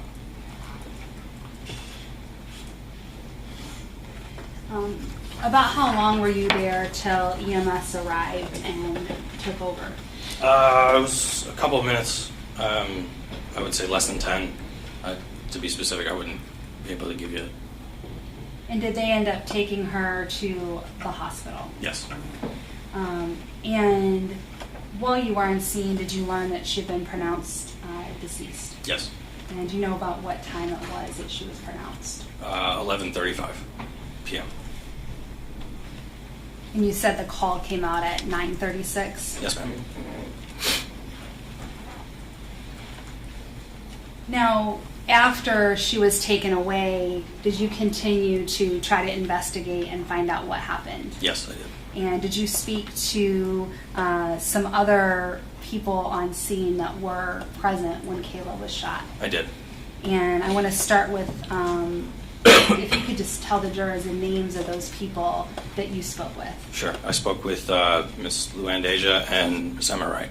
And did you speak with them right away to try to get information from them so you could try to figure out who did it, what type of vehicle they may have been, all of that basic information? Within a few moments, yeah. Miss Miller had been departed at that point to the hospital, and then once it was more secure of the scene, then I got as much information out to the officers who were responding as I possibly could. I want to start with Emma Wright. Describe her demeanor. She was very frantic, pretty all over the place with her explanations of the description of who was there and what kind of vehicles, things of that nature. Can someone object this to hearsay and best evidence? You approach?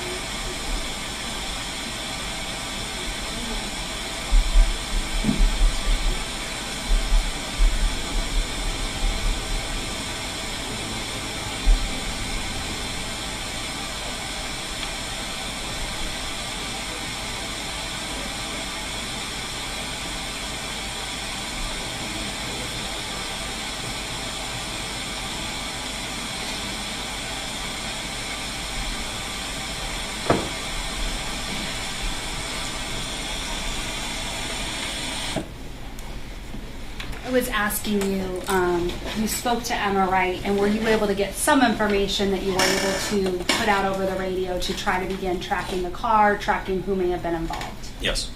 And did you also speak to, you said you spoke to Luann Deja? Yes. And what was Luann's demeanor? Also pretty hysterical. Obviously, her friend had just been shot, and same basically as Miss Wright. So you had to get whatever you could to try to get it out over the radio? Initially, yes. And were you working with other detectives and other officers to try to gather further information about the car, license plate, cameras, etc.? Yes. Just tell the jurors what sort of your team was doing at this point in the investigation. So at this point, I had asked for the assistance of the other officers and detectives in the area to canvass the area for video footage. This being a Sunday at this point, 10:30 at night, there were really no businesses that were open or anything like that, and every camera that was on a residence in the area turned out to be essentially not the greatest information that we could have possibly received from those cameras in the area. Okay, and were those cameras reviewed to see if there would be any information on it or anything that could lend to your investigation? Yes, from what cameras that we did find in that area, we did review all the footage and everything from those cameras in the neighborhood, and there was nothing on that. So. Were you later able to get some cameras from some businesses once they opened? Yes.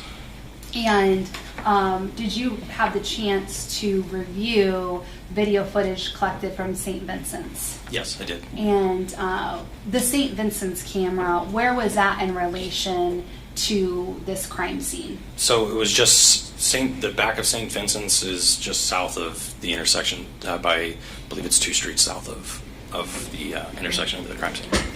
So what was it that you were able to view on the video of significance to the investigation? So the camera footage shows the 3 victims walking northbound on 16th Place, and then it shows a vehicle coming southbound to then make a U-turn into the parking lot, using the front of the parking lot to just make a U-turn on 16th Place and then travel back northbound. And was this vehicle able to be determined through work from Ellen Prezy? Yes. Okay. And were those that video of St. Vincent, was that submitted into evidence, and once you were able to review it and see that it was relevant? Yes, ma'am. Was there anything else of value from the St. Vincent's videos? Yeah, time-stamped on the video at 9:33, you hear what appears to be a single gunshot. And is that the sound of one gunshot, is that the only shot that we hear on any of the cameras? Yes. Now, was there also video collected at a dermatology center? There was. And what did that camera capture, if anything? That showed the same vehicle that initially made the U-turn at St. Vincent's, later traveling southbound at a very high rate of speed. And did you have a chance to strike that? Were there other businesses that videos were collected from and that were looked through to see if there'd be any relevant information? Yes. And was there anything significant on any of those videos near the crime scene? No, ma'am, not significant. Was there any actual video that would have captured that intersection where Kayla was shot? No. Now, once Detective Alan Prezy identified the car and through the license plate reader and was able to associate it with Hertz Rental Company, did you do anything in response? Yes, I did. And what did you do with the information that, I guess it's Sergeant Alan Prezy gave to you? Yes. So this would have been the next day that we found this information. And what I did was I ascertained from many of the detectives if they had any sort of contacts with Hertz Rental Company. One of them did, and he passed along the phone number to me. I made contact with Mr. Martinez and from Hertz, and we essentially got that information through him. And that Alejandro Martinez, did you end up getting some basic information regarding GPS data of where that Nissan Pathfinder was the night Kayla was shot. Yes. And what information were you able to get from that Hertz data? It gave me the plotted points of essentially where the car was at any given moment. And from the plotted points that you got, were you able to see that that Nissan Pathfinder had indeed been on the scene where Kayla was shot? Yes, ma'am. Did you follow up with a search warrant to get all of the records of the rental and those GPS data so you could know where the GPS of the Pathfinder was leading up to the murder, during the murder, and after the murder? Yes, ma'am. And you said you reached out to Mr. Martinez on the 18th. Yes. And do you know about what time you reached out to him during that day? It would have been sometime before lunch, I believe. And at that point when you reached out to him, had Jessica Stein already returned that Nissan Pathfinder that was at the scene of the murder? Yes.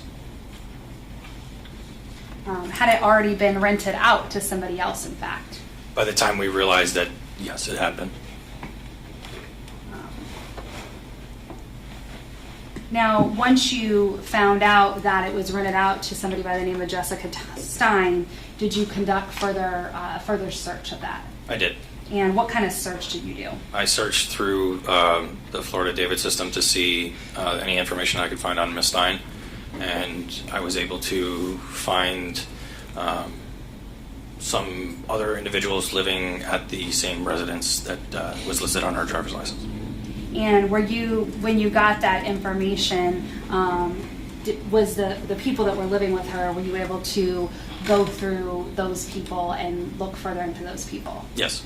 And you mentioned on scene you got some descriptions from both victims, from Emma Wright and Luann Deja. I did. And were you able to compare their description to the people associated with Jessica Stein? Yes. And did one of those people match that description? Yes. And who was that? Thomas Roy Stein. And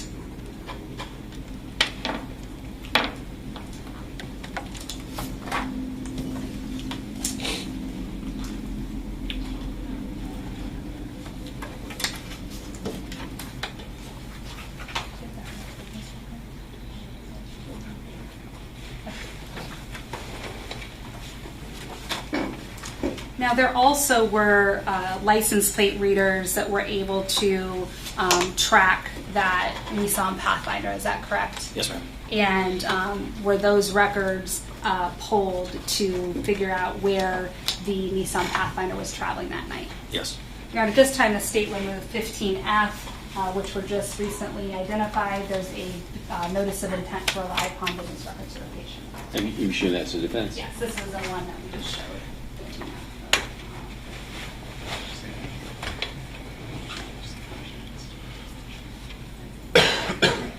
I didn't mean patient, I'm sorry. These are the business records of the license plate readers. Are you moving those in? Yes. I'm sorry, was there any objection? No. All right, they'll be amended. And that's a state's exhibit what? 15F. Thank you.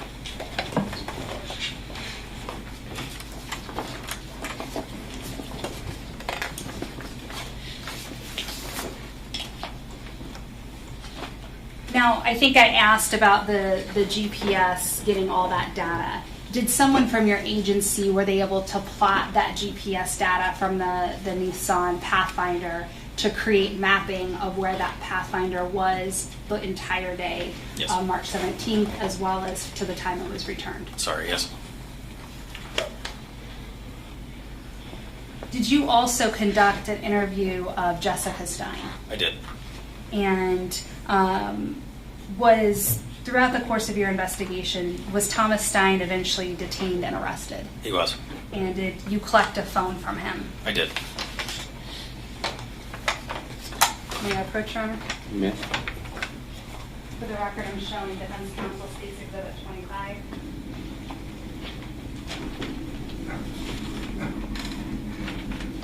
Just take a look and tell me if you recognize that exhibit.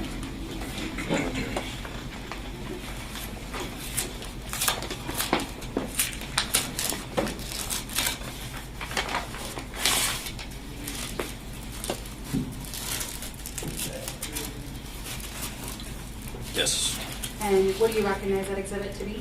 The phone that I took from the vehicle from Mrs. Stein. And if you could just turn that over. Was this the phone belonging to Thomas Stein that was put on the sticker as long as your name, as well as your name that you collected from Thomas Stein? Yes.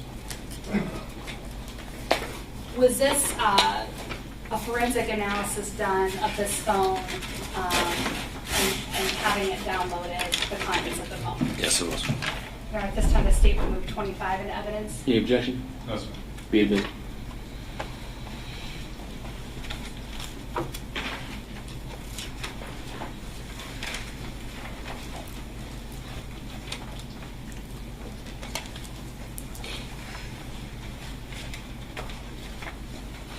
You mentioned a download was done. If you could just explain just generally what a Celebrate download is. Generally, I'm not a professional with the program, but you essentially get all the information as far as photos, pictures, or photos, videos, data as far as phone calls received, text messages received, things along that nature. And was there a Celebrate download that was able to be done of Thomas Stein's phone? Yes. And was that further analyzed by you and other detectives? Yes. Now, at this time, the state would move 25 into evidence per stipulation by defense of the Celebrate download. No objection. No, sir. Be admitted. Oh, I'm sorry. Did I say 25? 25's already been introduced. It would be 20A. 20A. Without objection.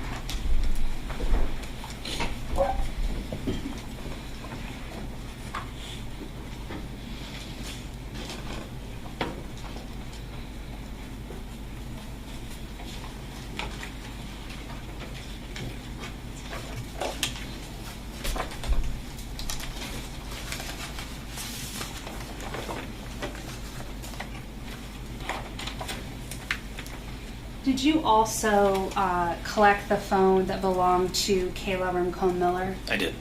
And were there some videos and photographs that were taken that night of her walking and selfies? Yeah, in the video from St. Vincent's, you actually see Miss Miller on her phone with the flashlight as they were walking.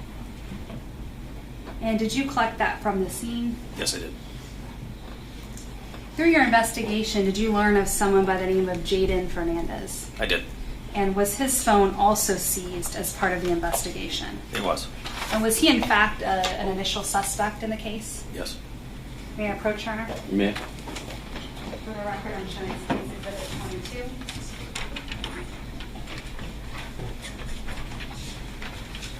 I'm going to have you look first at the label and then at the inside and tell me if you recognize it.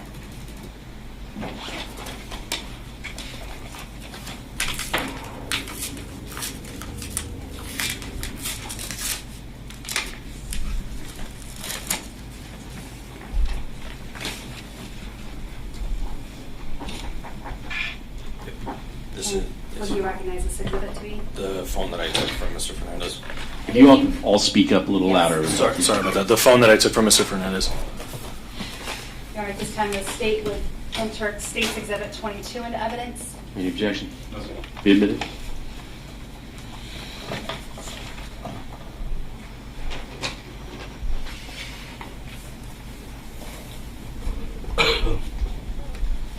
Did Jaden Fernandez willingly give you his phone when you interviewed him? Yes. And was it passcode protected? I believe it was, yes. And did he provide the passcode so that you would be able to get into it and download it? Yes, ma'am. And was a Celebrate download of his phone as well? Yes.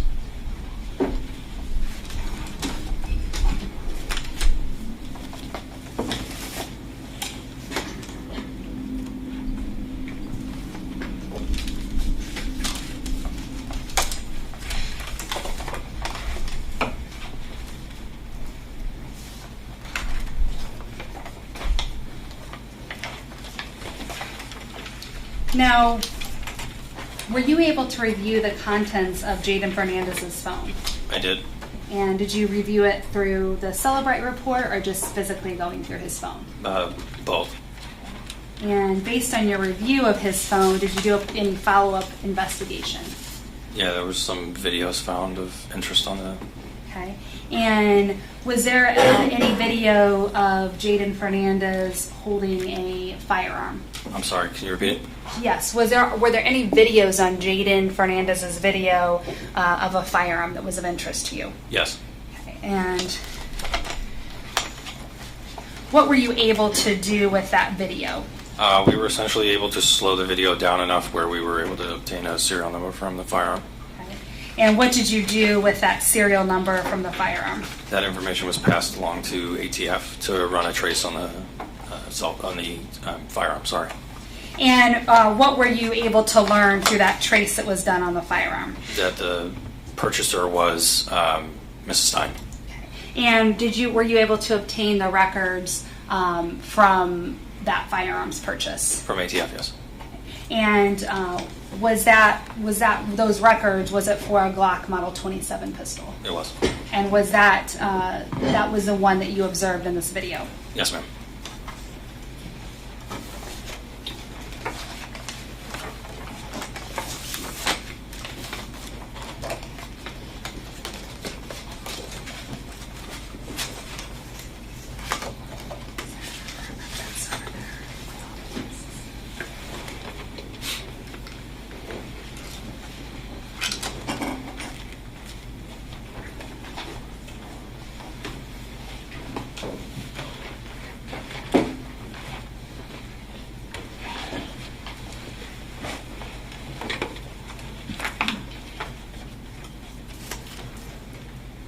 I'm going to approach and show you State's Exhibit 20.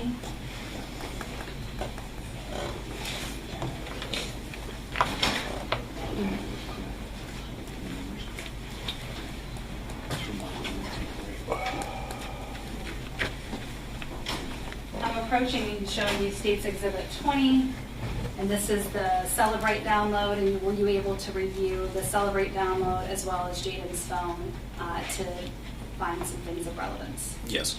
And at this time, the state, per stipulation by defense, would move the Celebrate download of Jaden Fernandez, which is State's Exhibit 20 of evidence. Okay, any objection?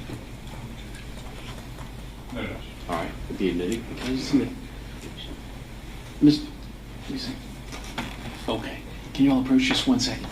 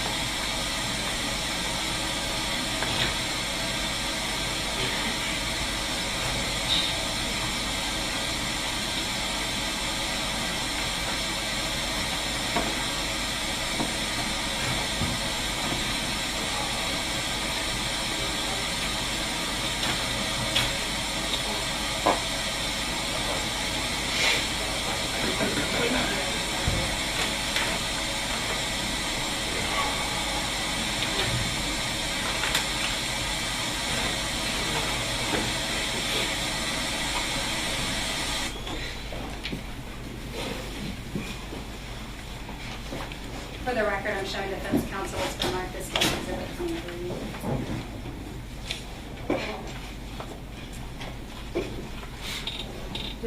Detective Scarlato, I'm showing you State's Exhibit 23. Do you recognize this exhibit? I do. And what do you recognize this exhibit to be? The video that was retrieved from Mr. Fernandez's. If you could speak up louder, I'd Sorry. appreciate it. The video that we got from Mr. Fernandez's cell phone. And in this cell phone video, who is on the video? Mr. Fernandez and Mr. Stein. And is this the video that has a firearm that you were able to trace back to Jessica Stein, the Glock 27? Yes. And does it fairly and accurately represent the video that you saw and that you used to get that serial number? Yes, ma'am. At this time, the state would move 23 into evidence. Any objection? No, Judge. All right, be admitted. Permission to publish? You may.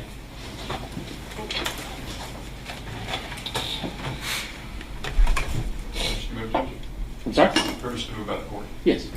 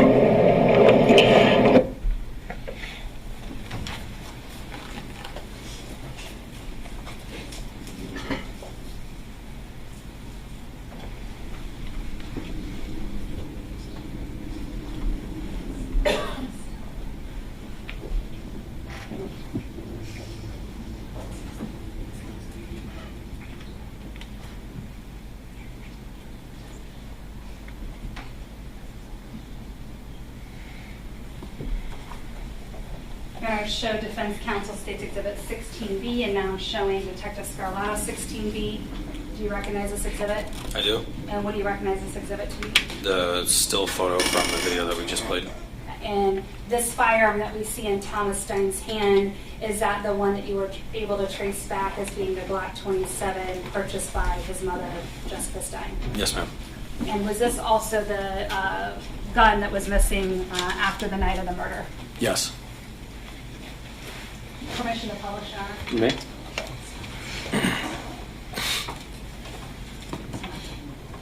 Judge, is that introduced? Wait, don't publish yet. I'm sorry, Your Honor, at this time the state would move 16B into evidence. Any objection? No, sir. All right, be admitted. Permission to Thank you. publish. Yes. That's 24, Judge? It is 16B, 23 was the video. So that would be exhibit. 16, would you say B is in? As in boy.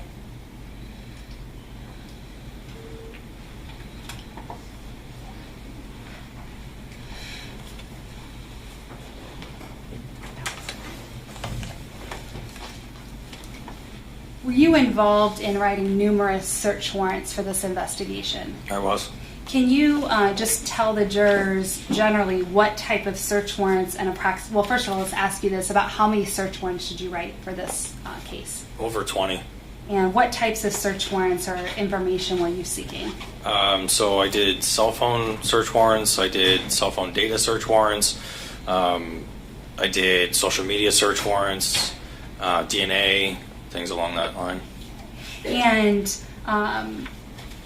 the cell phone information, what type of information were you trying to get from the cell tower providers? So the cell tower providers give a bunch of information on cell phones that were in a specific area at any given time, and that was the information that I had requested from the 3 major carriers in Southwest Florida.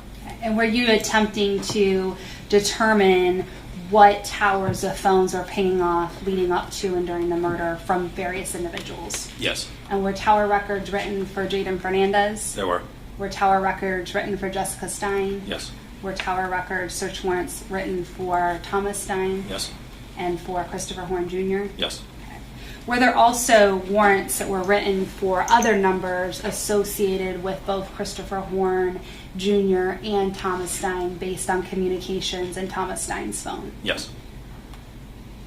Now, shortly after this investigation, did you go out on medical leave? I did. And when you went out on medical leave, was your case handed over to Detective Michael La Salandra? Yes, it was. did he then continue on with the investigation from what you had done? Yes, it was. I had worked the case for approximately a week before going out on medical leave, and then I transitioned to more of a in the office type of role. Okay. And so once you are on medical leave, you would just assist with further search warrants or further things that would need to be written? Yes, it was an administrative search warrant type role at that point. You have a moment, Your Honor?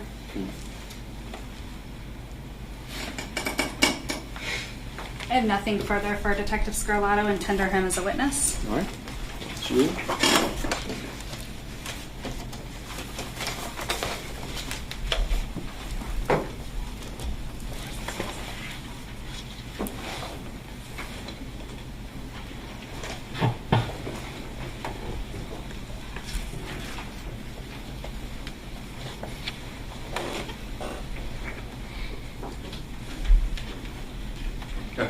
Good afternoon, sir. So, you actually went to the scene of the crime that evening, the night that it occurred, is that correct? Yes, sir. And you were there when the victims were there? Yes. You were there when Emma Wright was there? I was. You were there when Luann Desjai was there? Yes, sir. Isn't it true that Emma Wright never claims the driver was a person that shot her friend, Kayla Rincon-Miller? Yes.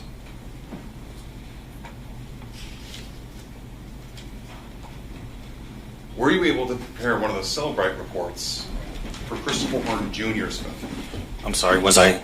Able to get one of those Cellbrite reports for Christopher Horne Jr.'s phone? No. He's the co-defendant in this case? Correct. Why? Why? Yes. We were able to put him there through the records, not through Cellbrite. Right, but do you have a Cellbrite report for Christopher Horne Jr.'s phone? I do not. Cellbrite is different than the actual carrier information. Cellbrite is the physical phone itself. The carrier information is what gives us from the phone. All right, so correct me if I'm wrong, but you would actually have to have the physical phone from Christopher Horne Jr. in order to do a download. To do a Cellbrite download? Yes. Yes. And did you have his phone? No. Is that the reason why you didn't do a Cellbrite report? Correct.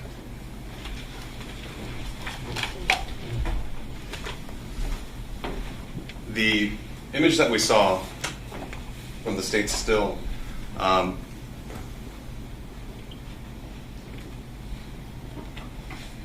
came back to a Glock Model 27? Yes, sir. That's okay.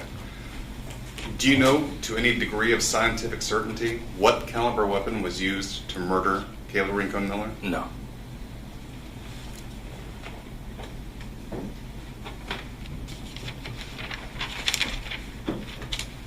And to be clear, the phone records, when you collect them, indicate the location of a cell phone, not a person. That's correct. So if I lift that cell phone that was just ringing in my car where it probably belongs, it would show the location of being in the car. It would show the general area based off of the hit from the cell tower. Right. Yes. And so it would triangulate from one of the three sides from the tower, right? Correct. Just if I can have a moment. Yeah.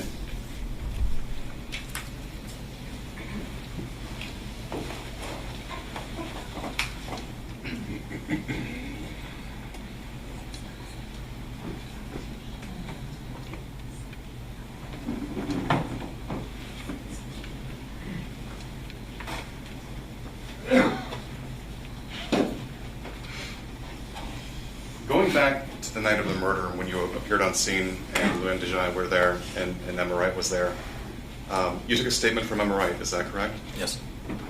Was that recorded? Yes. How? With a body-worn camera? No, with an audio recorder. All right, so just like one of those old school little micro cassettes? Yeah. Yes.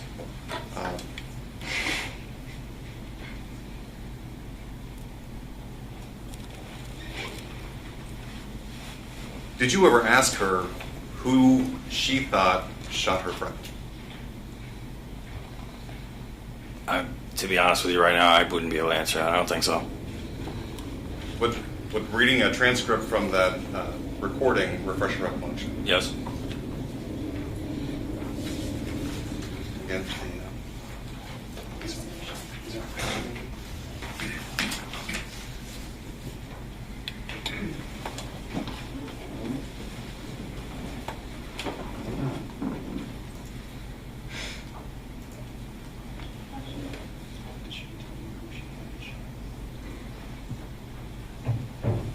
refresh, Judge? You may. It's on the second to last page. Second to last page. If you just do me a favor, read that area that's highlighted into the circle next to it. This? And To then- yourself. Gotcha. To yourself, and then look at me when you're done.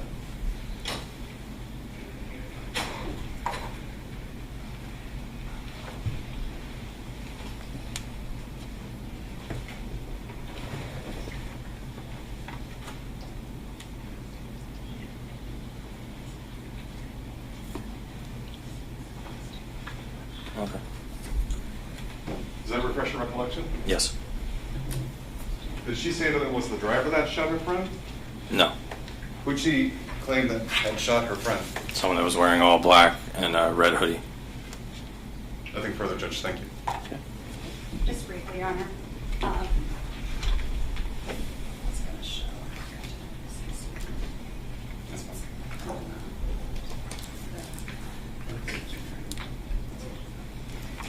Detective Scarlato, I forgot to show you a few exhibits when we were talking about the Hertz rental car. I'm going to show you 17 A, B, and C and tell me if you recognize that. Yes, this is the Pathfinder. And I'm showing you these exhibits 18A and B.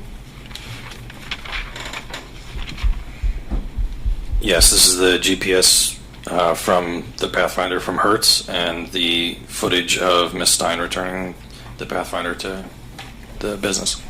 And for 17A, B, and C, were you able to get that Pathfinder back from the person who rented it after Jessica Stein? Yes, And was there a search warrant done and the car searched? it was. And between the time that Jessica Stein rented it and somebody new rented it, had it been cleaned out by Hertz? Yes.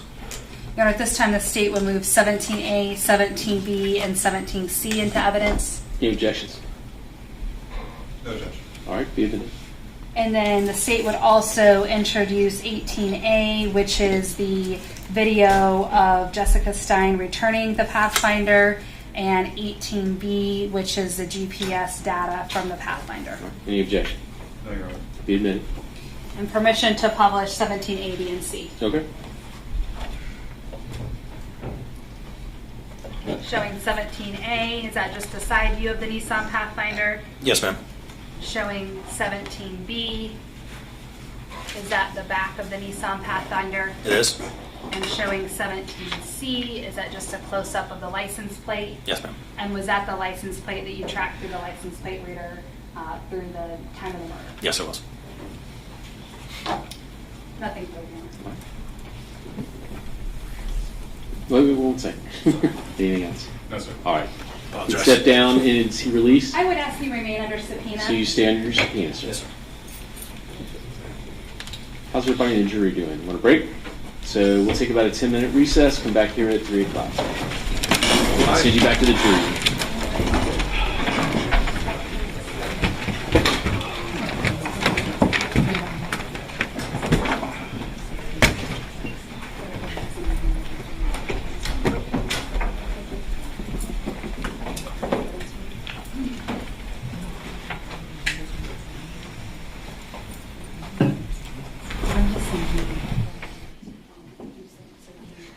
That was a good signal.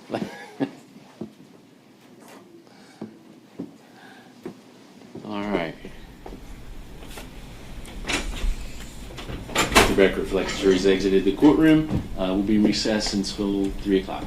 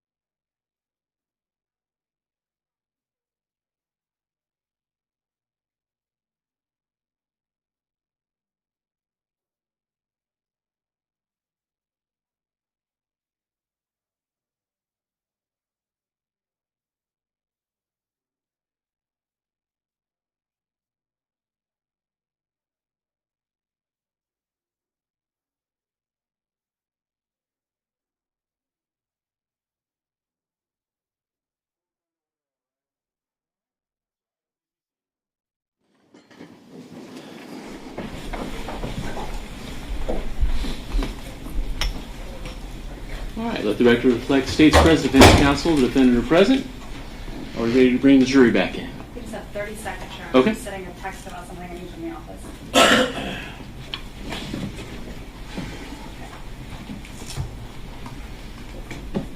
You can see it. Yeah, that's fine.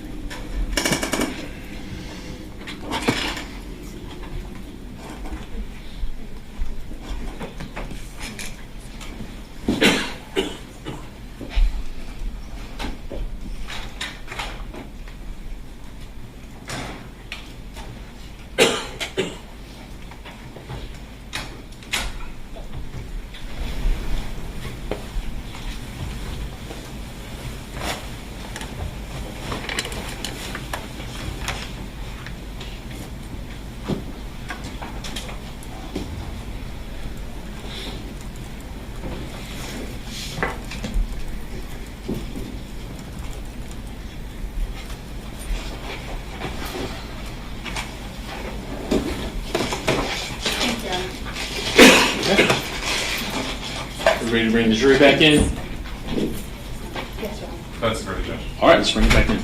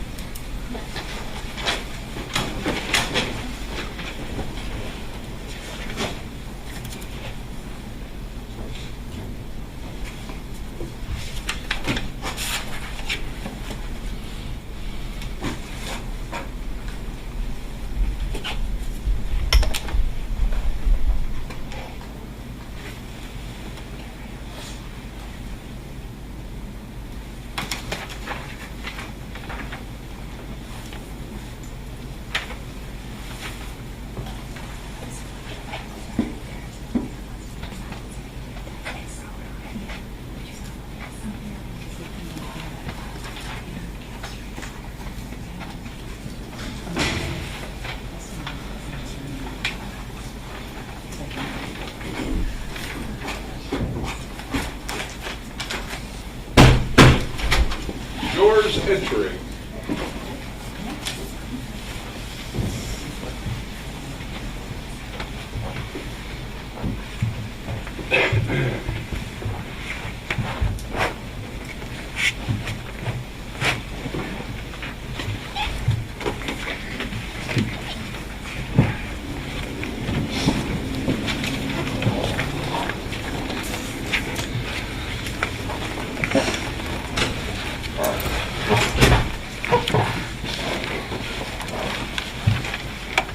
Please be seated. State and call the next witness. The state calls Frank Scarlato.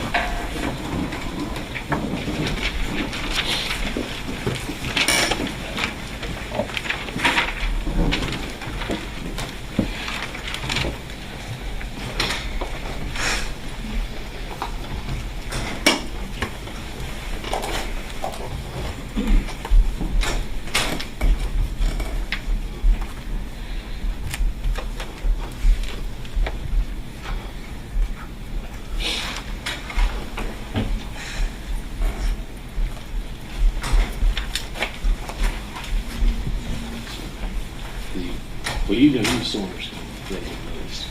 So you remained under subpoena, you're still considered sworn. Let me take a seat.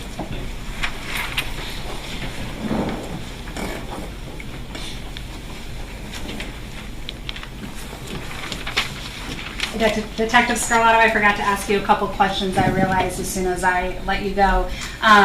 You mentioned that you got the business records of the rental agreement with Jessica Stein. Yes. At this time, the state would move State's Exhibit 18 into evidence. I've showed defense counsel it's the same business records. Any objection? No, sir. All right, be admitted. Now, you also mentioned that you did some search warrants of social media accounts. Was one of those accounts the Instagram account that was being used by Thomas Stein? Yes. And were you able to find a video of significance from that Instagram that had been posted? Yes. And may I approach, Your Honor? You may. Showing defense counsel State's Exhibit 24. Do you recognize this exhibit? Yes, And how do you recognize this exhibit? my initials and badge number. And is this the copy of the video that was posted to Thomas Stein's Instagram account? Yes. And approximately what time was this video posted to his account in relation to the murder? Approximately 8:30, which would have been about an hour before.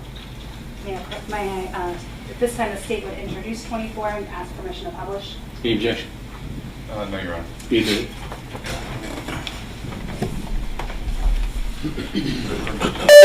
Relocate. Sorry? Permission to relocate? Yeah.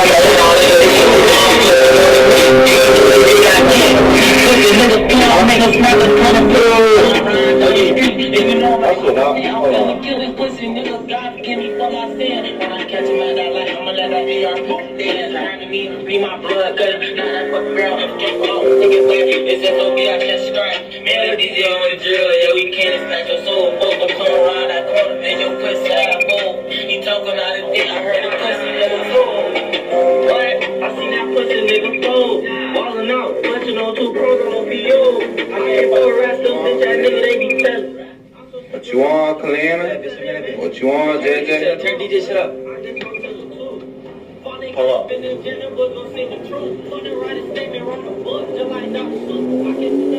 up this one. Hey, I'm up about this bitch. I'm up about this. Oh, I'm headed this way. Yeah.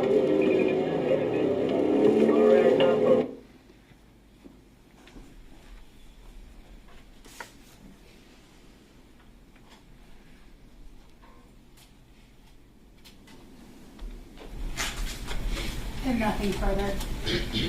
I'd ask that we Well, let him cross-examine. Certainly, Judge. Yes. Judge, who was that in the bird hoodie? That was Christopher Horne Jr. Who's that holding the gun? Christopher Horne Jr. You know what kind of gun that was? I don't. Anything in your investigation lead to a secondary gun of a 1911? Yes, 45 caliber? I believe so. Nothing further, Judge. All right. Nothing more. You can step out. Would you like him to remain under subpoena still? Yes, please. All right, you're still under subpoena. Yes, sir. And still under arrest. The state calls Michael La Salandra.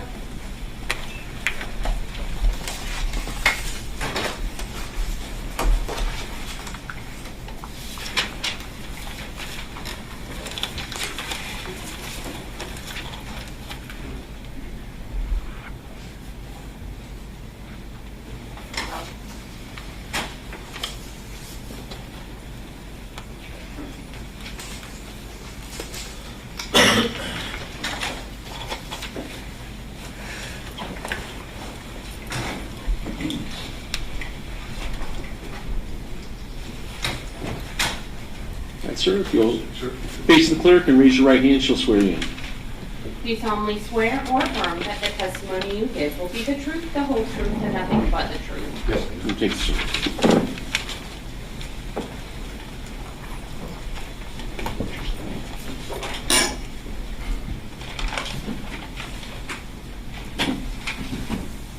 Whenever you're ready. May I inquire? Good afternoon, sir. Good afternoon. Please introduce yourself to the jurors. Detective Michael Oslander, Cape Coral Police Department. Detective, will you please spell your last name? Lasandra. How long have you been employed with Cape Coral Police Department? About 6 years. What is your current assignment with them? I'm a detective in Violent Crimes Unit. Do you have prior experience as a law enforcement officer? Yes. Where is your previous experience? In New Jersey. And what were you in New Jersey? I was a patrol officer for 6 years and a detective for about 20, 21 years. So in total, how long have you been a law enforcement officer? About 31, 32 years. Tell the jurors about your training and experience that you've had to do what you do. I began my career in the police academy. After the police academy, went to different specialized training, interview and interrogation. Can you do me a favor and just put that mark, push it down, and then that way we speak more directly into it, and just speak up a little bit louder for me, please. Interview and interrogation training, narcotics training, training in investigating homicides and deaths investigations, training related to stolen property, robbery. Over the years, I've been to quite a bit of training. Now, were you working on March 17th of 2024? Yes. And were you actually at the station, or did you get called in for a case? No, I was called in. Okay. And what was the reason you were called in? There was a report of an individual that had been shot during a robbery on the east side of Cape Coral. When you got called in, had that person already died, or were they still alive? They had been transported to trauma center, and I met with Sergeant Courtwright on the scene. Do you know about what time you got to the scene? I would think about maybe 11 o'clock. So was that over an hour, about an hour and a half after that that initial call came out? Yes. So when you arrived, was the victim still on scene? No. And the victim was at Kayla Rincon-Miller? Yes. Did you ever see her or meet her when she was alive? No. Describe what the scene was like when you arrived. When I arrived, the officer had the street blocked off, north and south, and I parked my car south of the crime scene, walked up, and met with Sergeant Courtwright briefly. And you said the street was blocked off. In order to enter that scene that was roped off, did you have to enter your name in some type of crime scene log? There was an officer taking names in crime scene log, yes. And at that point, were they letting any non-officers come into the scene? No, I don't believe so. When you arrived, were any other victims present? There were 2 female victims that had been taken off to a side street with Sergeant Courtwright and Detective Scarlato. And were they interviewed about what they knew or what they saw? Yes. And were you involved at all in that interview with them? No. Now, what was your purpose in meeting with Sergeant Courtwright? For an assignment, to ask me what he needed, what he wanted me to do. What is it that you began to do after meeting with him? He asked to begin to look for any video surveillance in and around the crime scene. Were you able to locate any video surveillance? There's a BP gas station that's south of where the crime occurred. It's actually on Del Prado Boulevard, and they were one of the only open businesses, and they allowed me, myself and Detective Hicks, who also arrived, to review their video cameras. Ultimately, was there anything of relevance that you were able to find on that BP gas station video? No. Now, during this initial investigation, was Detective Frank Scarlato the lead detective? Yes. And at some point, did he go out on medical leave and the investigation was turned over to you? Yes. Now, even though it was turned over to you later on, did you take an active role in helping with the investigation even prior to you becoming lead? Yes. Was this an all-hands-on-deck investigation? Yes. Approximately how many people would you say from Cape Coral Police Department were involved? At least 20. And were people all just assigned various roles to try to assist the detectives in determining who was involved? Yes. And during your investigation, were you looking for multiple suspects? Yes. And was that based on the numbers that the girls gave in the interview as to how many people they believe got out of the car? Yes. And did you go in with any sort of fixed ideas about what may have happened or may not have happened? No. What was your goal from the beginning of this investigation? To try to follow the evidence, facts, and information in the case. And did you end up being involved in an interview with Jaden Fernandez? Yes. And did you have information early on that he had been with Thomas Stein the night of the murder? Yes. Was he initially a potential suspect in the case, just based on his proximity with the defendant? Yes. How soon after the murder did that interview of Jaden Fernandez take place? There was a primary interview conducted later on the night of the 19th of March, just after or during a search warrant being conducted at the defendant's house. When you say the defendant, who are you referring to? Thomas Stein. And do you see the defendant sitting here in court today? Yes. Would you just please point to and identify an article of clothing he was wearing? A young man in gray suit and blue shirt. Let the record reflect that the witness has identified the defendant. Also reflect. Now, you said on March 19th, so that was 2 days after the murder that you interviewed Jaden Fernandez. Yes. And was anyone present with him when you interviewed him? His mother, Mercy Lawrence. And did his mother provide any information to you that indicated Fernandez was at home during the time of the murder?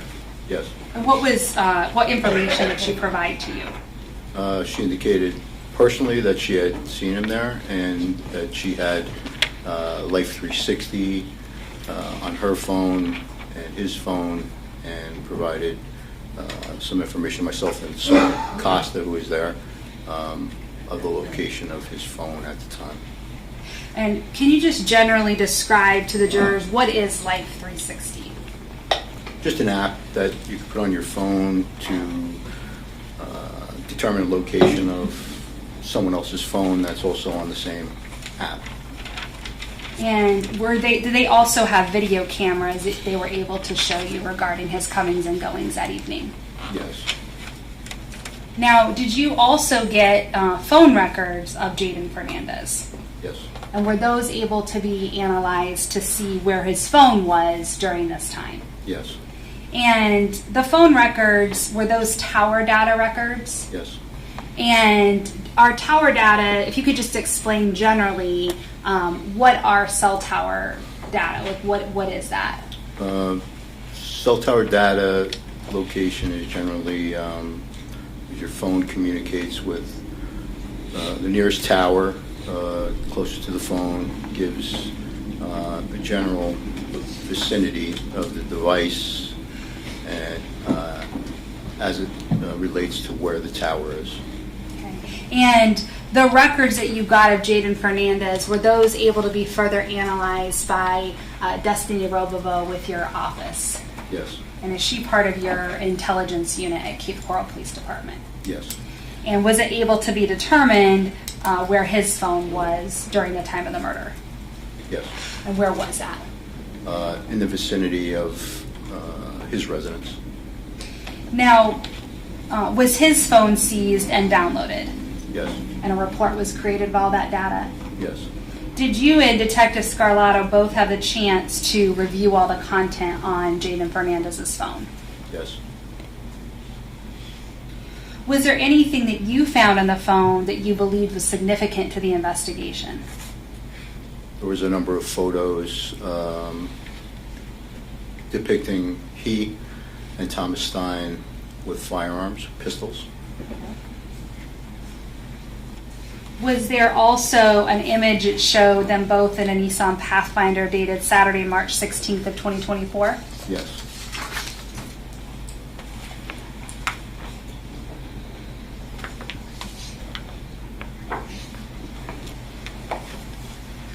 And based on finding all this, well, first of all, let me track back. Did Jaden Fernandez give you his phone when you did that first interview on March 19th? He actually provided it to Detective Scarlato. Okay. And so after you got that phone, did you then do a follow-up investigation or a second interview of Jaden Fernandez? Yes. Did you, and during that interview, did you show him these photographs and videos that you found on his phone and question him about them? Yes. Now, did you also have the chance to review a download of Thomas Stein's phone? Yes. And did you review that through the Celebrite download or through looking at his actual phone? Celebrate. And were you able to find anything of relevance from the night of the murder in Thomas Stein's download? Nothing as far as photographs or images. Okay. What about any text messages? There were text messages between he and Christopher Horne. Now, this Christopher Horne, did you have to write some search warrants and get some information about the phone number to show that that belonged to Christopher Horne, the person he was communicating with? Yes. Okay. And what kind of messages were between Thomas Stein and Christopher Horne? Generally, there were text messages. There were also some Instagram messaging in group chats and telephone calls. And did you ever view any specific message that Christopher Horne sent to Thomas Stein shortly before the murder? Yes. And what was that message? At approximately 7:55 p.m., there was a message providing an address in West Creek Circle in North Fort Myers.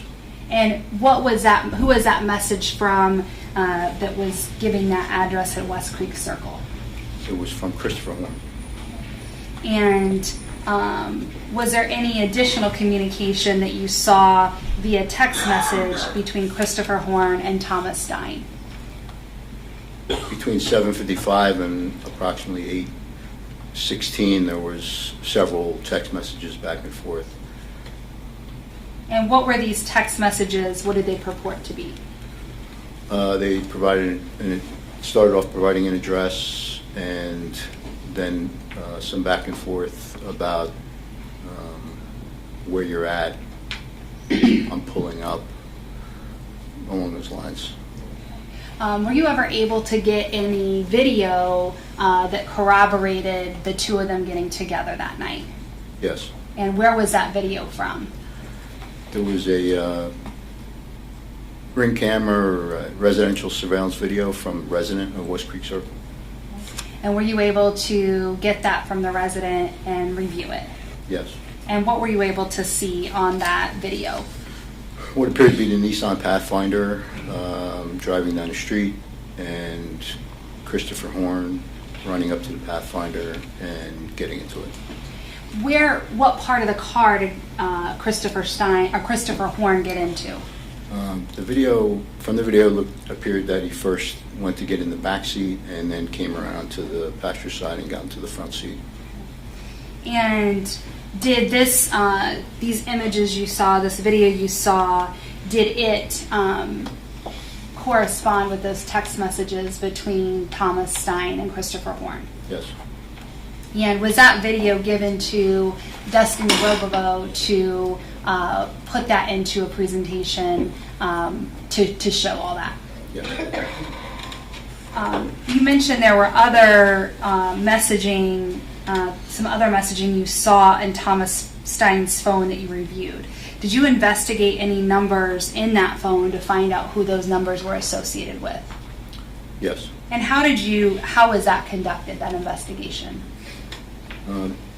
Initially, the phone numbers and Instagram messaging sources or owners,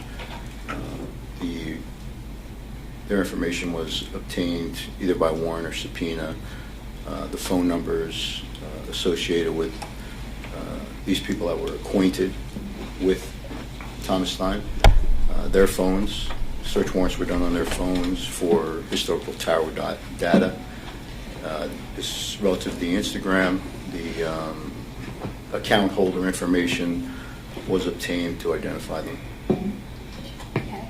The tower data that you got through either a search warrant or subpoena of those phone numbers in Thomas Stein's phone, was that analyzed to see if any of those phones were at or near the crime scene during the time of the murder? Yes. And were you able to put any phones associated with those people in Thomas Stein's phone at or near the scene? No. And did you also conduct interviews with those people? Yes. Now, you talked about Instagram. Could you just describe the type of social media platform that Instagram is? Very popular social media platform that contains options for messaging, sending messages, making phone calls to people either individually or in a group. Does Instagram also allow you to post videos or photographs that other people can see? Yes. And this messaging that was through Instagram, did you get that through a search warrant from Instagram? Yes. And was that from Thomas Stein's Instagram account? Yes. And what did you do when you saw the messaging that was going on with Thomas Stein and others? Obtain the information on the other individual users. And so did you get those usernames and associate the accounts with it through Instagram? Yes. And did you also conduct interviews with some of those people that you were able to associate with the usernames involved in the messaging with Thomas Stein? Yes. And did you conduct interviews of some of those people? Yes. Now, were there also phone calls that Thomas Stein made the night of the murder, March 17, 2024? Yes. And were you able to figure out who he was calling after the murder? Yes. And were those some of the people that you looked at their tower records as well as conducted interviews with? Yes. A lot of the numbers and Instagram users weren't common. They were the same people. Approximately how many people were in close connection with Thomas Stein that night that he was communicating with that you would say that you investigated? About 3 or 4. And what is a tower dump? So in this case, these tower dumps were conducted in specific areas that the vehicle was or Thomas Stein or Christopher Horne were or are known to be, the area of their residence, the area of West Creek Circle where the GPS showed the vehicle went, and the area of the crime scene. During a historical time frame of maybe an hour or 2 hours, whatever it may be. The tower captures the devices that are communicating with the tower at that time, and the goal is to try to identify in common devices in the locations and show that they were, in this case, show that they were in the same areas as devices of the defendants. So let's just go back a little to a tower dump. How many tower dumps did you look at from that time frame of the murder? How many towers? I believe there were 3. Okay. And so you do a search warrant for the cell phone company, and do they give you every single phone number that used that tower during that time frame that you requested? Essentially, yes. And then are you looking at all those phone numbers from each of those 3 towers to see if any phone used all 3 towers or perhaps 2 of those towers? Yes. Were you able to see any in common numbers? Well, first let's go back. The 3 towers that you got dumps of, where were those 3 towers located? One was in the area of Fort Myers, near Thomas Stein's residence. Another was close to the area of West Creek Circle. And the other was down off of Del Prado Boulevard in the area where the crime took place. So you have one near Thomas Stein's house, one in West Creek Circle where Christopher Horne Jr. was picked up, and one near the crime scene. Yes. And when you analyzed all those numbers, how many numbers hit all 3 cell towers? Outside of the defendants, there weren't any. Okay. So did both Christopher Horne Jr. and Thomas Stein's phone numbers hit at all 3 of those towers? Yes. Was there anybody that you looked at, any number that you found that hit 2 of the towers? Yes. And how many phone numbers hit 2 of the towers? 1. Okay. And were you able to follow up to see if that person was potentially connected? Yes. And whose number, who had that number, were you able to determine? It was an individual from Fort Myers, 43-year-old male. The phone that actually made contact, or the telephone facility that actually made contact with the towers, was a phone number embedded in a SIM card in his vehicle. In other words, an infotainment system in your vehicle, if equipped, has its own phone number. That person was a Grubhub Uber Eats driver who had driven in the area on the same date. As far as the area in Cape Coral, it was a little bit after the crime had occurred, and earlier in the night in North Fort Myers. Now, did you continue as you went through this investigation to try to see if you could include anybody in that car that night? Yes. And did you follow up on talking to many people? Were many interviews conducted and numerous records gotten? Yes. I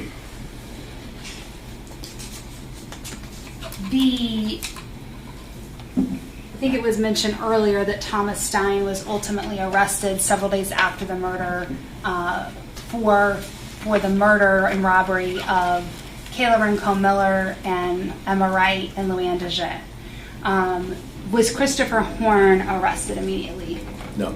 And was there further investigation that needed to be done of Christopher Horne? Yes. And once further investigation was done, was there a warrant issued to pick up him for the same charges that Thomas Stein was arrested for? Yes. And did it take a long time to find Christopher Horne? His arrest was about a month later. Okay. And did you have people actively looking to try to find him? Yes. And by the time that you found him, did he have any phone? No. So were you ever able to analyze an actual phone download from Christopher Horne Jr.? No. Did you end up getting tower records from Christopher Horne Jr.'s phone so you could at least analyze what his phone may have been communicating with that night? Yes. And in your review of Thomas Stein's phone, or just the phone numbers on Christopher Horne, was there any other connections that you saw Christopher Horne making that would allow you to conduct interviews or further investigation into any of his family and friends being at the scene that night? Yes. Okay. And were you able to follow up and find that whether there was anybody else at the scene that night that was connected to Christopher Horne Jr.? No. No, there was not any connections you were able to find. Not that has been found.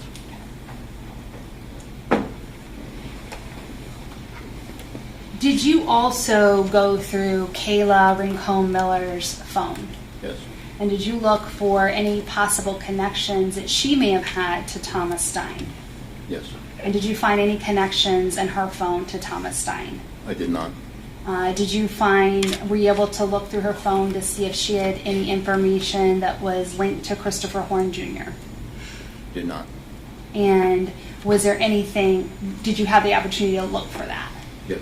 And did you find any connection or links to Christopher Horne Jr. in her phone? No.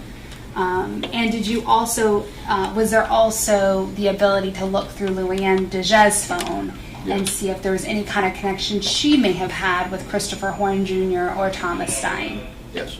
And was there any connections you were able to find that she had with either of them? Not that I found.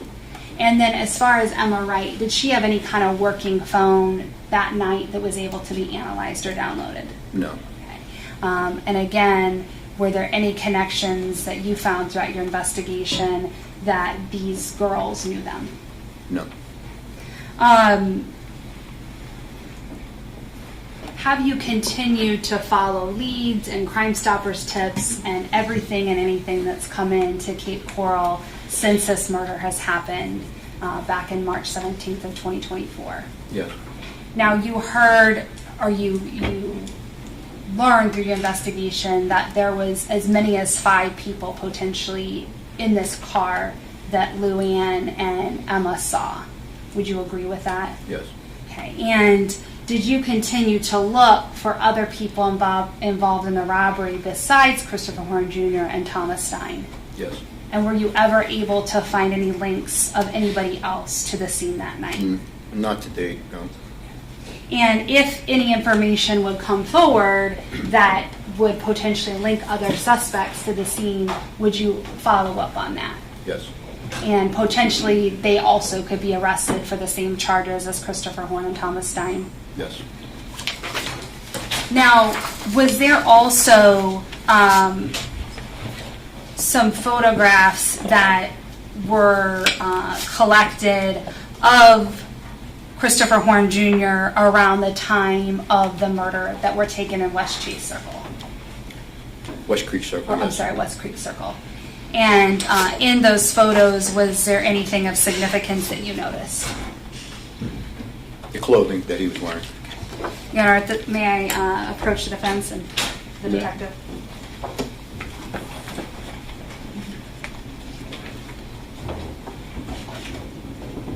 May I approach the clerk? Yes. Can I get 24B, please?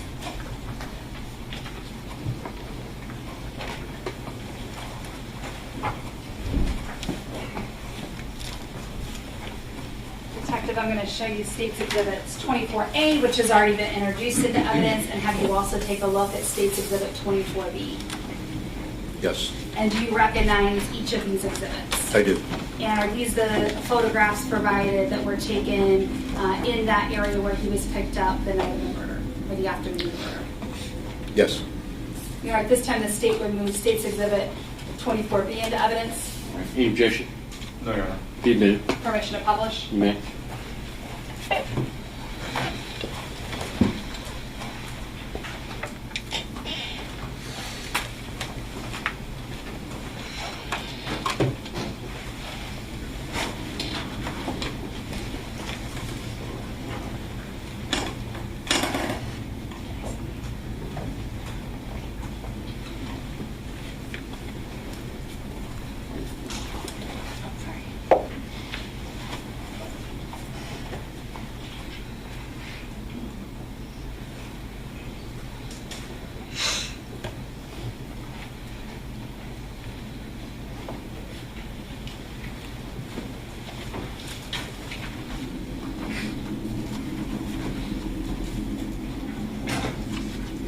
heard about license plate readers. Were there multiple license plate readers that were collected that showed the path of the Nissan Pathfinder? There were license plate readers that revealed the image of the tag on the Nissan, yes.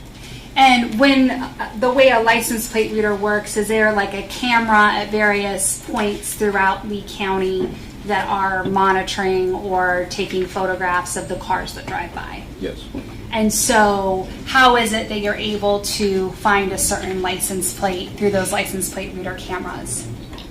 Well, you can find a particular license plate by running the license plate in the system, or a description of the vehicle, and it gives you, populates a group of candidates of the vehicle with the license plates, if they're photographed. And once a license plate number is put into the reader, will you be able to pull up all those various cameras that the car would have driven past? Yes. Now, you already mentioned the video surveillance that was collected where Christopher Horne Jr. was picked up. Were there multiple videos that were collected that showed that Nissan Pathfinder's path that night? There were, yes. And did Destiny get copies of those so that she could analyze them for her report? Yes. And we also heard about the videos from near the scene. Were those also collected and given to Destiny for her report? Yes. Now, as far as the crime scene, does Cape Coral have a crime scene unit that does the forensics part of an investigation? They do. And as far as the forensics in this case, was there a lot of testing that was able to be done? There was some testing done. And as far as Kayla's shirt went, how much blood was on her shirt? It was saturated with blood. And was that the shirt that she was still wearing when she was taken to Gulf Coast Hospital? Yes. And as far as actual contact from anybody touching her, did you have any information that anybody actually touched her skin with their hands? No. Did you later do some investigation into a marking that you found on her body? Yes. Were you also able to review firearms records in relation to the firearm that Jessica Stein owned that went missing after the murder? Yes. And when she said that it was missing, did you give her any kind of instructions? I suggested that she report it missing or stolen. And did she do that? To my knowledge, no. May I have a moment, Your Honor? You may.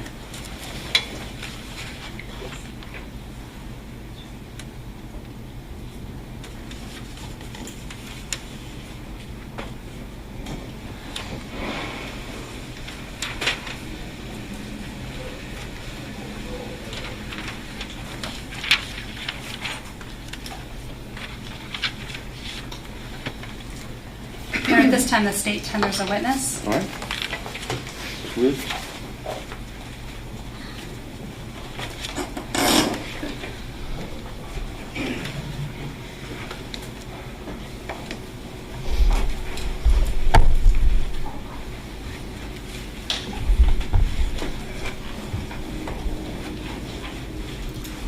Good afternoon, Detective. Good afternoon. Good to see you.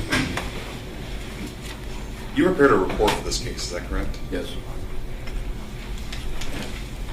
In it kind of gives like the summary of everything you've done, kind of keep track of all the different tendrils of this investigation. Is that fair to say? Yes.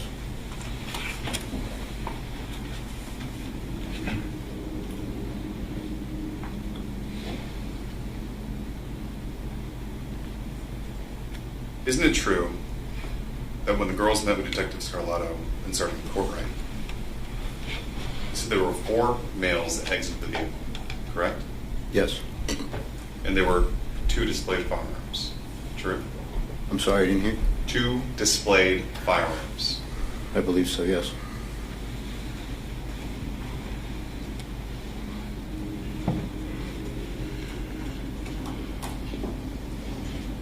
Based upon your investigation, did the Nissan Pathfinder that was driven by Thomas Stein make any unaccounted for stops? No, not that I'm aware of. So it went to West Creek Circle to pick up Christopher Horne Jr., correct? Yes.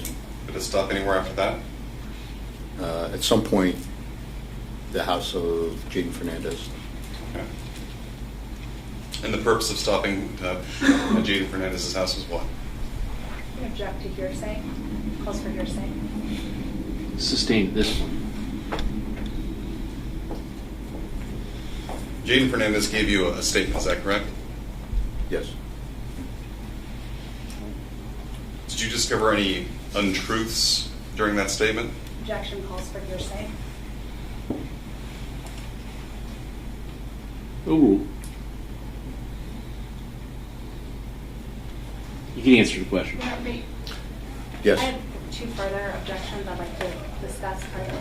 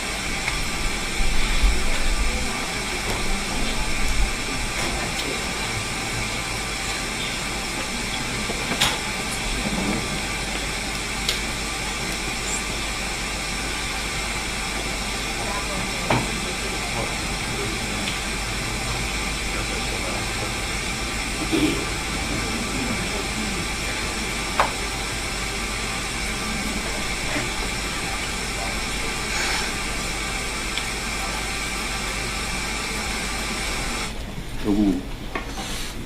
So having interviewed Mr. Fernandez, you proceeded with your investigation, and based upon that investigation, you had to go back to Jaden Fernandez. Is that correct? Yes.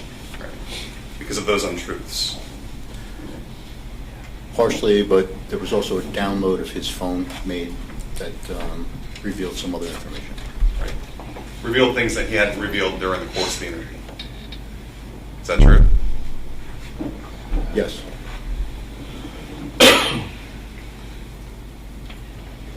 Besides Jaden Fernandez's house, where did the Pathfinder go? 75 Evergreen. Okay. What's That's there? church. Church. It's a church. And how long was that vehicle parked at the church? Several minutes. Were there any witnesses to this event? There was a pastor of the church that saw the vehicle. Did the pastor witness any other vehicles that had pulled next to the Pathfinder? Yes. For how long? I don't recall exactly what he said, but a short period of time.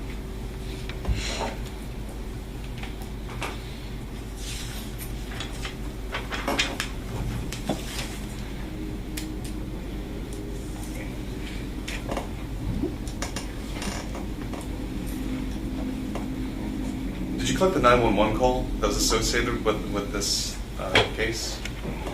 I did not. Did you listen to it? Have I listened to it? Yes. Yes. Did you collect it as part of your investigation? I personally didn't collect it, but Who did? I believe Detective Scorlato did. Before his leaving on medical leave? Yes. So you investigated Thomas Stein's phone, is that true? Yes. After his arrest, you were able to get a search warrant for it? There was a search warrant was issued for it, yes. And you investigated some of the contacts that were in Thomas's phone, true? Yes. Besides Jaden Fernandez, there was Christopher Horne Jr.? Among the, some other people, yes. There was Patrick Clark? Patrick Clark. Craig Couture? Craig Couture. Corey Mormon? Corey Mormon. Daniel Martin? Daniel Martin. Jaden Pagan? Jaden Pagan. Is that correct? Yes.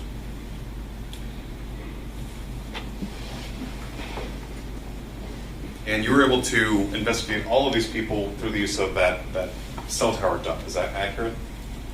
Well, each of their phones, except for Mr. Couture, were search warrant was done for his. I'm sorry, can you speak up with a little more volume? Each of their phones was a search warrant was obtained for each of their phones for historical cell phone data individually.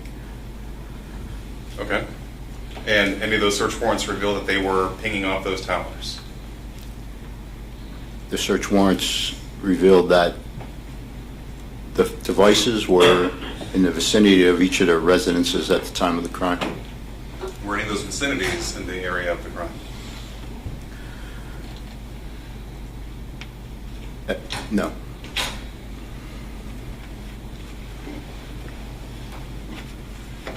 In addition to the contact history that you kind of lend out those tendrils for Thomas Stein's phones, Thomas Stein's phone contacts, you also had Instagram, is that correct? Yes. And not just their Instagram page, but direct messaging associated with that, is that correct? Yes.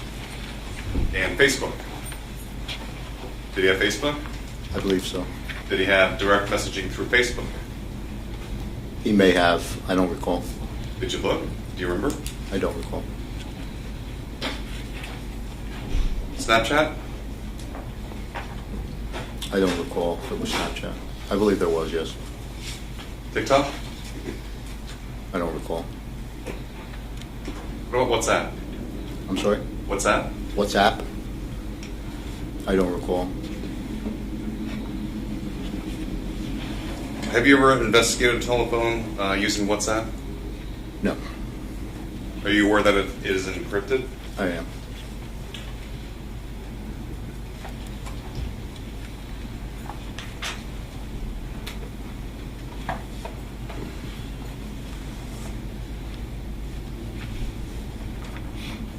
If someone is planning to commit a robbery, wouldn't it behoove them to leave their phone at home or in some different location? I don't know. I can't answer that.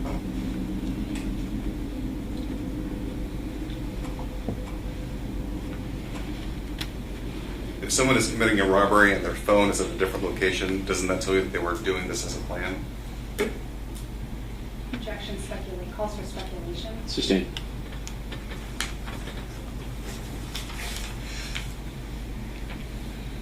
Let's talk about Christopher Horne Jr., the other defendant in this case. You said his arrest was about a month later, after Mr. Stein. That's correct. After you put out a search warrant, well, prior to you putting out a search or arrest warrant for him, his mother came by the station asking if there was a warrant out for him. Is that correct? His mother came by the station with some other people wanting to know if we were looking for him. Isn't it true he went into hiding at that? It appeared to be. He wasn't at either of his parents' house? That's correct. I think actually his father moved during that time. And by the time you found him, you found no phone. True? That's true. Because of that, were you able to look at his Instagram direct messages? Only historical information. Nothing from the phone device itself. Okay. What about Snapchat direct messages? That's the same, historical only. Do you know if he had a WhatsApp? I don't know. If you had the phone, that would tell you that, correct? It could, yes. After Horne's arrest, was there ever a time that he told you what he had done with the phone? Objection, calls for hearsay. Just statement by defendant. Submission by defendant.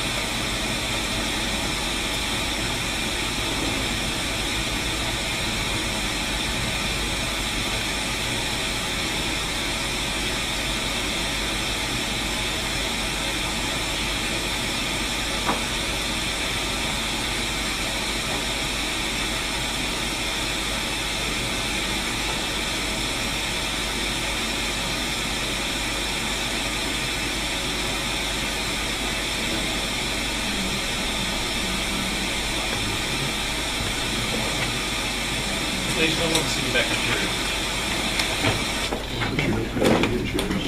All right. Good time.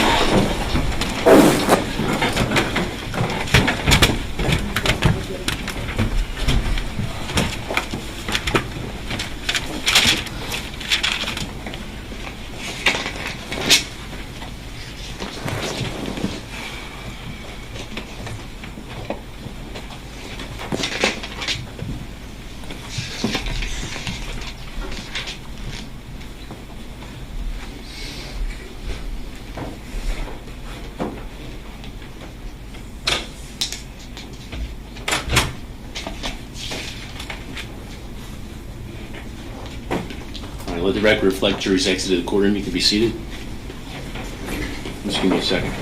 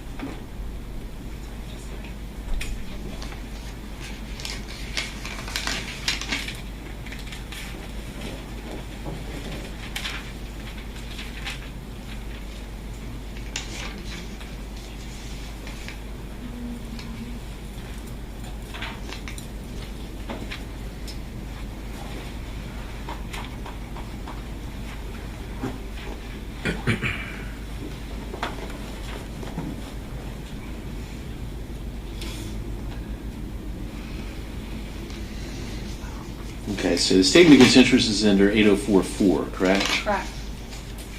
And that would be if the declarant is unavailable as a witness. Correct. Okay, and my understanding is that the declarant is available as a witness and has been listed as a witness. That's correct. Okay. Anything else, Mr. Wheeler? That's no, Judge.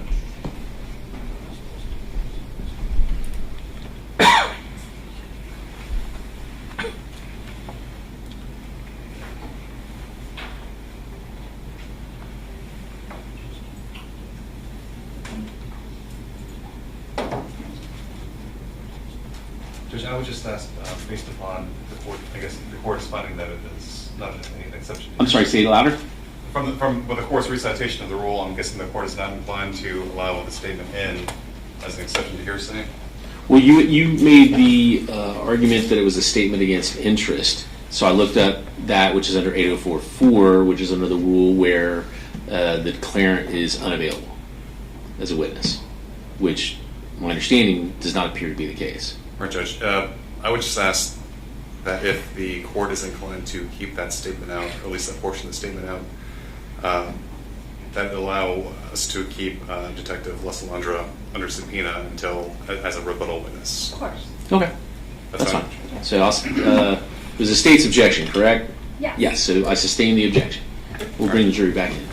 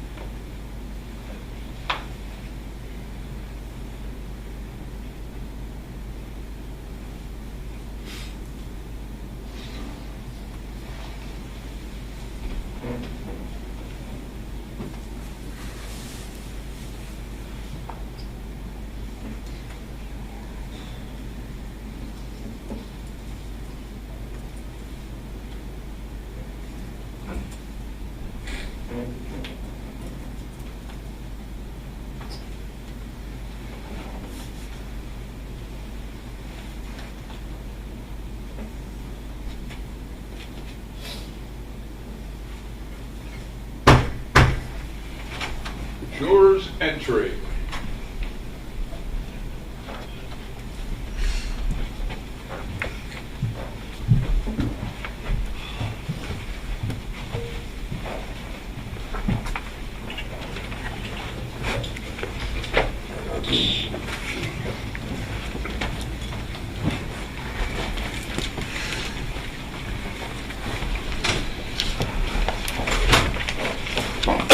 All right, please be seated. Mr. Wood may continue when you're ready.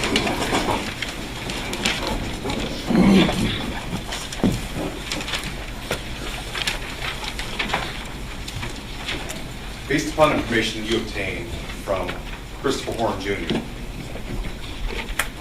did you look in the Caloosahatchee? No. Did you look in any ponds or any bodies of water near his house? Yes. Were you able to recover a phone based upon that information he had given you? No. Were you able to recover any type of firearm based upon the information he had given you? No.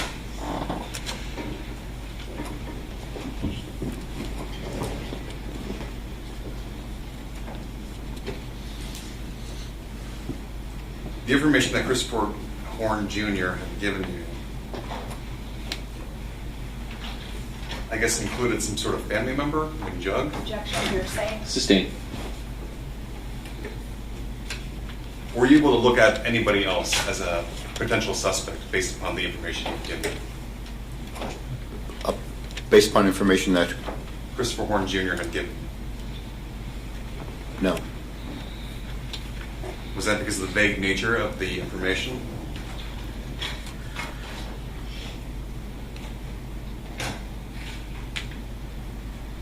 The information that was obtained on his associates or associates of his were obtained through the investigation, not through Christopher Horne. So not with his assistance? Then? I'm sorry? Not with his assistance? No.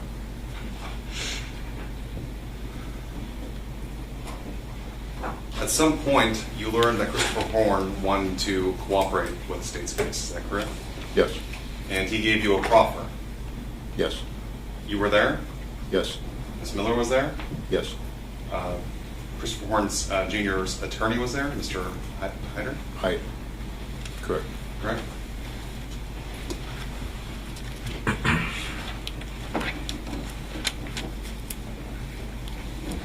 Was he honest in that proffer? Objection calls for opinion. Sustained. resolution. Did you have to take a second proffer because of the information he had given you in the first? He came in for a second proffer, Okay. not at my request. Did the two proffers agree with each other? Objection calls for hearsay. Sustained.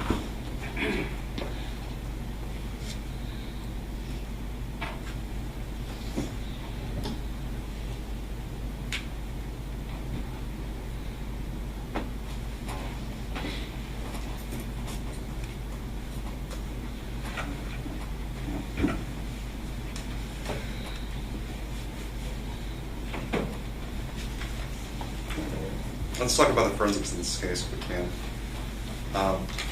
You indicated to the state on direct that the shirt of Kayla Rincon-Miller that was recovered from the hospital was saturated in blood. Is that true? Yes. Okay. Have you seen the shirt? Yes. I think members of the jury have seen the shirt this morning. Were you present for that? No. Regardless of the marks of blood on the shirt, did you test it for any other DNA in the case? No. Do you know where else she might have been touched by her assailant? Her purse was examined. I don't want to get there yet. What about on her body? She fought her assailant, is that correct? I don't know that. You don't know whether or not she had punched or kicked out of her assailant? No, I don't. Struggled with them? I don't know.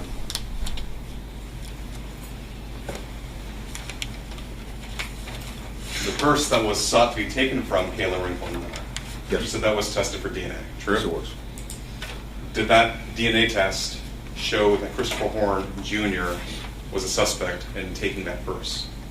No. He was excluded. He was excluded. What about Thomas Stein? He was excluded. Was there a partial DNA profile that was created from that purse strap? There was a mixture of DNA, I believe, Okay, a mixture? with a male contributor. How many markers did it give you? I really couldn't answer that. I don't know that much about it. That would go through our forensics unit. Was that enough to go and be placed in the database? There was some that was placed in CODIS, yes. Did you get any hits? No.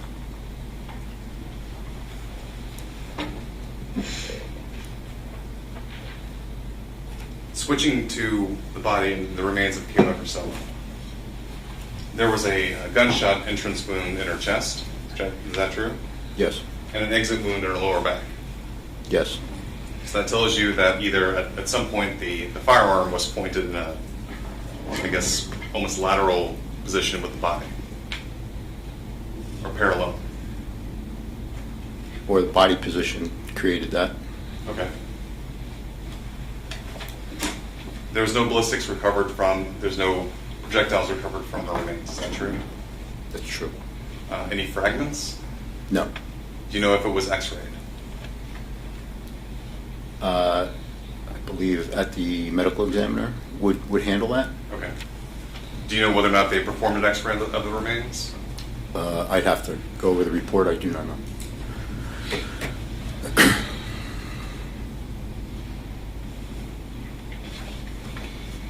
Do you know what stippling is? Yes. What is stippling? It's caused by the heat and particles that come out of the muzzle of a gun when a gun is shot or So fired. the gunpowder inside the projectile kind of flares up as it's being fired from the bullet. Is that true? Yes. Sorry, fired from the barrel. True? Yes. And it's propelling the projectile or the bullet itself forward. Yes. And based upon the amount of stippling associated around an entrance of a gunshot wound, it's somehow easy to determine what the distance is the shooter is from the victim. Is that accurate? To my knowledge, it provides a estimate of range of how far the gun was away from the body. So if there's stippling around the entrance of a wound, how close is that firearm to that body? I'm going to object to this being outside the scope of his knowledge. I'll let you answer if you know. So I would be making an estimate. I don't know. It's not an area of expertise that I have. Well, I mean, you've been a detective for a very long time, right? Yes. And you've been in law enforcement for 33 years, I think, I calculated? About. If there is no stippling on a body, what does that tell you as a detective in the case? It can tell me that the gun was a distance away from the body when it was fired. What is a distance from the body? Again, I'm not an expert in that field. I really don't know. 6 feet? Objection, asked and answered. And sustained. How many homicides have you investigated, detective? Including my time in Cape Coral, approximately 10.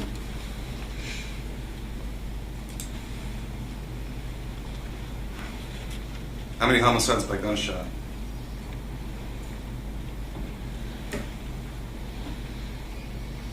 Approximately 8.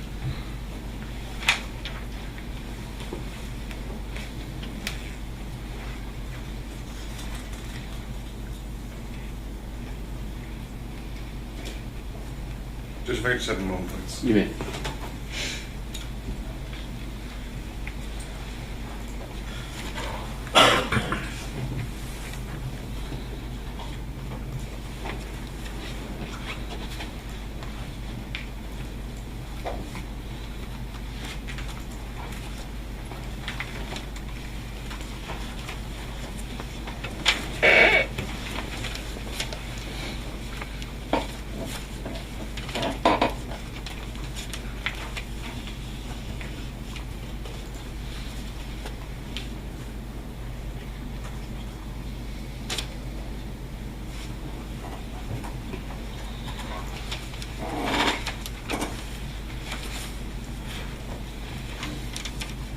Is it accurate that your investigation, from Christopher Horne Jr.'s perspective, involves only 2 suspects in this case?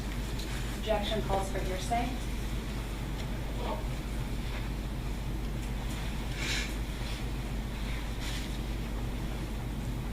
Sustained as to from Christopher Horne's perspective. Your investigation in this case remains open. Is that correct, Detective? Yes. Nothing further, Judge. Thank you. Thank you. Just if you follow up, John. All right. Detective, the defense asked you about that stop at a church that was made between the crime scene as well as, I believe it was Jaden Fernandez's house. Is that correct? I want to make sure I have The that. stop that was made by the Nissan Pathfinder occurred after Jaden Fernandez's house. And did that pastor ever see anybody getting in or out of cars that night? No. Now, all the names that defense mentioned, Patrick Clark, all of those, he asked about the tower dumps, but none of their individual phones were ever pinged off the tower of the crime near the crime scene. Is that accurate? That's correct. And as far as the Snapchat and Instagram, were there search warrants that were obtained for the various social media accounts that you were aware of? Yes. And the Instagram, you talked about historical data, but the Instagram account information you got, would that have had the messaging, the post, potential videos that would have been posted with that Instagram account? Yes.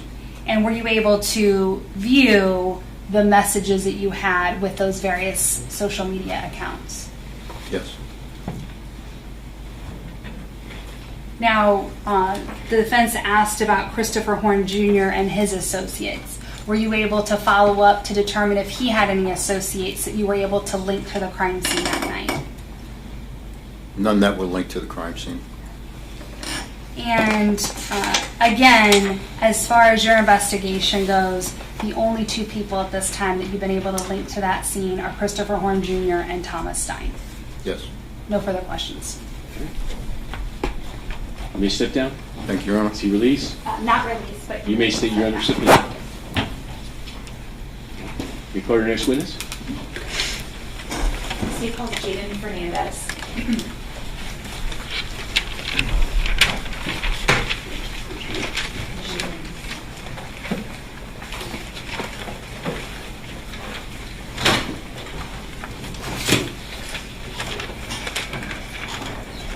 Approach the court camera.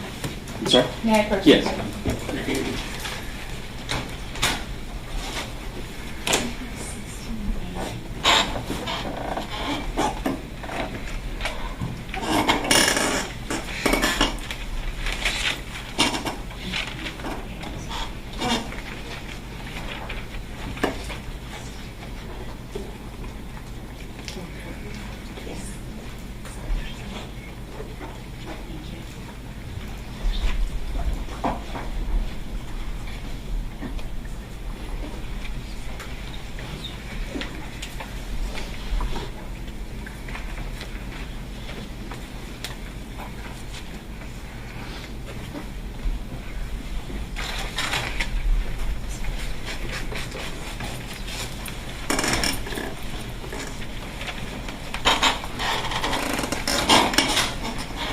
Sir, if you'll face the clerk, raise your right hand, she'll swear you in.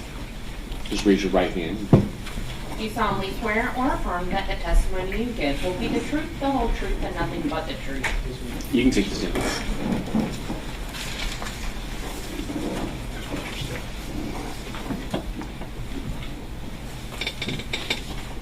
And proceed when you're ready. And just make sure you speak clearly and distinctly and loud enough for everybody to hear you in the microphone. Yes, sir. Would you please state your full name? Jaden Anthony Fernandez. That's good. That's perfect. And how do you spell your first name? Jayden. And how do you spell your last name? Fernandez. How old are you? I'm 19 years old. Are you in school or working or doing something else? I'm in school. I'm about to go up and play football. Where are you going to go play football? New Jersey. And did you graduate from high school? Yes. And how long ago was that? Probably about a year ago. Do you live here in Lee County? Yes, ma'am. How long have you lived in Lee County? I've lived in Lee County for over 10 years. Who do you live with? My mother. Who else? My stepfather. Is there anyone else that lives in your home? My big sister and my little sister. Okay. And you don't have to give me an address, but what area of Lee? North Fort Myers. North Fort Myers. Is that the Piney Road? Yes, ma'am. Okay. How long have you lived in that home? I've lived in my home for about... I honestly don't know for real. Okay. Is it recently that you've moved there, or have you lived there for a little while? I've lived there for a little while, since I was in middle school. Oh, so a couple of years then? Yes. All right. And do you know a person named Thomas Stein? Yes, ma'am. Does that person go by a nickname that you're familiar with? Yes. And what is that? T. Do you see the person you know as Thomas Stein here in the courtroom today? Yes, ma'am. Can you take a look and tell me something that person's wearing and point to them? A gray suit. Right there. Your Honor, may the record reflect that the witness has identified the defendant? Record will so reflect. How long have you known Thomas Stein? About like 2 years, I think. A couple years? Yes, ma'am. All right. And do you live nearby one another? Yes, ma'am. Okay. Approximately how far is his home to your home? About like 5 minutes walking. Okay. And is that address that his home on, is that at Mariana Avenue? Yes, ma'am. Pretty quick walk then. Yes, ma'am. How would you go about going from your home to his home? Is it like a turn around a corner or down the street, or you have to cut through yards?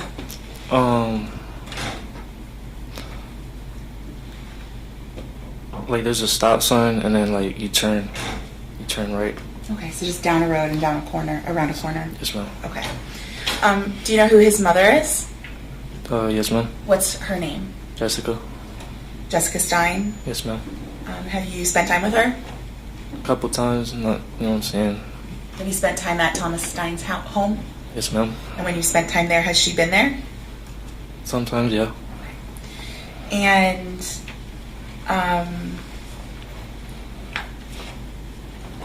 in your visits with Thomas over at his home, have you had occasion there to handle guns?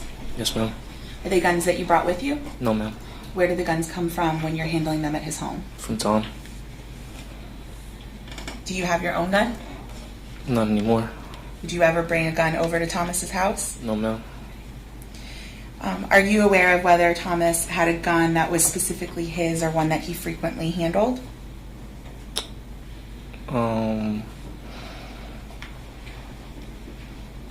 Yes. Okay, what type of gun was that? A pistol. And can you describe the type of pistol it was? It was silver. Silver. And what about whether it was a Glock 27? Does that sound familiar? I don't know.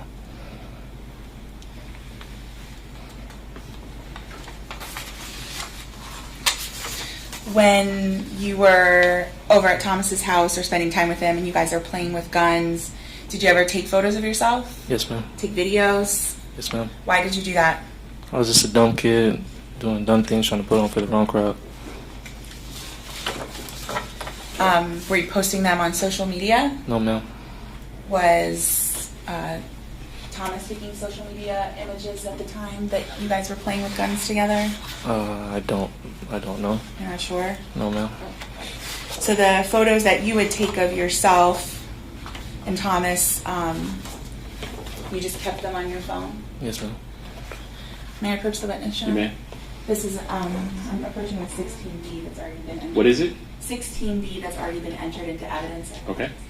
Can you take a look at that and tell me if you recognize it? Yes, ma'am. And what is that? Thomas holding the gun. And is that taken from, is that a screenshot taken from a video that you took on your phone? I think so. Is that a gun that you would frequently see Thomas handling? Sometimes, yeah. I'm going to put that one up here on the screen. Have it right side up. It's not right side up. Oh, did I think it? No. That's the photo we're talking about that I just showed you? Yes, ma'am.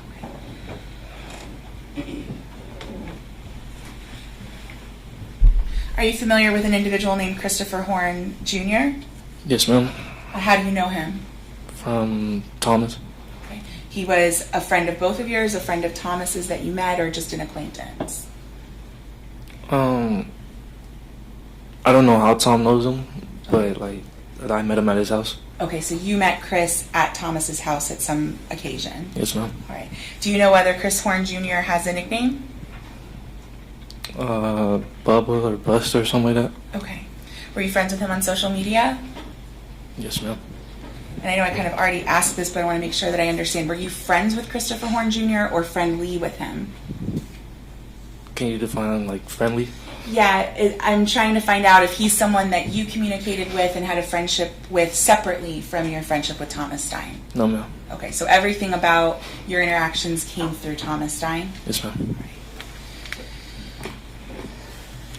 And may I approach the witness again? You may. I'm showing you what's been entered into evidence as State's Exhibit number 16A. Can you take a look at that photograph and tell me if you recognize it? Yes, ma'am. And who is that? Christopher Horne. Also known as Bubba or Busta. Yes, ma'am. May I publish this as well, Your Honor? You may. I'm placing this on the viewer 16A. That's the person we're talking about is Bubba or Chris Horne Jr. or Busta. Yes, ma'am.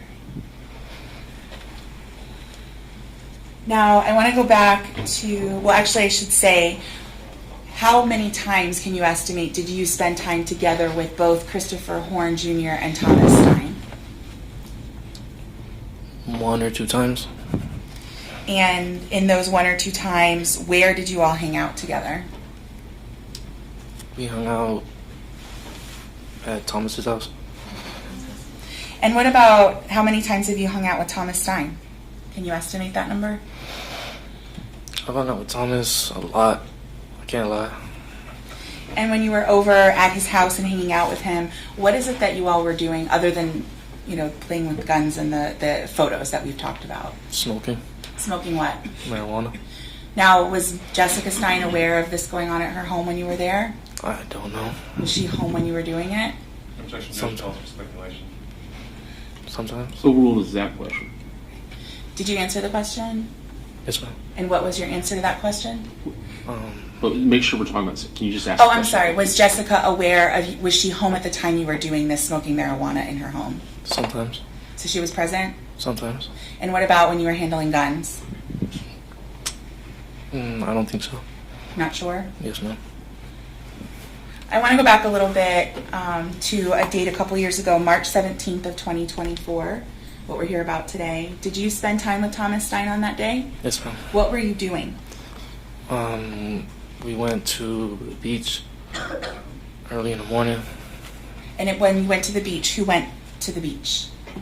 It was me, Thomas, his mom, his siblings, and his uncle and their kids. Okay. How did you get to the beach? We went in his mom's car. Okay. And of the people that you've already listed, who all was in the car that you drove to the beach in? Who all was in the car that I was in? Right, because you listed a lot of people. It seems like a small car for that many people. It was me, Tom, Jessica, Rosie, And his the other brothers, siblings? His brothers. And what about the uncle you talked about? Was that person there as well? In the car? No, ma'am. Drove separately? Yes, ma'am. Okay. And what beach did you go to? Sun Beach in Venice. Okay, so it took a little while to get there? Yes, ma'am. But you all, the whole family, their family plus you, all fit in the car that you were riding to go to the beach? Yes, ma'am. So you left early in the morning? Yes. How long did you stay at the beach? Probably like a couple hours, I think. Okay. And it seems silly to ask, but what were you doing at the beach? Were you always in the water playing in the sand, or what other things were you up to? We were just playing football. Did you go eat lunch? Excuse me? Did you go eat lunch? Oh, like after the beach? Yeah, or while you were there. Did you eat food while you were there? No, we just got some food after we left. Okay. And did you meet anyone while you were at the beach? Did I meet anybody? Mm-hmm. Was there anyone there that you met or became friends with, or it just stayed with the party that you were with? No, we was I knew these people that I knew from like a long time ago, and it was this girl that I knew, and I wanted to get her number, so I went back with Tom and started talking to him and stuff, and then we went back to Jessica and stuff. So trying to chat up some girls at the beach. Yes, ma'am. Spring break time. Yes, ma'am. Okay. The car that you went in, was that a car you were familiar with Jessica driving frequently? No. Was it a different car than she usually had? Yes, ma'am. Do you know how long she'd had that car that you drove to the beach in? No, ma'am. And do you know what kind of car it was? I think it was a Pathfinder. And so do you know whether that was her car or where she had gotten it from? No, I don't. You don't know whether it was a rental car? No, ma'am. So you came back to your home after the beach day, is that right? Yes, ma'am. Did Jessica drop you off at your home or someplace else? Did she bring you home to your house or to someplace else? She brought me back to her house. Okay, and then how did you get home? I walked. And when you left that day from Thomas's house, did you plan to see him at any more that night? No, ma'am. Where did you go when you left his home? I went to go play basketball Okay, and where did you go play basketball? at Hancock. With whom? Jordan Thomas Grote. I'm sorry? Jordan Thomas Grote. Okay. And how long did you stay and play basketball? Up until like 8:30, 8:40 around there. And what did you do after finishing your basketball game and play? When Jordan dropped me off, I called Tom, and I said like I was gonna buy some weed off him. I want to make sure I understand. So your friend dropped you off at your home, Yes, ma'am. and then you placed a phone call to Thomas Stein? Yes, ma'am. And what was the purpose of that phone call? To buy marijuana. And did you arrange to make that purchase from him? Say it again. How did you decide where you were going to buy that marijuana from him? Like what place? Like Yeah, where did you decide to meet up for that? my house. And did he come over to your house? Yes, ma'am. How did he get there? In the car. What car was he driving? The SUV. The same one that you'd gone to the beach in earlier that day? Yes, ma'am. When he arrived at your home, was anybody else in the car with him? Yes. Who else? Christopher Horne. And where were the two of them sitting in the car? Christopher Horne was in the passenger and Thomas was in the driver's seat. Was there anybody else in the car when they arrived? No, ma'am. And when they got to your home, what happened next? He told me he was in traffic. He pulled up to my house, and Christopher hopped out when they got there, and there was a Mexican walking back to his house, and Christopher hopped out and said, "I'm trying to catch me a Chico lacking," or something like that, along those lines. Were you alarmed by that? I didn't pay too much attention to it because I didn't really like I was. A lot of kids say a lot of stuff. You know what I'm saying? I didn't really take it that serious. Okay. I thought he was just playing. Thought he was just joking? Yes, ma'am. And so he jumped out of the car when he said that? Yes. Was the car door open when he said it? Yes, ma'am. And Thomas Stein was right next to him in the driver's seat? Yes, ma'am. And what happened after Christopher Horne said that? We hopped back in the car. We went to Thomas's house. Thomas told me to go inside, grab a scale, grab a weed. He scaled it out for me real quick, and he took me back to my house. At any point during that, did you notice whether either of your two friends, whether they had a gun? Yes. Which one of them? Christopher Horne. And what kind of gun was it? The silver one. The .45? I'm not sure. It was just a pistol. A silver pistol? Yes, ma'am. Do you know whose gun that was? Thomas. It's Thomas's gun? Well, it was DJ's gun. Okay, and I want to make sure we get the background right. Okay, And if we can get you to speak up and raise your volume a little bit. I'm sorry, sir. Thank you. So Christopher Horne had a gun. Have you seen him with that gun before? Was it his? Well, no. Have you seen Christopher Horne with that gun before? Handled it before? Yes. Yes. Okay, and have you seen Thomas Stein handle that gun before? Yes, ma'am. Okay. Do you know whose gun that was? I think Thomas told me that it was Darryl Ford's. Okay, and who is Darryl Ford? DJ. And that's his nickname? Yes, ma'am. But who is he to the people that we're talking about? Is he related to anyone? No, ma'am. Okay. Is he friends with them? Yes, ma'am. Who is he friends with? He was friends with me, Thomas, and Patrick, Corey, a lot, all of us for real. And the gun that we're talking about that Christopher Horne had, is that the same gun that we saw in the photo that I showed you or a different gun? Say it again? The gun that we're talking about that Christopher Horne had, is that the same gun we saw in that video or a different gun? That's a different gun. Okay, so the one that Christopher Horne had that day is different than the one in the video and that screenshot that I showed you. Yes, ma'am. Okay. Now, did he do anything with that gun when you saw him there that day on the day that I'm talking about when he came out of the car when he arrived with Thomas Stein? I'm not sure. He wasn't doing anything with it at that time. No, I'm not sure. May I approach the witness? Yeah. Yes. I'm showing counsel what's been marked as State's Exhibit number 6.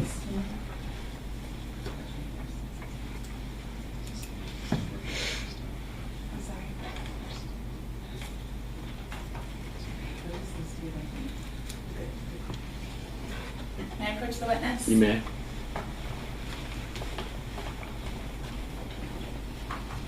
I'm showing you what's been identified as State's Exhibit number 16. Can you take a look at that and tell me whether you recognize it? Yes, ma'am. And what is that?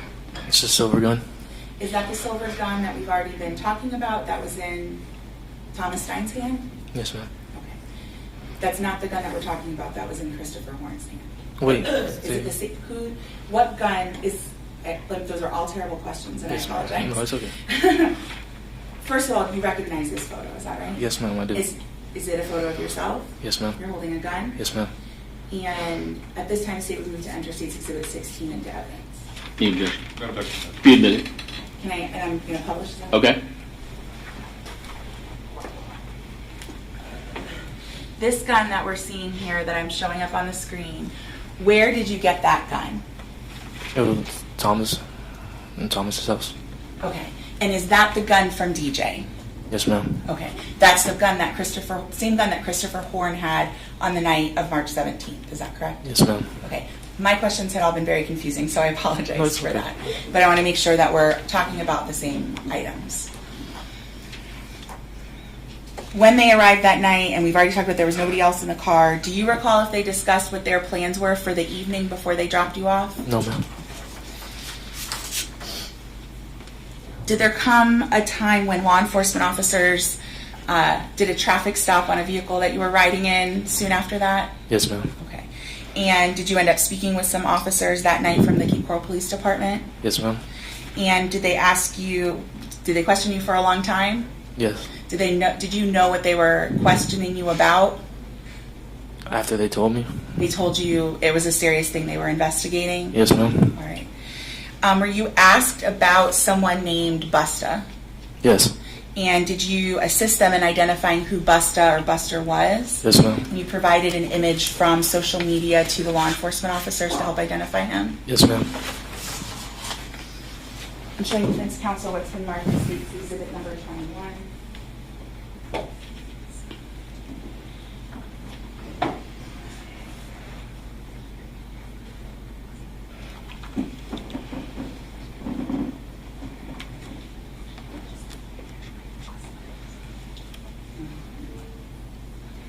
May I approach the clerk, Your Honor? Okay.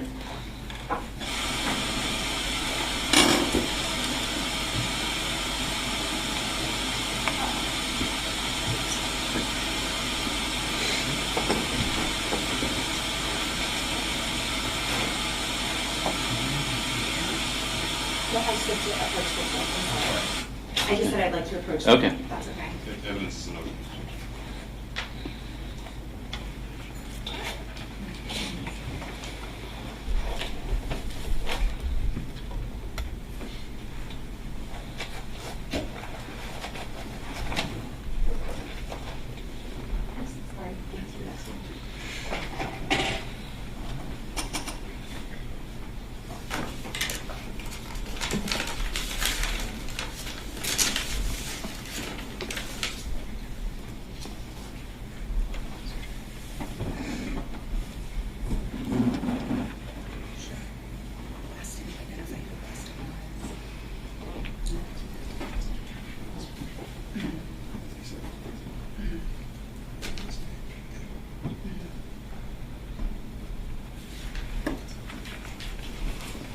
May I approach the witness? You may. I've shown defense counsel what's been marked as State's Exhibit number 21. It was contained in an envelope. I've opened that and I'm showing this document to you. Can you tell me if you recognize that image? Yes, ma'am. And what is it? It's a picture of Busta. And how do you recognize that photo? Say it again. When was the last time you saw that photo? When the detectives came to my house. And they asked you to identify for them who Busta was? Yes, ma'am. And that's what you showed them that image, is that right? Yes, ma'am. And you signed that and dated it for the date and time? Yes, ma'am. At this time, the state would move to enter the envelope and document contained inside, which is Exhibit 21. All right. Any objection? No objection. Be admitted. May I publish? You may. This is the image that we've been talking about, Yes, ma'am. and you helped to identify Busta as Christopher Horne. Yes, ma'am.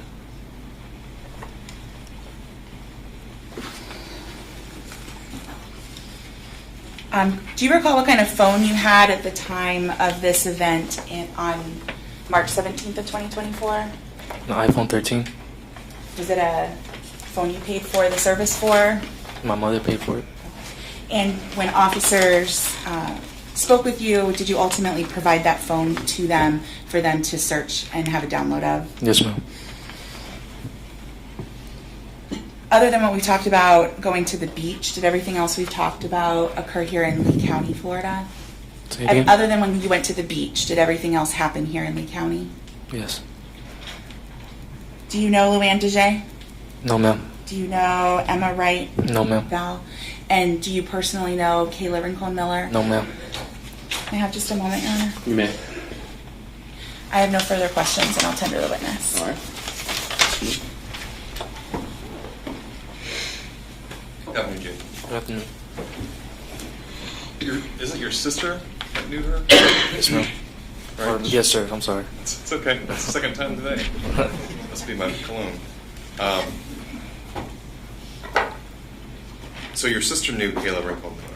Yes, ma'am. Yes, sir. She went to school with her? No. She knew her through Instagram? I'm not sure how she knew her. But she knew who she was? Yes.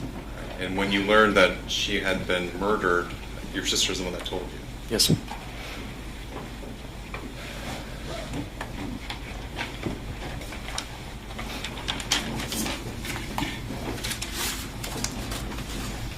How long have you known Thomas Stein for? Say it again? How long have you known Thomas Stein for? I just told her like 2 years. 2 years? Around there. You guys went to school together? Yes, sir.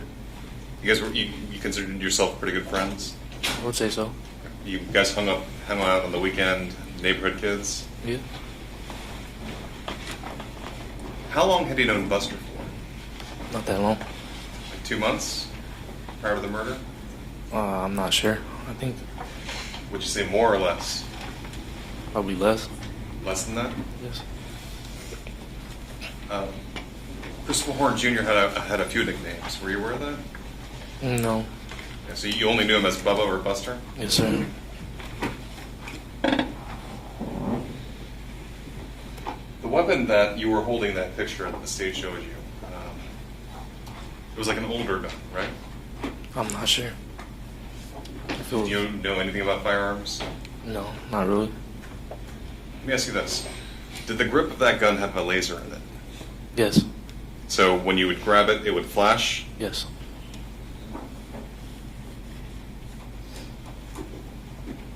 What is an op? What is an op? Yeah, when someone's got an op. Opposition? Opposition. So we're talking about somebody in particular, right? I guess. Someone that you would have beef with? I guess. Okay. To your knowledge, did T have any ops? Don't think so. Not that I know of, no. You didn't have beef with anyone, to your knowledge? No.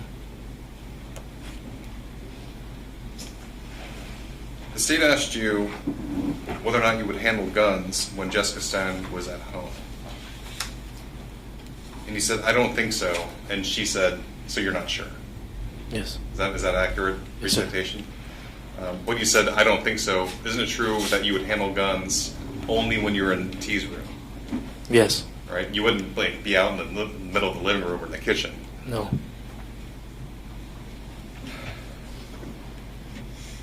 You made a statement that the night of the murder, when you went over to, when they came over to pick you up for the marijuana sale. Mm-hmm. Sorry, I closed my eyes when I think. No, it's okay. You're good. You stated that Christopher Horne Jr. or Buster hopped out of the car and he makes this declaration to you, I want to rob a Chico. Yes.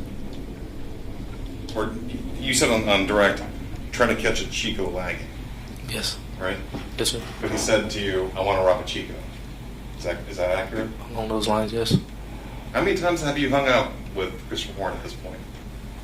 It's probably my second time hanging out with him. The first time you were hanging out with him, isn't it true he said he wanted to catch a body?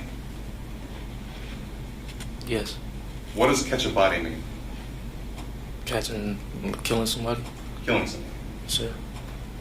Have you ever heard Thomas Stein make such a statement? No, sir.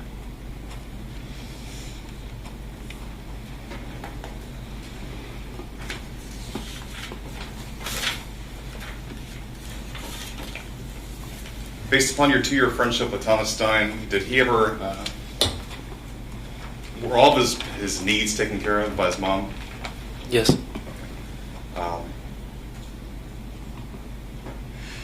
Did he have to pay for gas? I don't think so. Did he have to pay for car insurance? I don't think so. But we worked at a car wash, right? Yes, he did work at a car wash. How long had he worked at the car wash for? I'm not sure, probably 2-3 weeks around there. Okay. Who got him the job at the car wash? Himself, I think. Okay.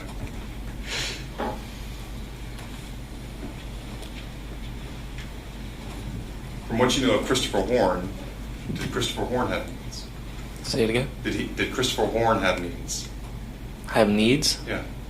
What do you? Can you clarify that? Like, how did he get his own marijuana? I'm not sure.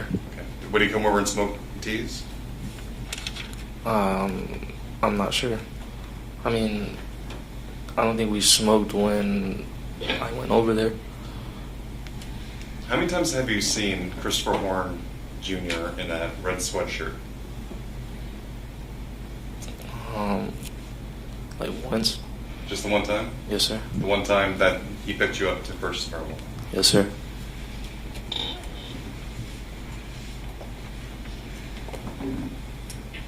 When he came out, when they stopped by to pick you up, the door, the passenger door opens. Christopher Horne Jr. hops out. He makes a statement, "I want to run with Chico," and the state asked you whether or not the door was open, right? Yes, sir. Do you know whether or not Thomas Stein heard that statement? Objection for speculation. I'll allow the answer. Go ahead. I'm not sure. Was Thomas Stein doing anything when you walked out to get picked up? Other than driving, no. Okay. Where was Christopher Horne Jr.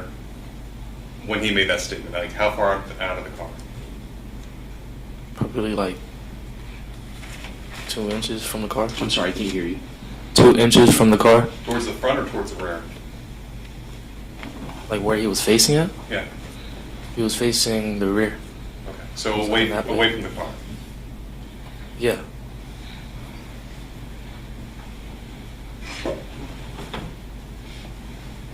And just for the record, I had overruled the objection, so that's putting on the record. When you saw Christopher Horne that evening getting out of Thomas Stein's vehicle, did he have a mask on? I'm not sure. Did he have a scully cap? I think so. Okay. And to your knowledge, was Thomas Stein and Christopher Horne Jr. planning to go out and try door handles? Say it again? Car hopping, we call it. I'm not sure. You know what car hopping is? I'm familiar with it. Okay. Can you describe for the jury what car hopping is? It's when you go and go around trying to break into cars. Okay, when you say break into cars, do you mean like a Slim Jim or just seeing if the door's open? Just seeing if the door's open. Nothing further, Judge. Thank you. Can you redirect? Nothing from the state, Your Honor. All right, thank you. You can step down. Is he released? Yes, sir. Any objection, or you want to stay on the screen? I would ask that we keep this. So you're still under subpoena, but you can step down.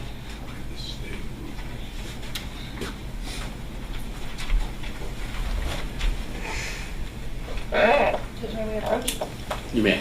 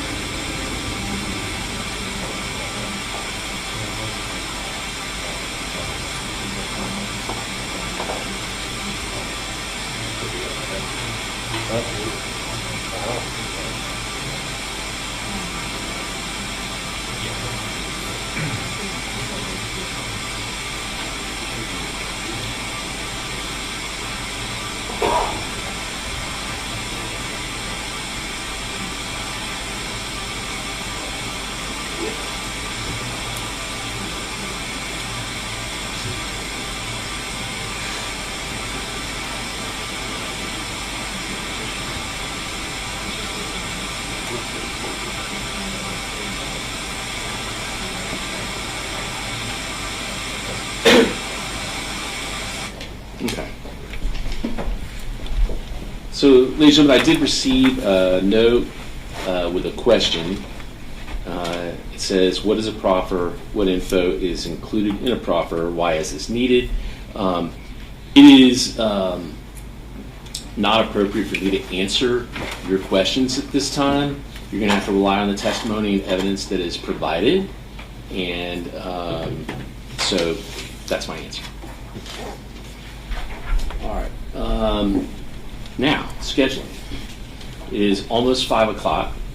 I'm going to release you tonight to go home and come back in the morning. I have a question about my scheduling though in the morning. So, 8:30.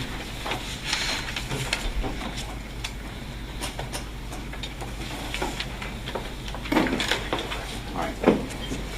So I have another hearing on something totally different I've got to do tomorrow morning at 8:30. So I'm going to have you come back at 9 o'clock tomorrow morning. Remember my earlier instructions. Don't do any research. Don't look up anything. Don't discuss anything about your service as a juror on the case with anybody, including family members. And don't watch any local television, read any local newspapers, and just remember those instructions. And I will see you back here tomorrow morning at 9 a.m. All right.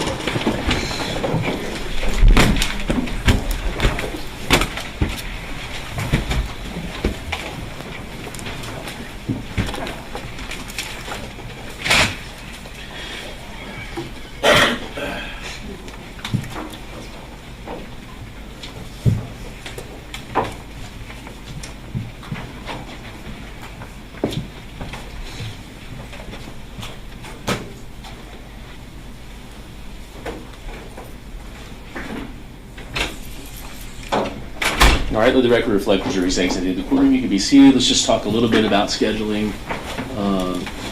How many more witnesses does the state have? 3 to 4. Okay. And, all right. And you believe those 3 to 4 you can get through the testimony before lunch? Yes. Okay. All right. Just to remind you, we will have to do the proffer of that overlay on Kayla's chest. There was the markings that are consistent with a firearm. Defense had moved to exclude that, and we believe it's relevant, and so we can proffer that testimony from our witnesses directly. We can have them here early, or I can proffer to the court what that testimony would be. It's up to your honor. I'd rather proffer it with the testimony, with the witness, and we can just do that. How long is that testimony? 10 minutes. Okay. So I'll have them here. Ready to go. 30, ready to go. So when you're done with the hearing, I will see what I can do. I was going to say I can try and see if I can maybe. I think is Judge Grider still in trial? As far as I don't know if I can get another backup judge to handle that pretrial detention in the morning. I was just saying that to her. It seems like you could have a friend do that. Well, I'm working on it. So if I can do that, then we can take care of any other, like the proffer and pretrial motion without the presence of the jury at 8:30. We'll be here at 8:30 regardless. I will see it. So I'll be here. I just have everybody be here at 8:30 in case I can do that. If not, then I'll have to do the pretrial detention. Those don't typically last a long time.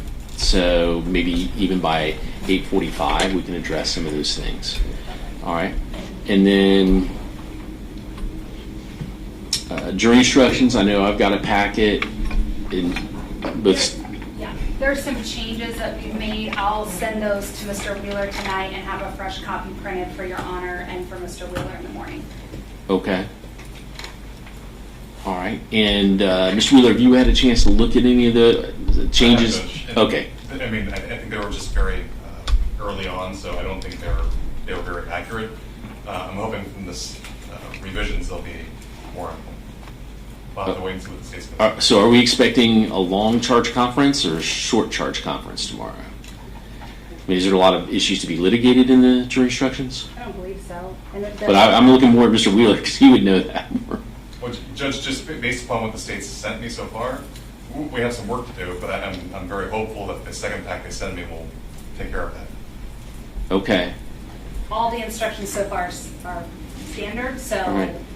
And I know there was an independent act instruction. Is that included in the packet? It is, and I'll Okay. add an independent act that includes robbery as well. The one I provided, that he had requested, was to felony murder, but I'll All definitely right. do it. I just ask you all if you will just work on it together. You can email each other back and forth tonight so that we have as close to as we can to an acceptable packet to read to the jury tomorrow.